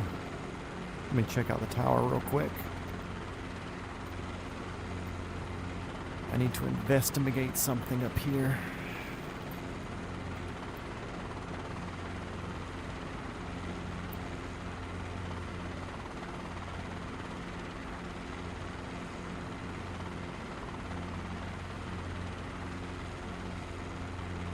First of all, tower, which way's the wind fucking going? I'm not looking up a meat-hard this shit. Actually, it's probably dead wind since I have a custom weather turned on.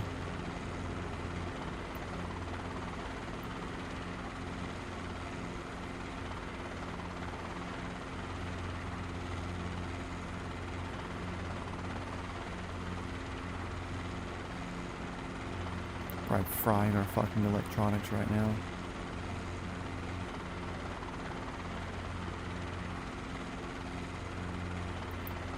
Hello, ground effect. So that means it is solid. I'm getting a ground effect on that.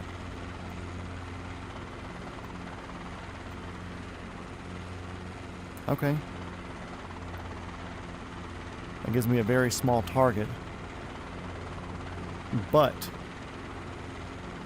forward loop. After I try to do a 0 airspeed auto onto the top of the tower. When that decides to not go well, we'll attempt a forward loop. Although I honestly don't know how a I'm trying to think of the mechanics I would have to do with my hands to make that work. Forward loop. Because with a backwards loop, it's you yank collective when you basically you pull as much pitch as you can, give them your power.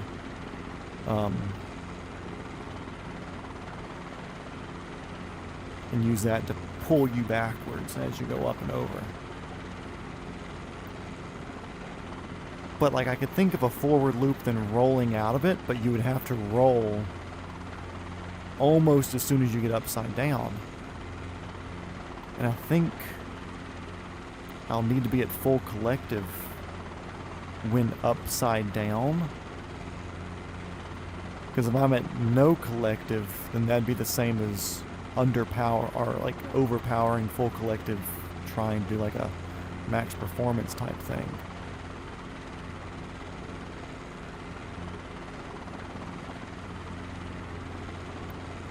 Okay, tower, I can't fucking see you, but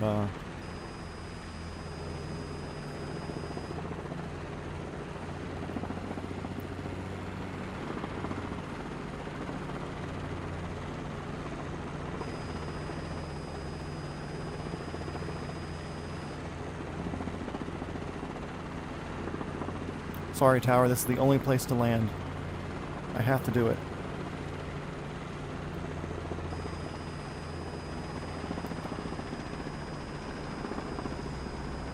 Oh. I mean, I hit it. I'm happy with that.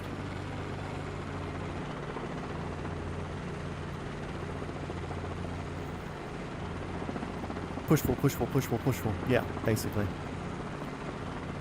Yeah, forward loop's gonna kill us.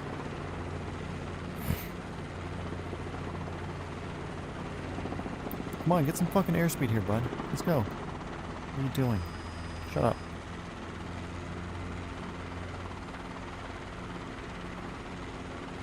Actually, I'm gonna cheat us fast to get some airspeed so I don't have to spend 30 minutes trying to fucking climb. I'll get the fast forward button pressed.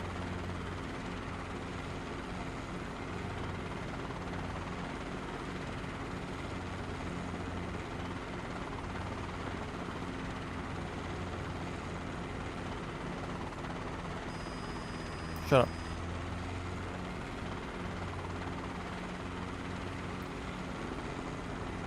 Okay, back at normal speed. Let's get some airspeed going. I'm seriously trying to mentally process what it will do. I don't think I'll be able to do a full roll because the physics aren't there. Those physics don't exist in a helicopter. There is a helicopter that has forward or down pressure with the main rotor blade, but it's a military helicopter that they use to land on a boat, and they use it to kind of press themselves into the deck while it's getting secured. I don't know what helicopter that is, and I sure should know it's not in the game here. Shut up. Okay, tower, watch us die again. So what I'm going to do, I'm going to go forward. As we're going down and we start getting upside down, I'm going to go full collective. And as I'm going full collective, I'm going to roll to the left while applying right pedal to ride us. So we should be aiming at the tower as we come out. That's the goal. So forward, up, left, right. So forward.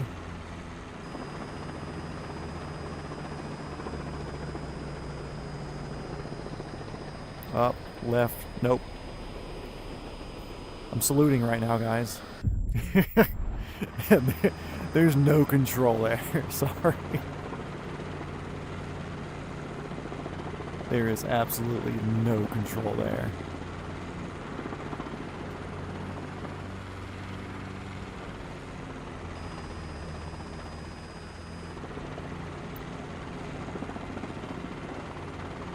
Those Ford Super Duties I see?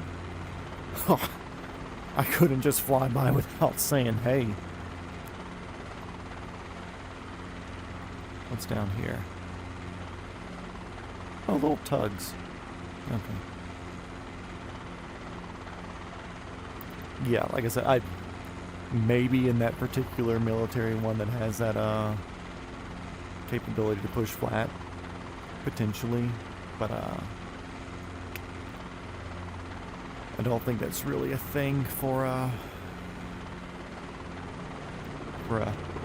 peasant helicopter like this.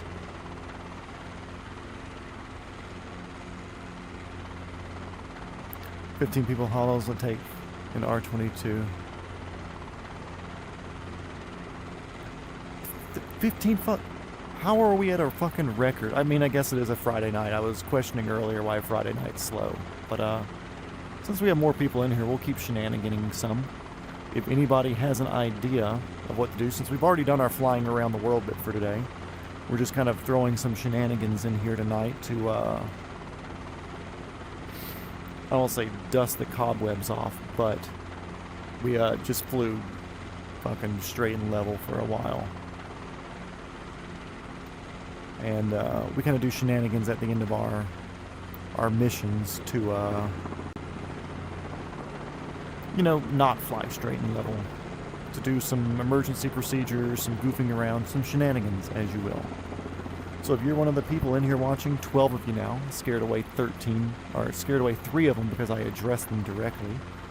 If you have an idea of something you want to see, or an airport you want to go to, or a whatever, it doesn't matter, then speak up.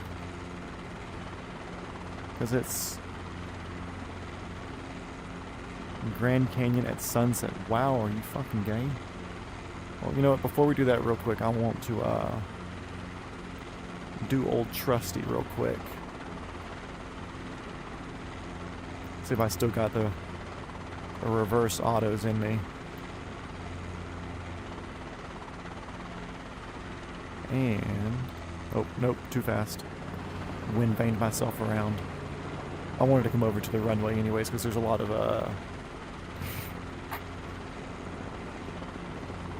ditches and stuff over here. Yeah, so if any of you guys watching have an idea of something you want to see, pipe in. You got thumbs that work, and if you don't have thumbs, sorry about it. Or if you don't like it when people talk to you, then get used to it. Because I will continue to address you.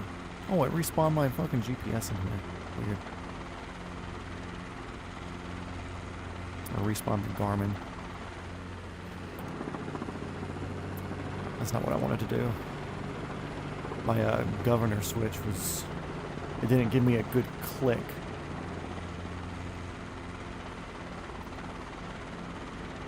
I was waiting for the snap down, but it didn't give me that. Okay. 15 people again. What up, 15? The 3 came back. Okay, 0 airspeed. Backwards auto. And 0 with a pitching to get some sort of forward airspeed. So, throttle down, governor off. Collective down. I'm going backwards instead.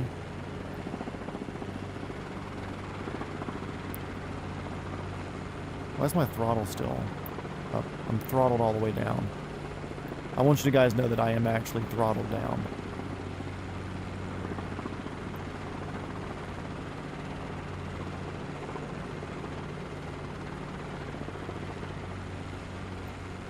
Except it doesn't seem like I'm actually throttled down. Why? Why is the throttle... Okay, now the throttle's down? Okay, cool. We'll take it. We'll take a very bad entry to an auto.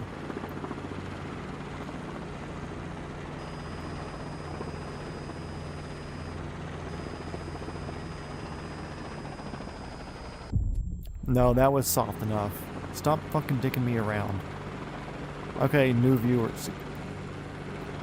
My collective's all the way up. Why are you all the way up there? Why is my throttle up? My throttle is down. Governor is off. There we go. Separate the needles.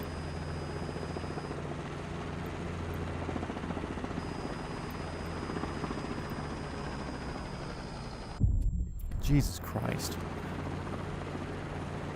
I'm angry now.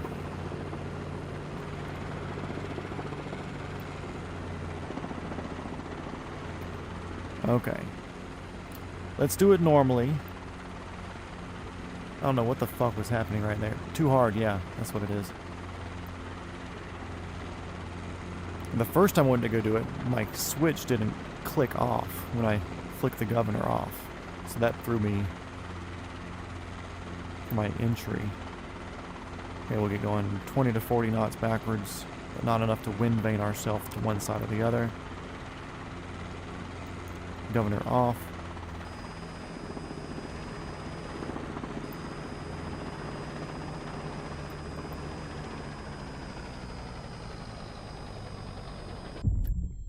We would have been fine now. Let her bounce the tail.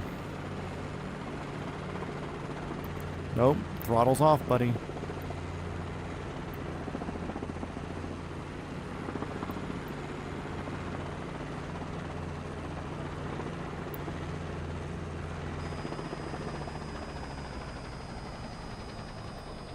There we go. Okay. I'm okay with a tail strike because we're fucking dying, you know? Anyways, Grand Canyon. Down to 8. Yeah, they were fucking embarrassed for me. I was embarrassed for me. What fucking livery is that? Oh, it's the default blue one. Okay.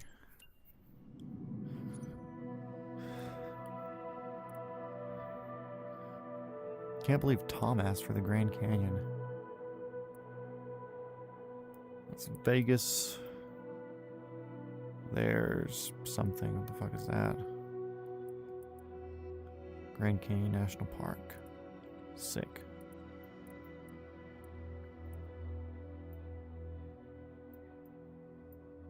We're going to take off from Maverick with a Maverick helicopter.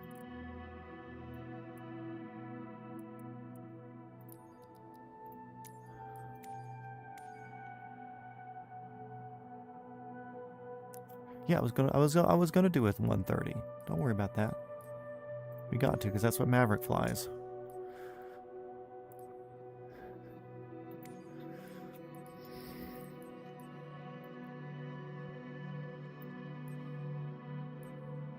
Shit, I was just on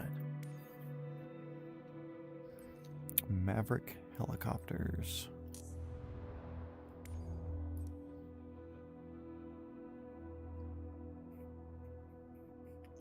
Because Tom always asks for Australian flights.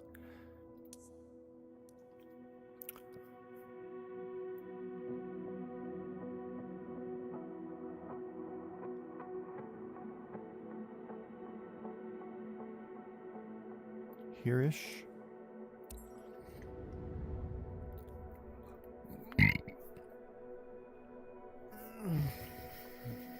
Never seen the Grand Canyon. Well, that changes today. You'll still have never seen the Grand Canyon, but you're going to see a digital version of it. I'll tell you what, it's significant in person. Been there once, and it was... The postcards don't do justice. Nothing does justice for how fucking big it is. It's substantial.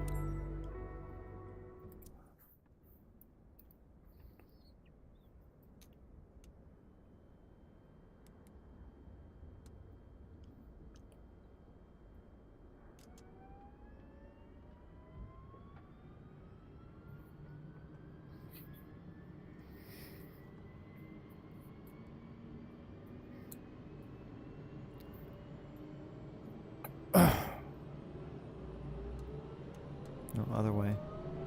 Other way. Up. Damn it, I said up.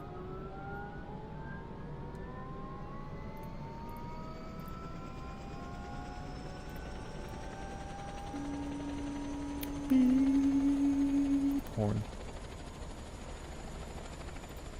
Throttle up. Torques don't matter to me. Doors, leave them off. Go away.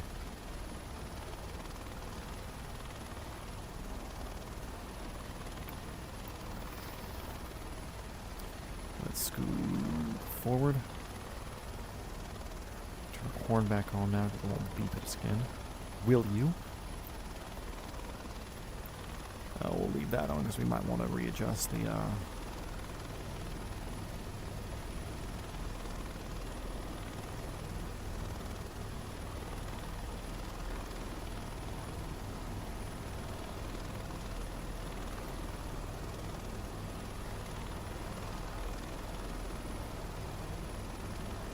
and this is usually their departure path as well.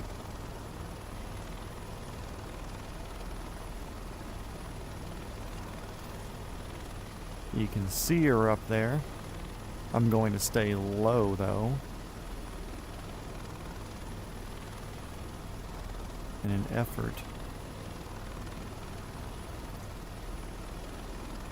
to keep it hidden from you.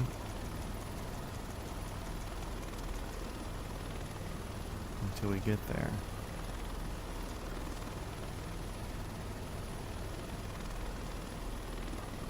From flight level 380, yeah. Still big, but it looks significantly bigger in person. Or in person standing next to it.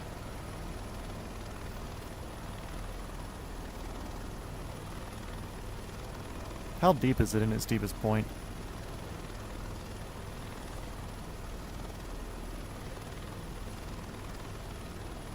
Good sunset colors.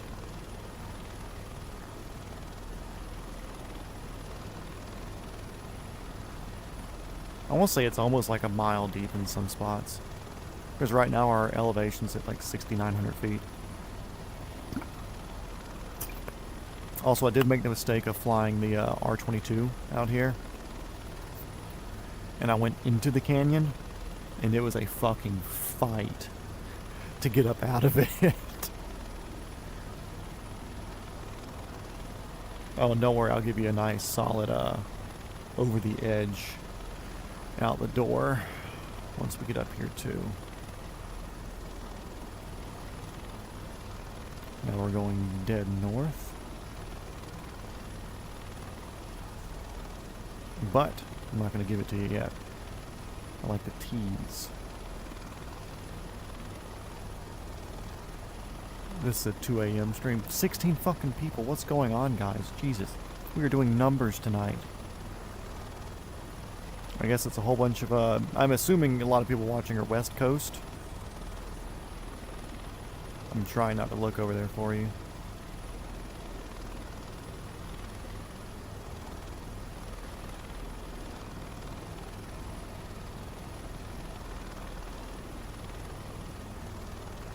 Dun, dun, dun, dun.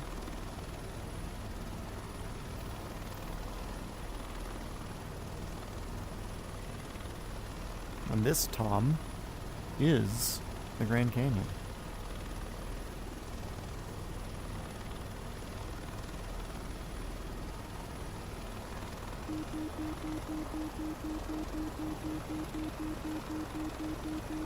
Okay, you got some rotor speed. Fuck with me.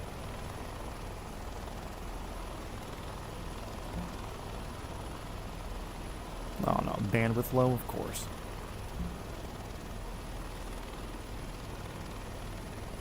Yeah, ground level is a significantly different thing.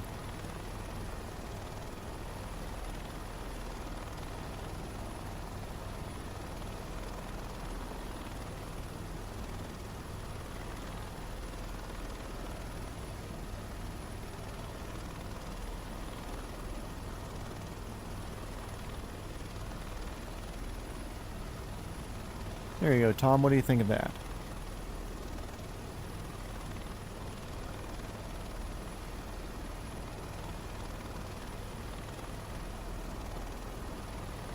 The work of the old Colorado River.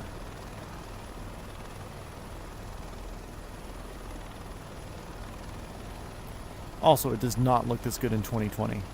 2024 is significantly better for Grand Canyon photogrammetry. I will say that 150 million %.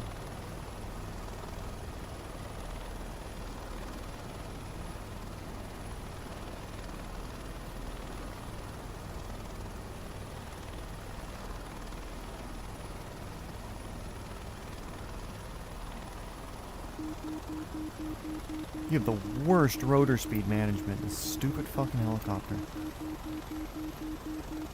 No, I'm literally adding collective. Fuck off. No reason for you to be there. Absolutely zero. Jeez.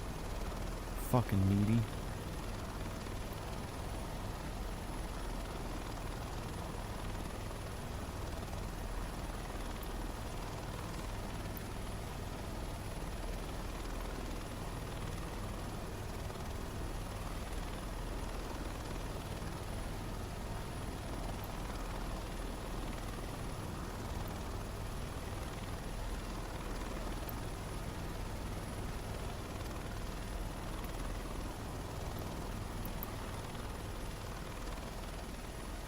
Dynamic rollers don't mean nothing.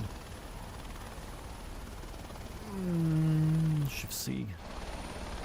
Yeah, that's fine. That's cool.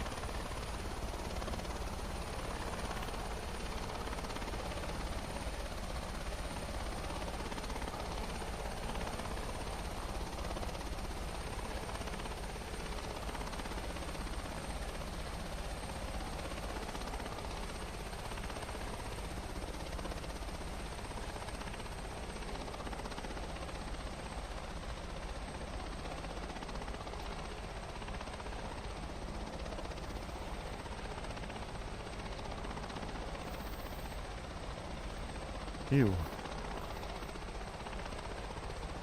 Let's get back in this fucking thing.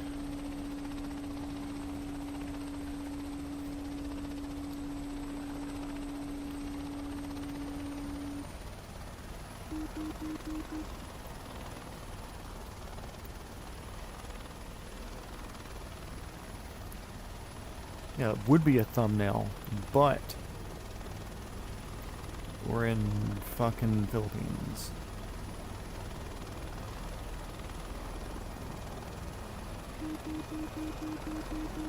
There you go again with your stupid rotor speed. Stupid retard helicopter. I'll get canceled for shit that I say in this stream.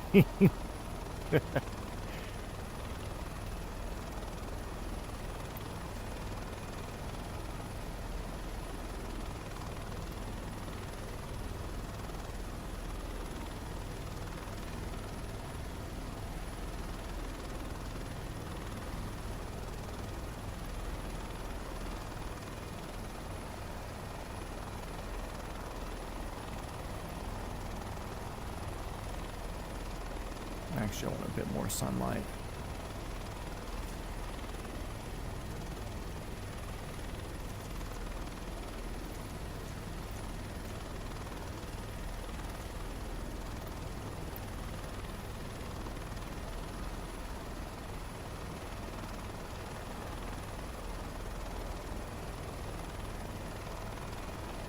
I think you can fly a plane through, but you can't. It has to be like a very specific route. I know helicopters come in and out a lot. That's because they're like licensed for the tours or whatever. So I think you can do like an airplane tour of the Grand Canyon. Make it darker. Fucking masochist. Let's go.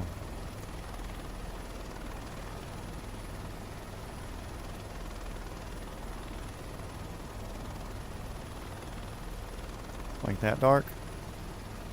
Ew.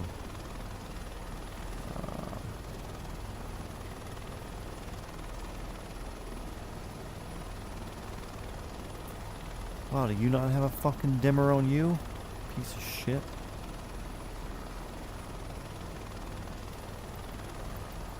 Y'all have dimmers. Where's your fucking dimmer? Menu? More options.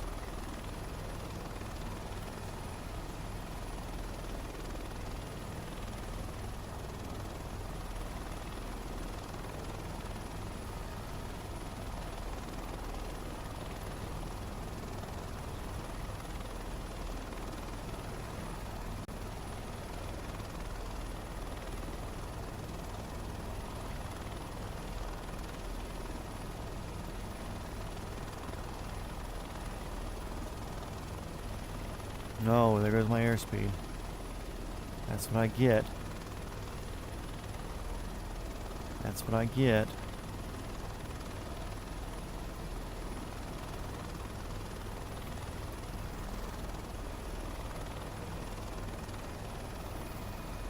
Trent Palmer, new video idea. I broke the airspace in Grand Canyon.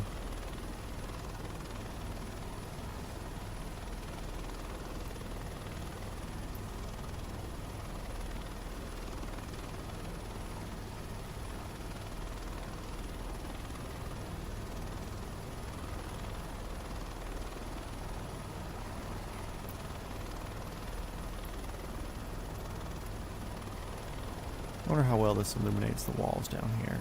Don't you dare fucking overspeed that rotor system on me. I swear. I swear. I swear. I swear.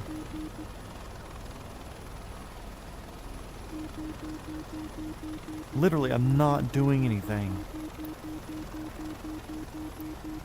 Like, full fucking back. Yank the collective. God, that's annoying. Shut up.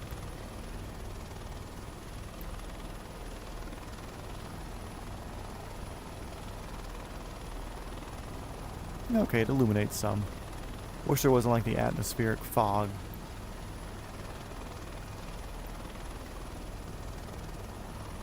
Oh no, there's something in front of me.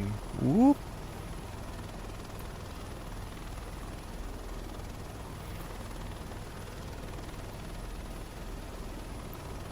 Anyway, pour on the power, pour on the speed. Let's go. We're gonna climb out of this edge over here.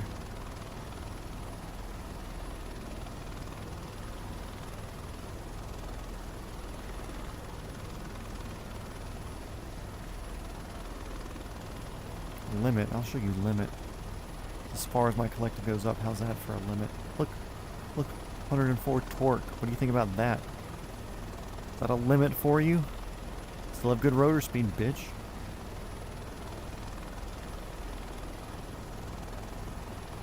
Here you go.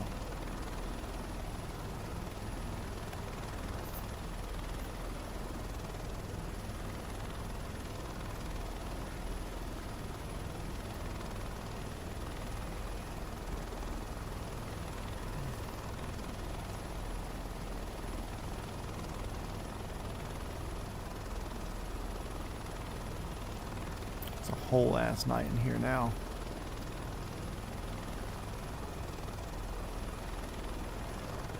Stars look good. Is there a cockpit light on or something?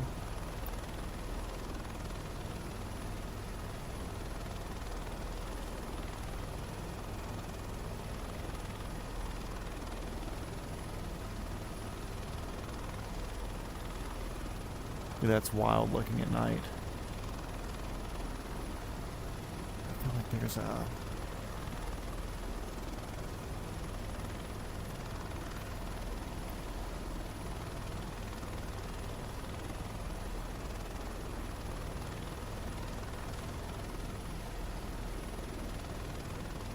Yeah, I feel like there's a cabin light on, but there's just nothing I can do about it.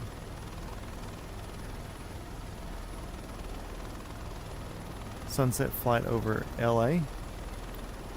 Sure.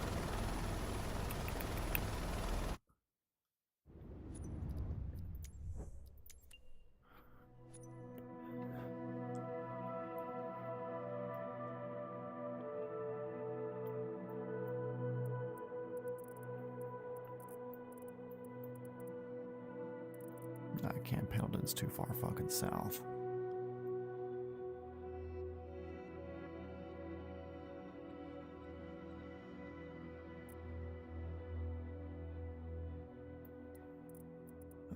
Let's see. Here it is. John Wayne. All these fucking parking places.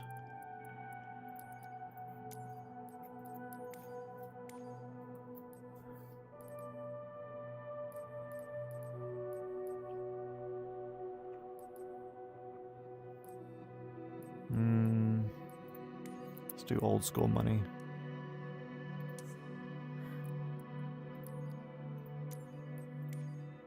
Flight conditions, custom, clear, save and back, IFR. IFR these nuts.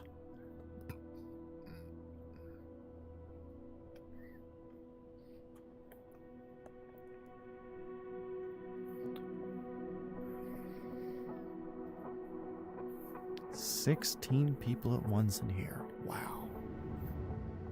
This is what it's like to be big boys."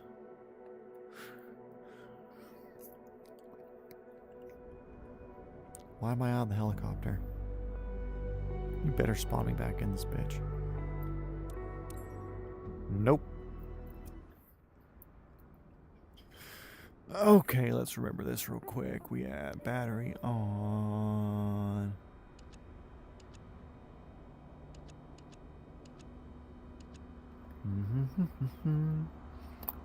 Those are all good.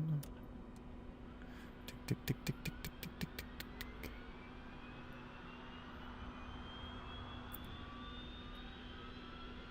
Okay, cool. I'll adjust the time once we get more in it.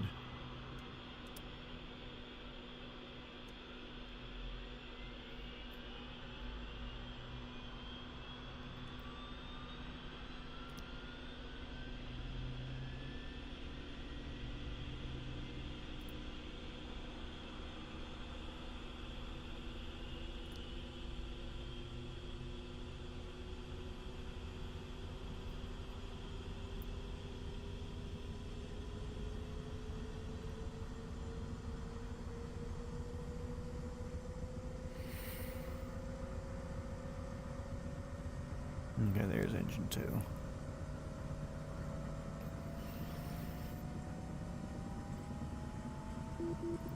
Yep.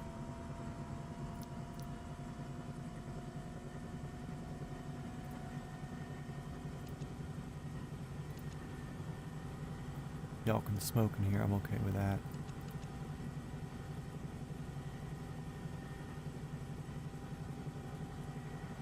Seatbelts. Okay. Parking brake's the only thing that's left.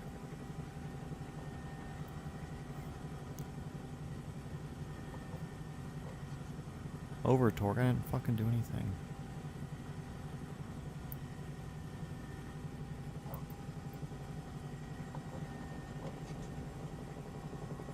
Let's go, let's go. Stop dicking around, everybody. We got a sunset flight to do.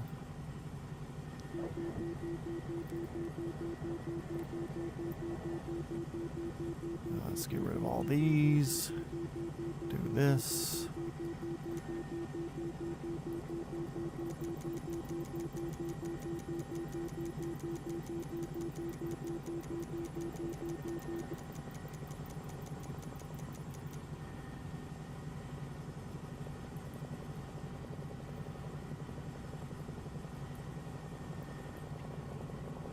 Here you go, you can hold that.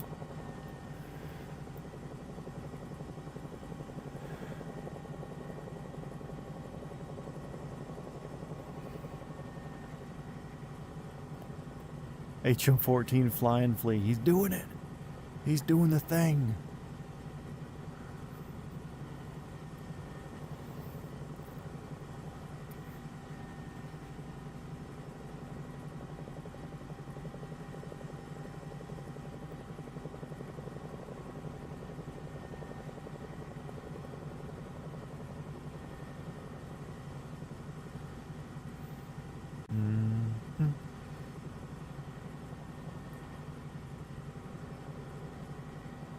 So LA's still, like LA proper is like up here. way up there.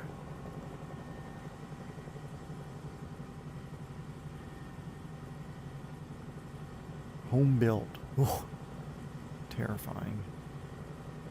So a little bit more dark at it. There we go. I like that more.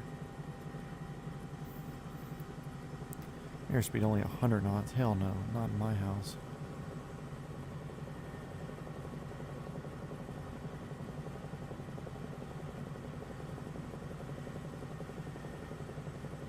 I can see another runway way the fuck up there.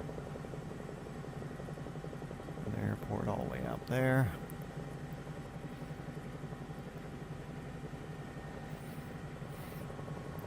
New people that aren't from, or people that have never been to California, don't have any idea how big, like, LA slash LA, I don't even call it LA proper, but like LA conglomerate, like all the way out there, that's still loosely considered LA. That's like OC Orange County.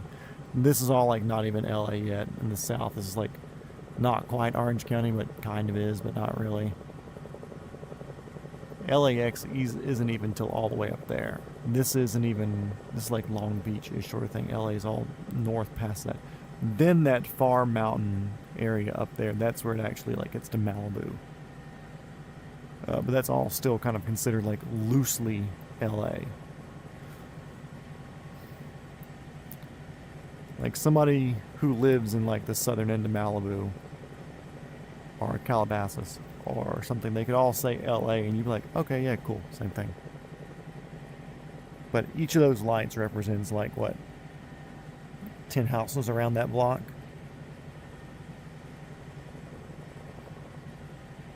Like there's so many fucking lights here that it's not even rendering them all in for us.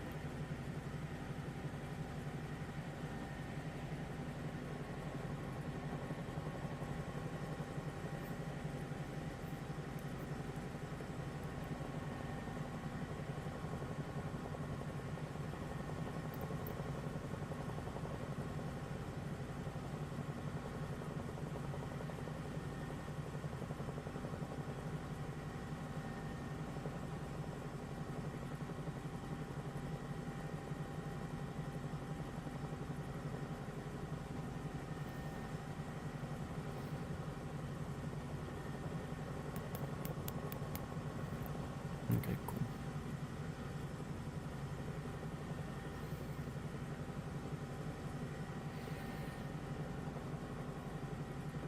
Yeah, look at all those fucking lights out there. It just goes. There's so many fucking people out here.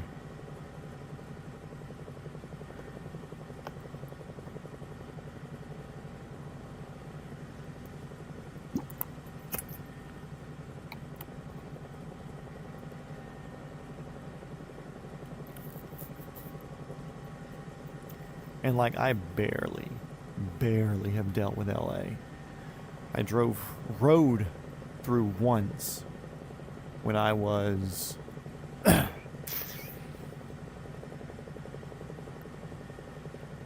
14 or 15. We were on a tour bus. The church that I went to, our youth choir did like a yearly choir tour every summer, and my 8th grade year, because I didn't do it 7th grade, but my 8th grade year when I was in the choir, we drove all the way out to California. So drove all the way across the U.S., San Diego, L.A., then up to San Francisco, and then we flew back.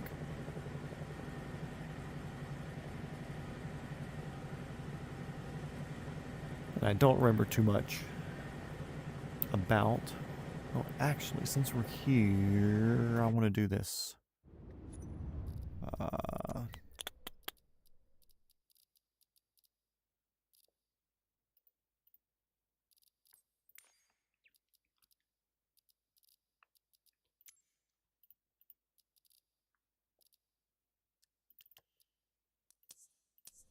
Should be boats here.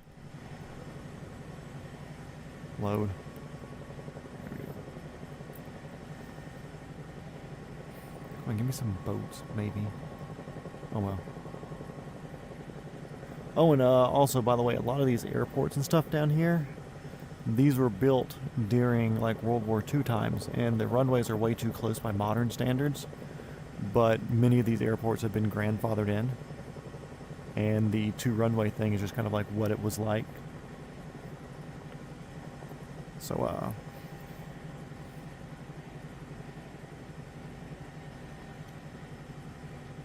been streaming for over 5 hours. What the fuck are we doing? So we'll work our way toward LA City, which is this way.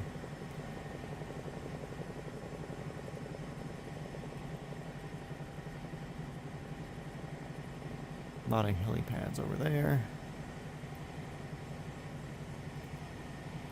We're just fucking chilling tonight.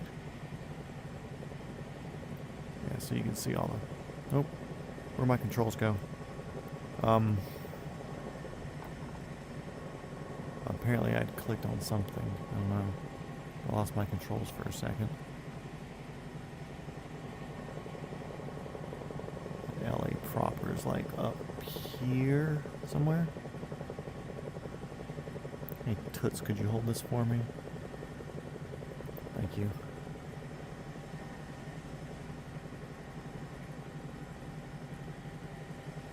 Also, you're welcome for streaming for fucking 5 hours. The fuck is my problem? Kinda did a bigger stream tonight, obviously, for fucking 5 hours. Would have gotten off earlier, but I wanted to see Denver. And then at one point in Denver, we had fucking 16 people in here at the same time. Or maybe that was Grand Canyon. We had like 12 to 15 or something in Denver. It's like, okay, cool. I'll stick around for a few more minutes.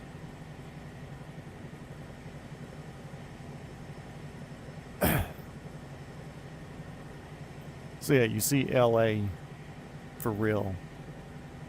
And you're like, okay, yeah, Grand Theft Auto 5's nowhere near this big. So there's LAX over there. That's those 2 runways, or 4 runways really, but hope we get to the city here shortly so we can see more big buildings, because you're just seeing suburban hell right now. Like there's going to be apartment complex and stuff down here, obviously. Well, this isn't Elaine.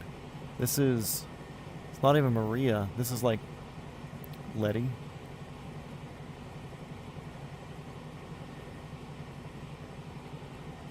Alejandra? Something like that. Anyway, that's not Elaine.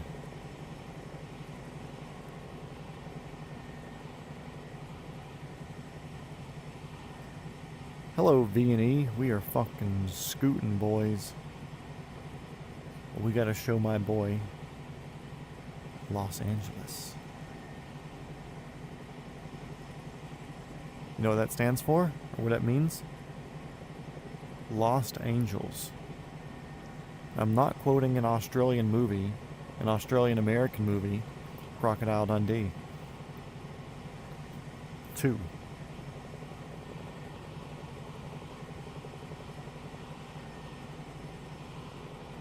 I can hear my PC, it's ramping up more with all these lights and shit that it's having to fucking render in. Its fans are going...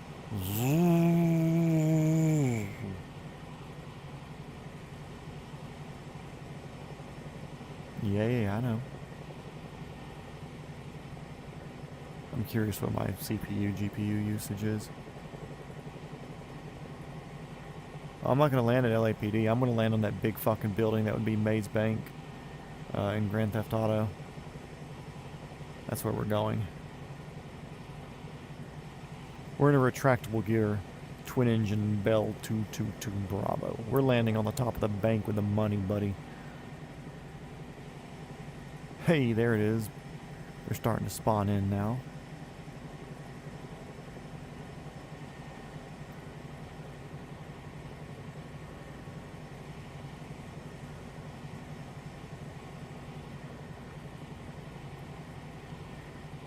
Staying low out of Delta 331. Hell yeah. Staying out of their way, but we're still kind of in an approach path. Also, there's a lot more big buildings out here, and they're just not rendering in because there's so much shit the computer's trying to fucking do right now.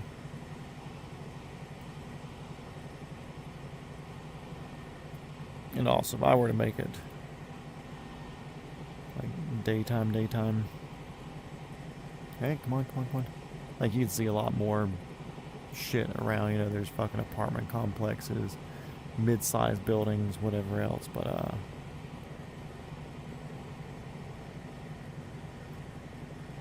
they're going back to 8:30.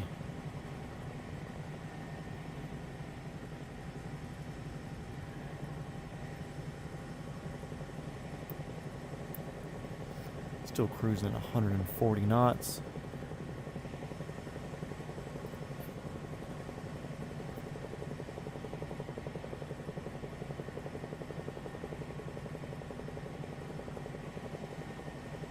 I've done so much like MD-500 shit out here in LA, like pretending to be like fucking Navy SEALs doing their training missions. They go land on like city streets and stuff that they have shut down.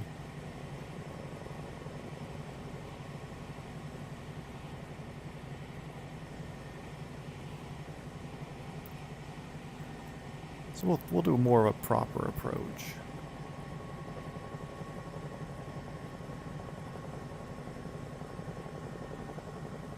Throw a little bit of altitude at it. We're going to that shining fucking dildo of glory there in the middle. 13 people watching. That's lucky. Hello, everybody. Glad you're here for the end of the stream. We've been here for a wild night. I'm sure y'all could tell. We've already done our around the world portion for today, so we're kind of shenaniganing.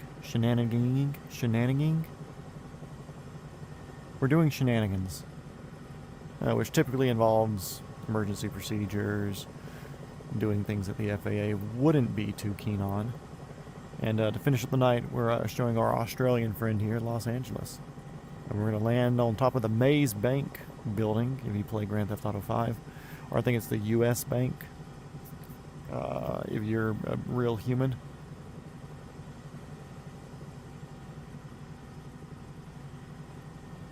But if y'all actually want to watch around the world stuff, feel free to subscribe. We do it most nights.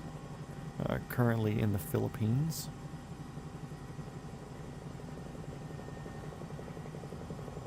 And tomorrow we're going to be working our way down towards Papua New Guinea. Although we shouldn't be making it then. Gear down. Parking brake is off.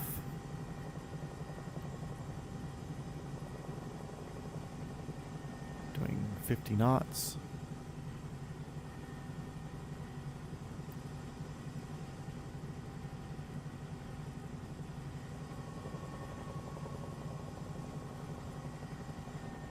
I want to be kind of looking out this way when we land. Damn, they need to turn the fucking lights down on this thing.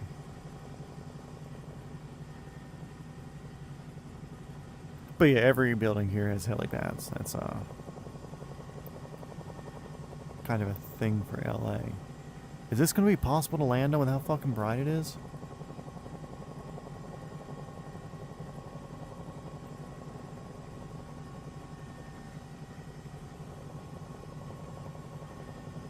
I think it's like a graphical thing.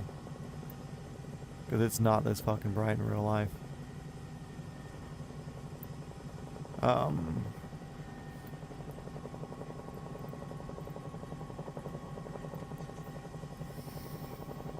Because I actually want to land here. Yeah, see?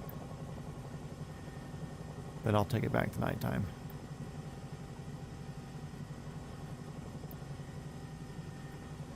Right before these fucking lights turn on.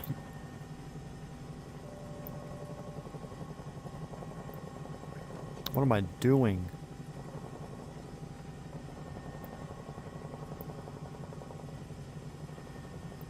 Guys, I'm not this bad. I promise.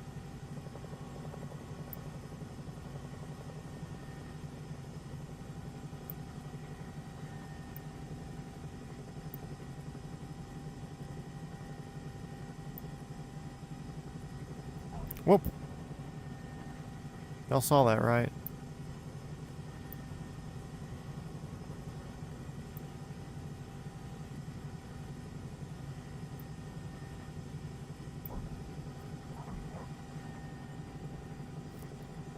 Parking brake on. Shift C. Get out of that shit. Yeah, we're fucking floating.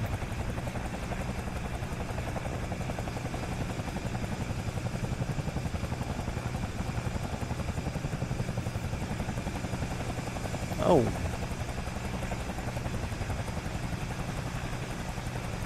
You were in my helicopter the whole time? You didn't say hey? Who the fuck are you? You don't have permission to be here. Anyways.